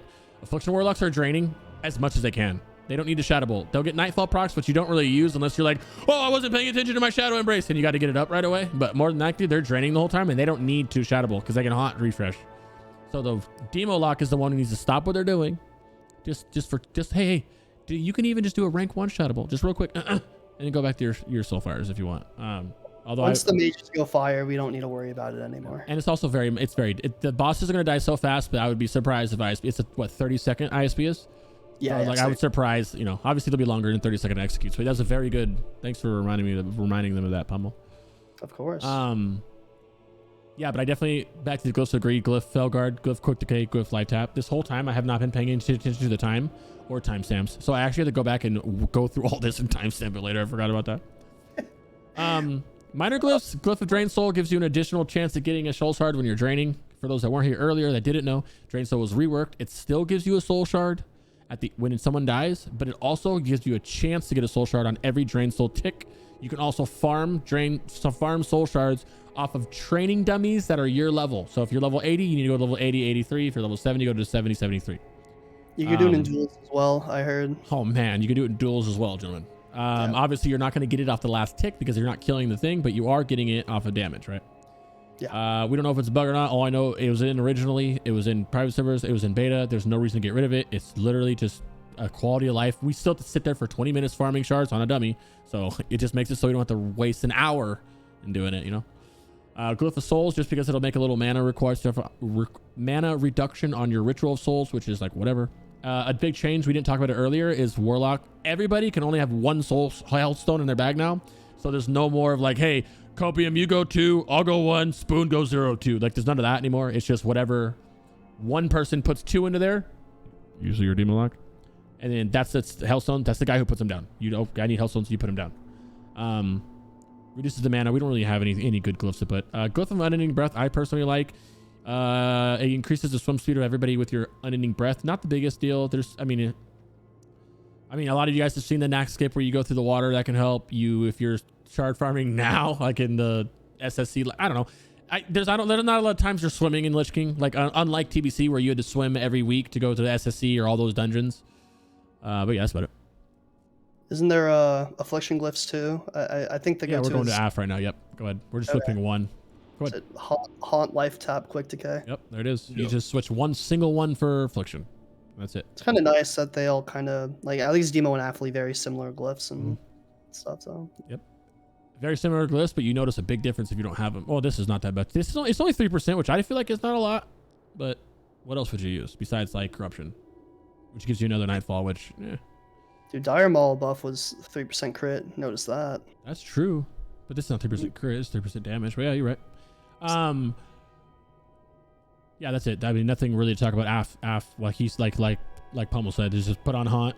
This is gonna buff your main thing by 3%. This is beautiful.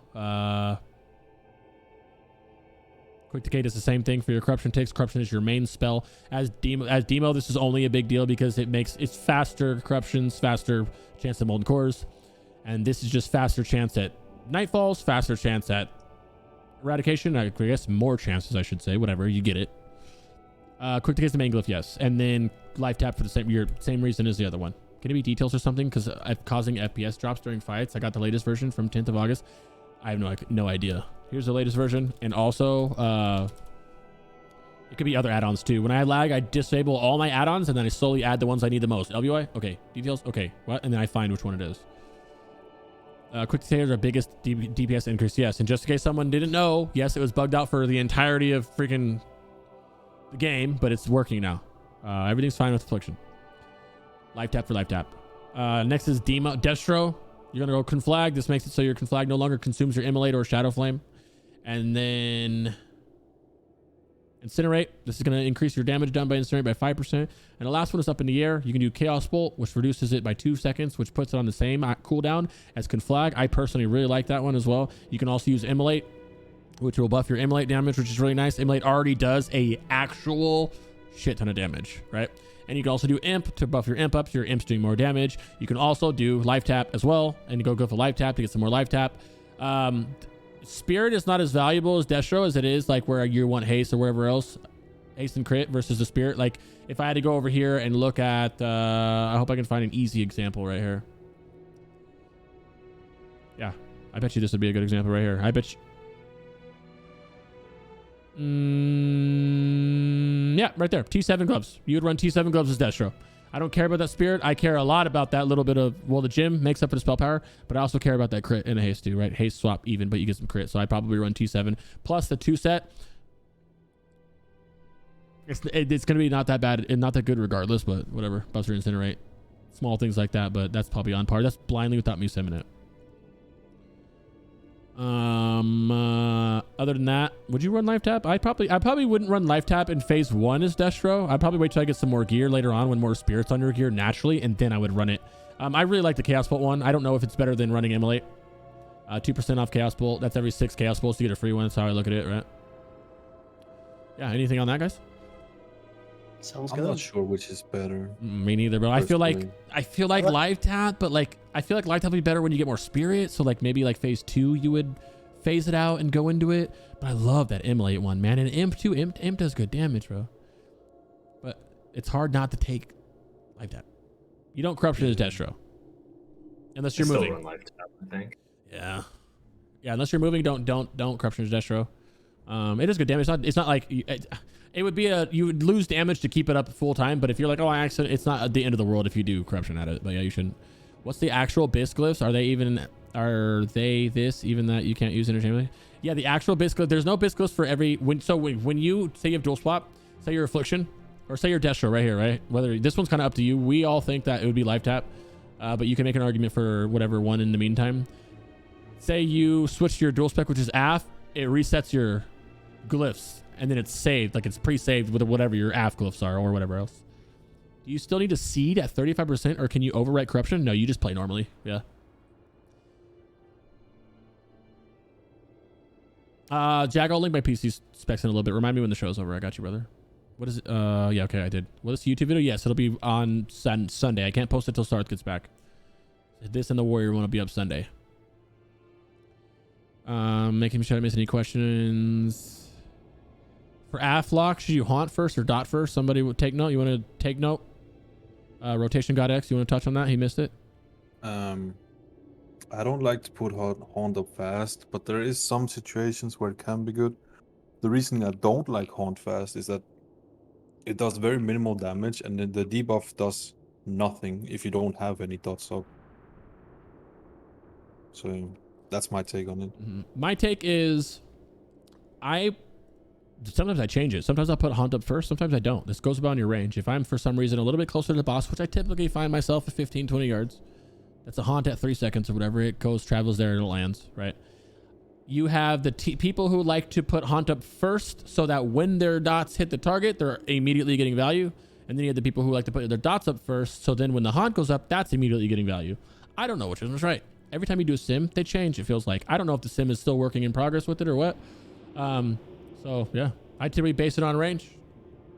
And a side note, you need to be close. Or you'll be screaming at your rogue, and he'll be screaming at you because you want tricks, but you're too far away. And that rogue will not come out to you. Yeah, exactly. Nope. That rogue will not come out to you, dog. What's range of tricks? 20? 20 yards? Yeah. Yeah, 20. Yeah, I remember on the beta that all the warlocks would whisper me and ask me for my tricks, and they were always so far away. So I'm like, oh, I guess I'm tricksing another rogue. That's cool. Yeah. Yeah. Demo less of that in range, but you need to be in range anyway because you're gonna meta emo or a single target. Destro, you can just fuck off wherever and do you. Aff, I like what Nemo said earlier, where he starts at max range and he kind of, as you cast instance or whatever, you move in. The only problem with that is if you get tricks, you need to be a little bit closer. So obviously make sure you get tricks. You kind of know if you're getting tricks as well. If you only have one rogue, you'll know if you're getting tricks. Yeah. I'm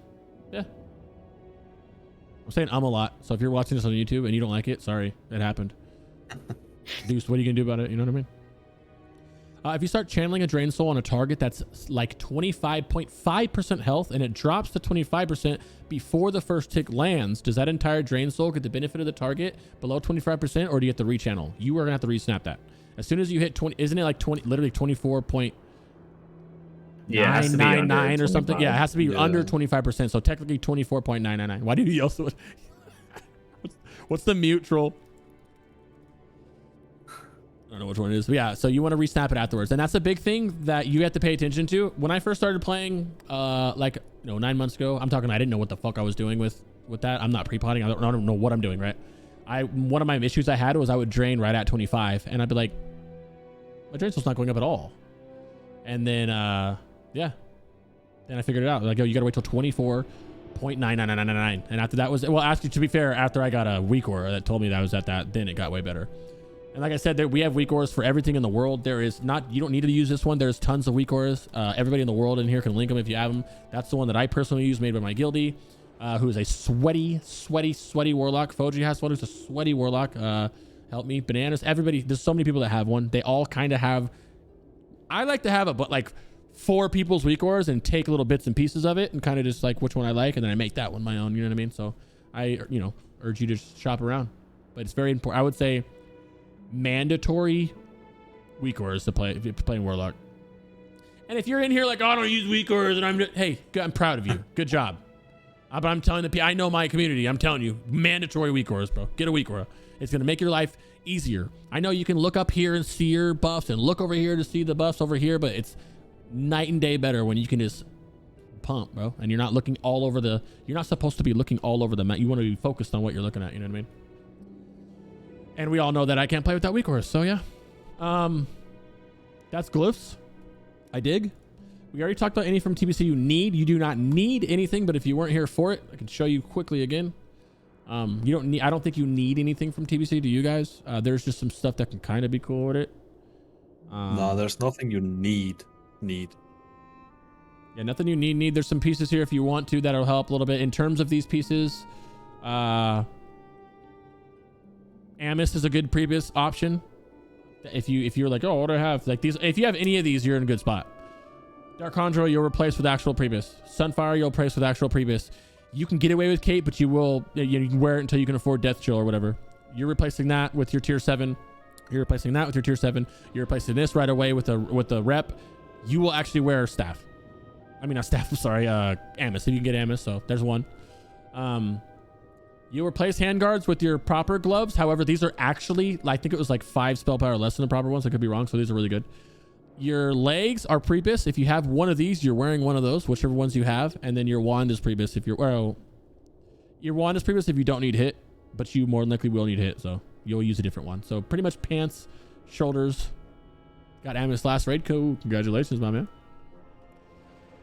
man. What else? Let's see. Races. Someone want to talk about races? Horde and Alliance. Orc. Horde one is no easy. contest. Oh, wait, Orc? Why? Yeah, always Orc. What? Always. What's Orc give you? Sook. Green skin, baby. Hell yeah. You want to tell these gentlemen what Orc gives you? Orc gives you 5% pet damage and an OP ability that should be changed because I'm jealous. Blood Fury? That is all. Yes. Oh, the stun reduction. You get, so I would say Orc well, one, you can't be a troll or nothing, right? If people keep saying, should I be troll? You can't be troll. Orc is big. They're trolling. Or see what you did there, bud.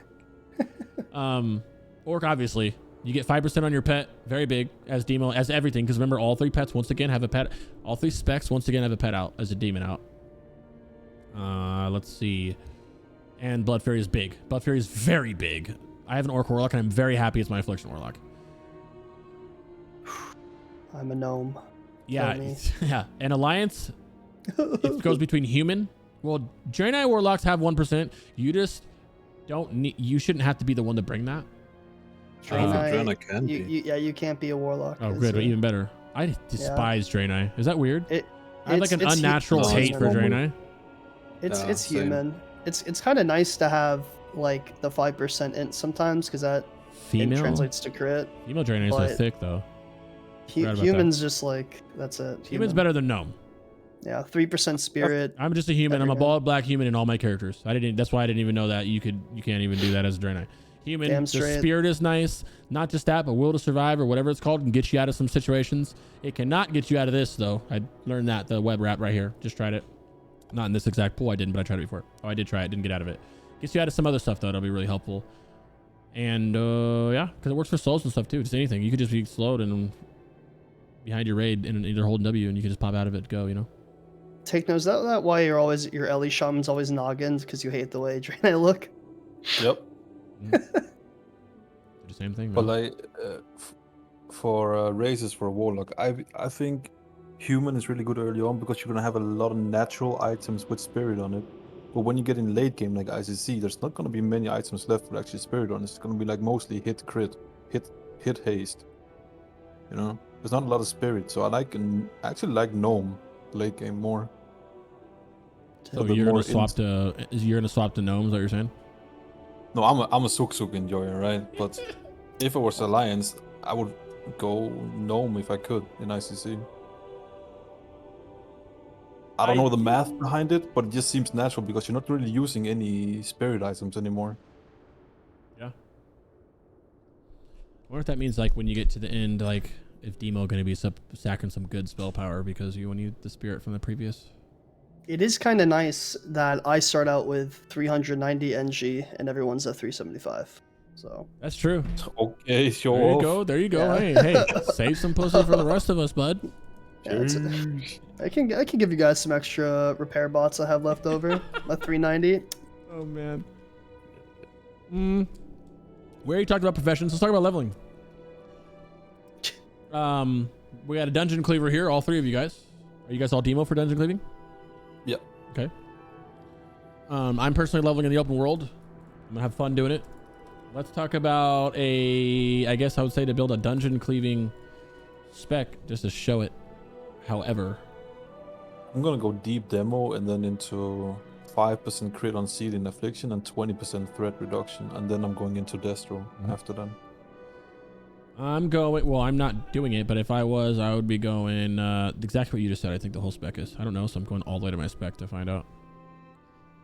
I think the seed of improved corruption, the 5% crit, slept on and people aren't really talking about it. But I don't know if I would go into the threat reduction because I'm leveling with 3 paladins, so they'll just bot me. So 3? Yes, Yep. 2 rets, a prot, and a dis.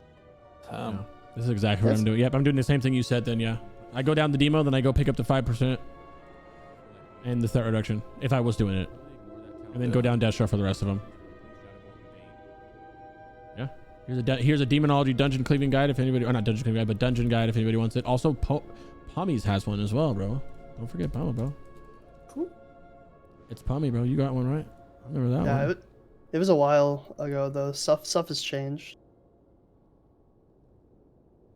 Well, I'm just gonna link your entire YouTube then. Okay, there you go. Boom. Thanks, man. Love that you're doing videos too. Make me proud.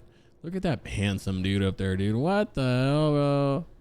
I'm trying to step it up, man. You know. Look at you, bro. Mean mugging.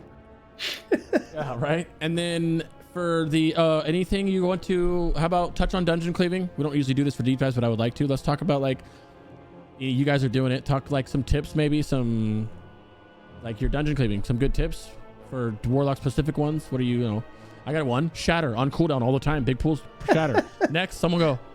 Yeah, this is a general tip for all classes, is make sure you have consumes. Like I have like 31 flasks of pure death for leveling, which is like 60 hours of dungeons, which may be more, maybe less than you need, but it's nice to have consumes in addition to your weapon enchant. And Flask your is 1 hour though, right? Yeah. Yeah. I meant 61 flasks, sorry. I would say the shootout random demo tips. You ready? You should use your infernal on cooldown and run big pools. Infernal only on big pools though, but also know as demo that you should use your Felguard as much as you can. Oh, he said don't forget the stones: spellstone, firestone, soulstone, hellstone. Yeah. I'm bringing a lot of Kibler's bits as well. There you go. Kibler's bits are very big. Kibler's bits are the pet food. So I was talking to Marco, and I kind of like he put me onto this, and then I tried it and I really liked it. But I'm regemming all my stuff to haste. Shout out Marco. And I have like when I pop my skull, I have almost 1,000 haste, which is like 60% haste. So that's kind of gonna be fun for the dungeons spamming as demo. Buzzer meat is cheap, and the next one after that is like spicy mammoth treats or something like that. Don't forget cast seed when you popped an Emora. Yeah, make sure that you guys are still seeding when you're in meta. You're doing your exact same rotation. The only difference is you're in front of the boss's face or the whatever's face because you're emoing. Emma Aura might as well be an AoE taunt, honestly. Yeah.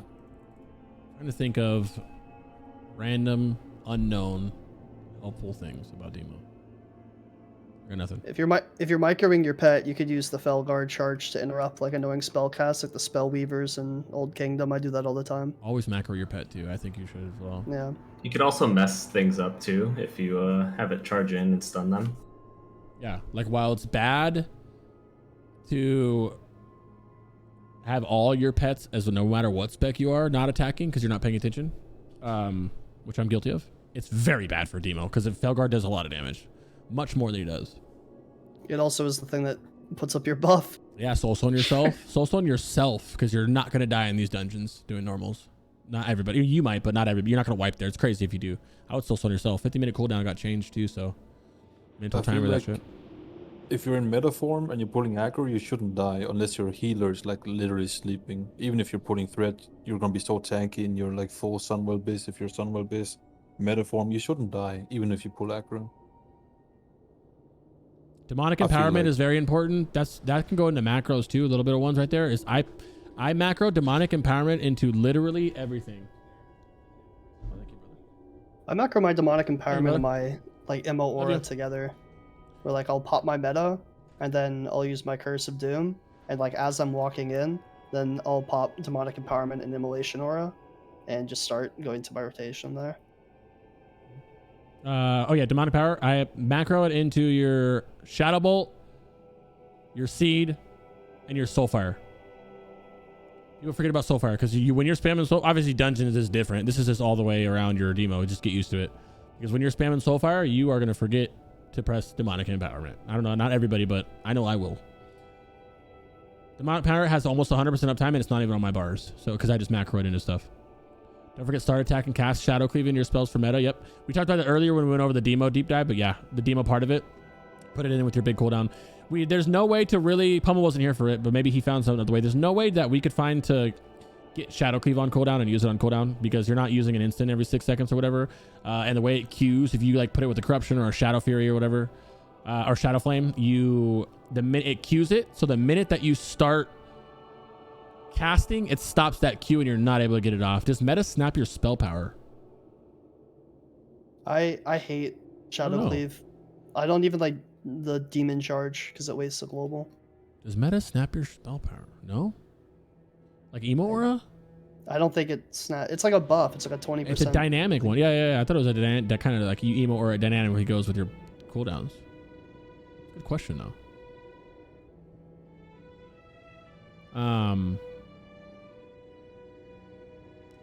Macros. That's it. Rank 1 Shadow Bolt's important. I'm a big mouse over guy. I know some people aren't. You can definitely mess your mouse overs up. Be careful as well. I've done this a couple times. Don't flame me. It was only in Classic because I wasn't doing this in TBC. But if you have a pet attack macro and there's nothing to attack, you will fucking run off and attack somebody. So yeah, I've wiped this a couple times on like a W run because of that. Easy Also fix. for dungeon cleaving, you can buy scrolls depending on what your setup is. Like for example, in my dungeon setup, I don't have anyone bringing a spirit buff, so I just bought the Scroll of Spirit 6 for like 20 silver each, so I get 32 spirit extra for dungeoning. There you go. Oh yeah, that's a good call out. Yeah, if you don't have a priest demo as well. And if I don't have I have a Death Knight in my group, so I'm not buying something for my pet. But if I didn't have Death Knight, I could use like strength or agility for my Felguard as well. There's insanely cheap on my server at least. What server are you on? Gehennas. Okay. Time to Die add-on, so you don't have to waste a Doom. Yep. So if you have Death's Embrace at the end of your Demonic Empowerment at the end of your macro as a cast, it's kind of like a cast sequence. So just make sure you're spamming it or you feel that gap. Yeah, there you go. That works. Good thing it's on Shadow Bolt spamming, Seed spamming, Soulfire spamming, right? That's why I do it. We know I'm a spammer.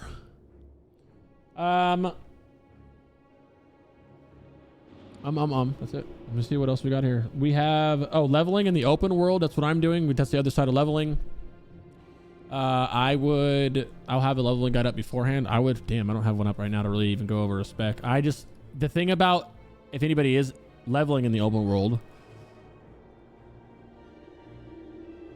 You just go Affliction. yeah, you go deep affliction. I'm of a mind that I don't take haunt. Yeah, you can do the Soul Haunt guy. Link build. The Soul Link build's pretty fucking good. I like Haunt because I like the healing you get back from Haunt, because Haunt heals you even if it doesn't tick all the way on the target. Like if the target dies, it comes back to you, and you heal for that entire duration. So I like Haunt, but I think the Soul Link build is super strong as well. I think it depends on your gear. If you are like Yeah. full Sunwell gear, you don't need Haunt. You never want to Haunt. Basically, if you're like questing.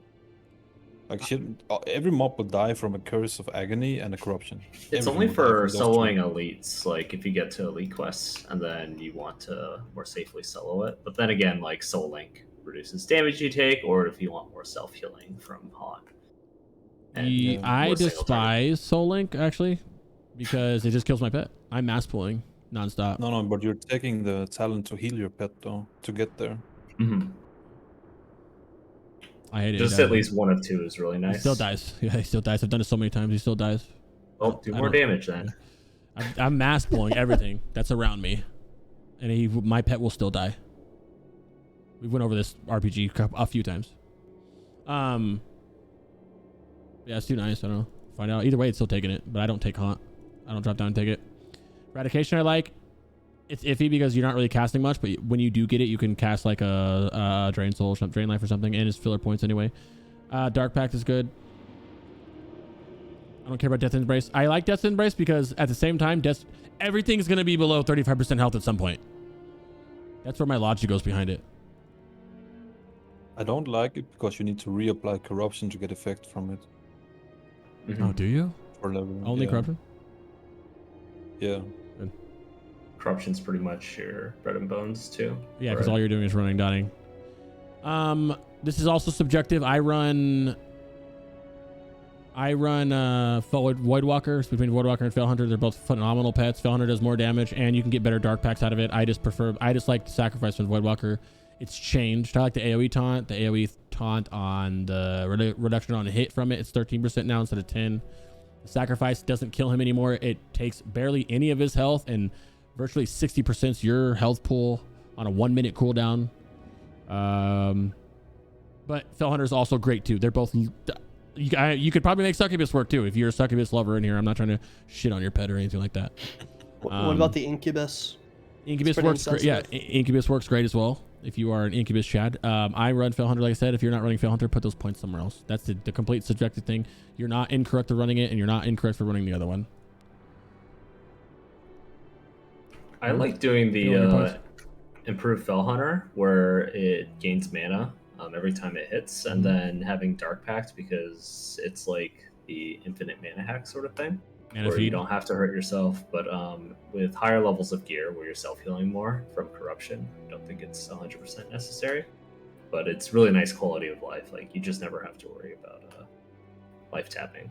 Yeah, it also helps with mana tap, the little circle, endless cycle circle you have with life tap and mana tap. Mana feed, your pet pretty much never runs out of mana.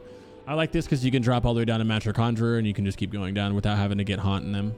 And then after I go to here, I end up finishing with this. And then when I hit 80, I will get my 80th point as haunt. But that's only because, like I said, I don't run Felhunter. If I was running Felhunter, I would drop that out and I would do exactly what Nemow just said. And that's just my playstyle as well. Yeah, but I'm doing exactly this on launch in the open world on Benediction. It should be great. Leveling, open world tips, parachute. If you're engineering, boots and parachute will save you literally hours. Boots are on cooldown. You just keep them on cooldown, but literally hours, because Northrend is full of places where you need to get down there. Down there is way, way down there. And you got to take a ramp, you can do whatever you get down there. Fly if you're on your ults, but you can't. And a rocket boot into the direction you go with the parachute cloak is so broken. It saves hours. It's crazy. What level do you need for cloak? Is it like 390, 385? Yeah. The new one. 310 or something? You just use that one. Use the same one. The one we have already. Oh, the green one? Yeah, I'm not talking about the enchant, no.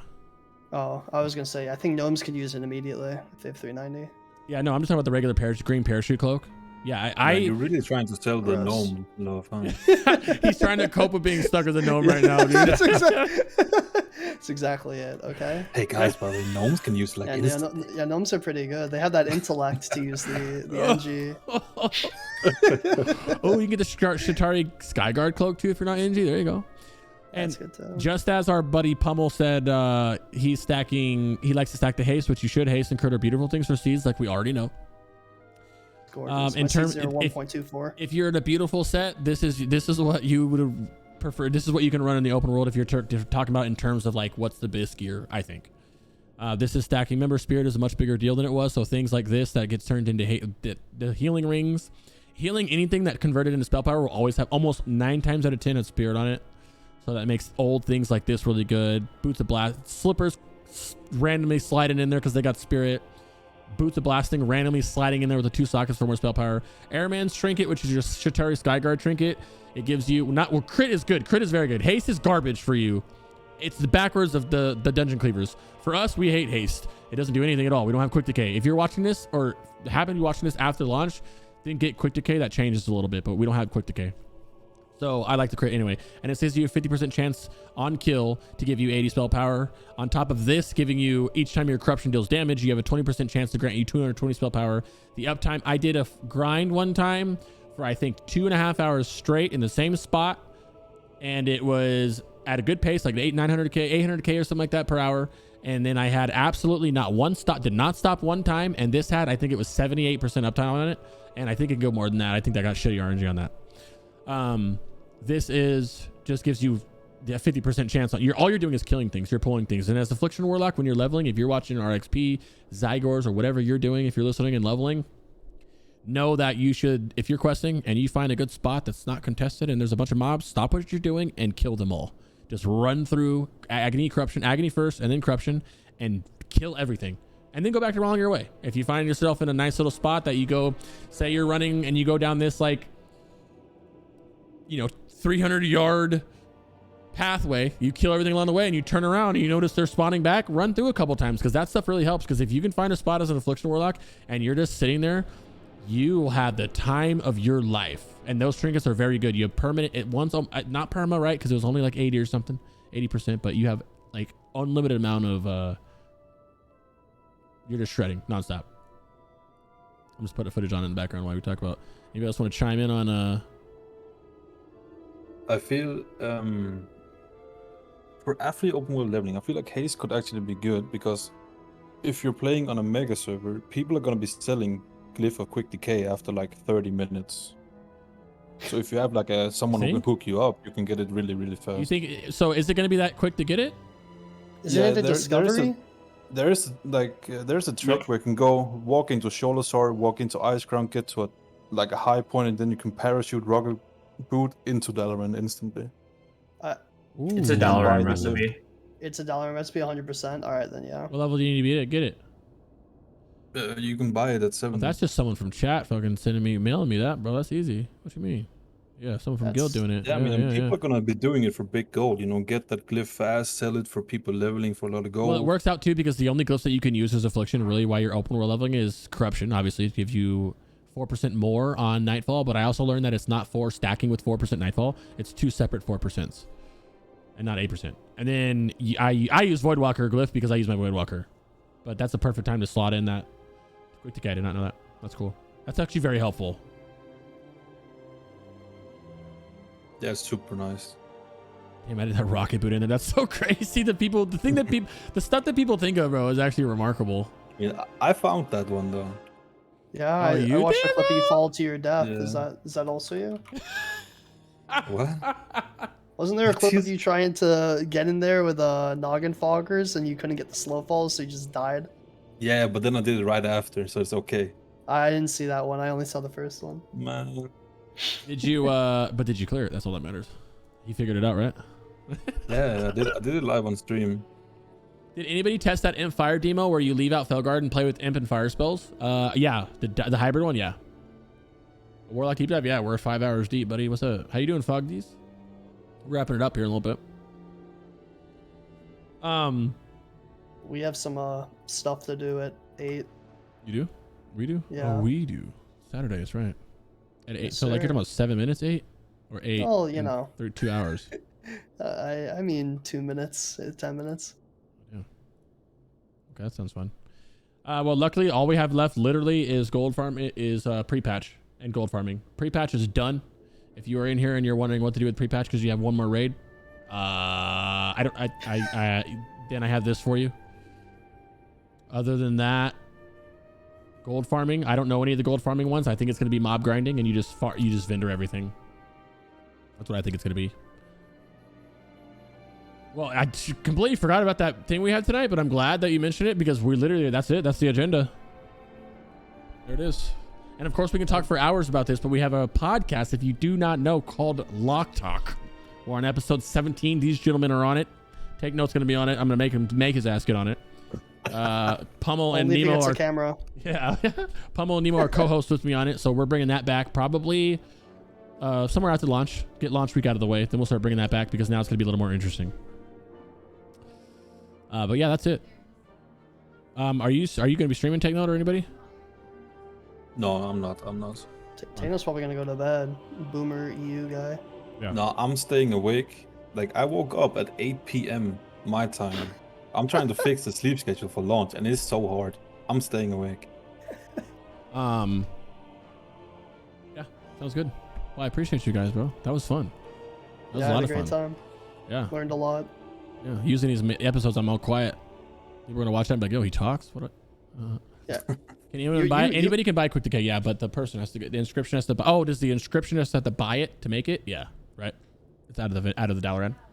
Yeah, they also have to craft it. They can't just, buy it off of some vendor. It's like the recipe is on the Dalaran vendor. There's a bunch of recipes that are on the Dalaran vendors that we weren't able to get before. Cool. So I mean, you people don't are- have to. The recipe itself is not bind on pickups. You can buy it from the vendor and then send it to an inscriptionist, if that's what you mean. Yeah, like you could buy the recipe and like you still have to craft it. That's what I meant. Yeah. Yeah. All right, gentlemen, duty calls. That was a fun one. I'm glad 5 hour longs we got through it. And believe it or not, there's so much more we can even talk about if we wanted to be honest, there really is. We'll leave that for the Lock Talk episodes though. Nemow, thank you for coming, my friend. I love you. I will see you on this next little Lock Talk. You as well. Do you want to stream? Can they find you anywhere? I rarely stream. It's fine. Maybe one day I'll upgrade my computer and actually start. Do we have to see that rank 1 World Affliction? Hello? What are you doing? Yeah, 5 FPS stream. That's why you want to know, you know. Yeah, Nemo's like cheating. Nemo's like cheating. GM commands are on, you know, doing a bunch of dot damages. When you play the Warrior Deep Dive Sunday, my friend.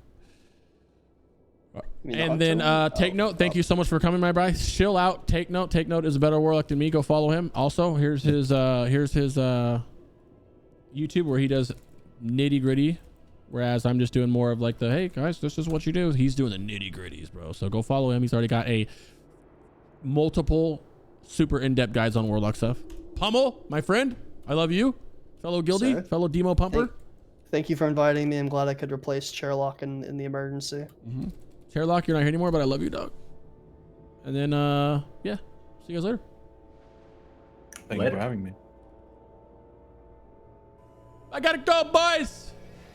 I gotta go. Hey, was that a good episode? Did you guys like that one? A lot of Warlocks stuff. I can talk about Warlocks for hours, so that's kind of like, you know what I mean? Let's go hang out with No Hit Jerome. I gotta do some raid stuff, some guild stuff.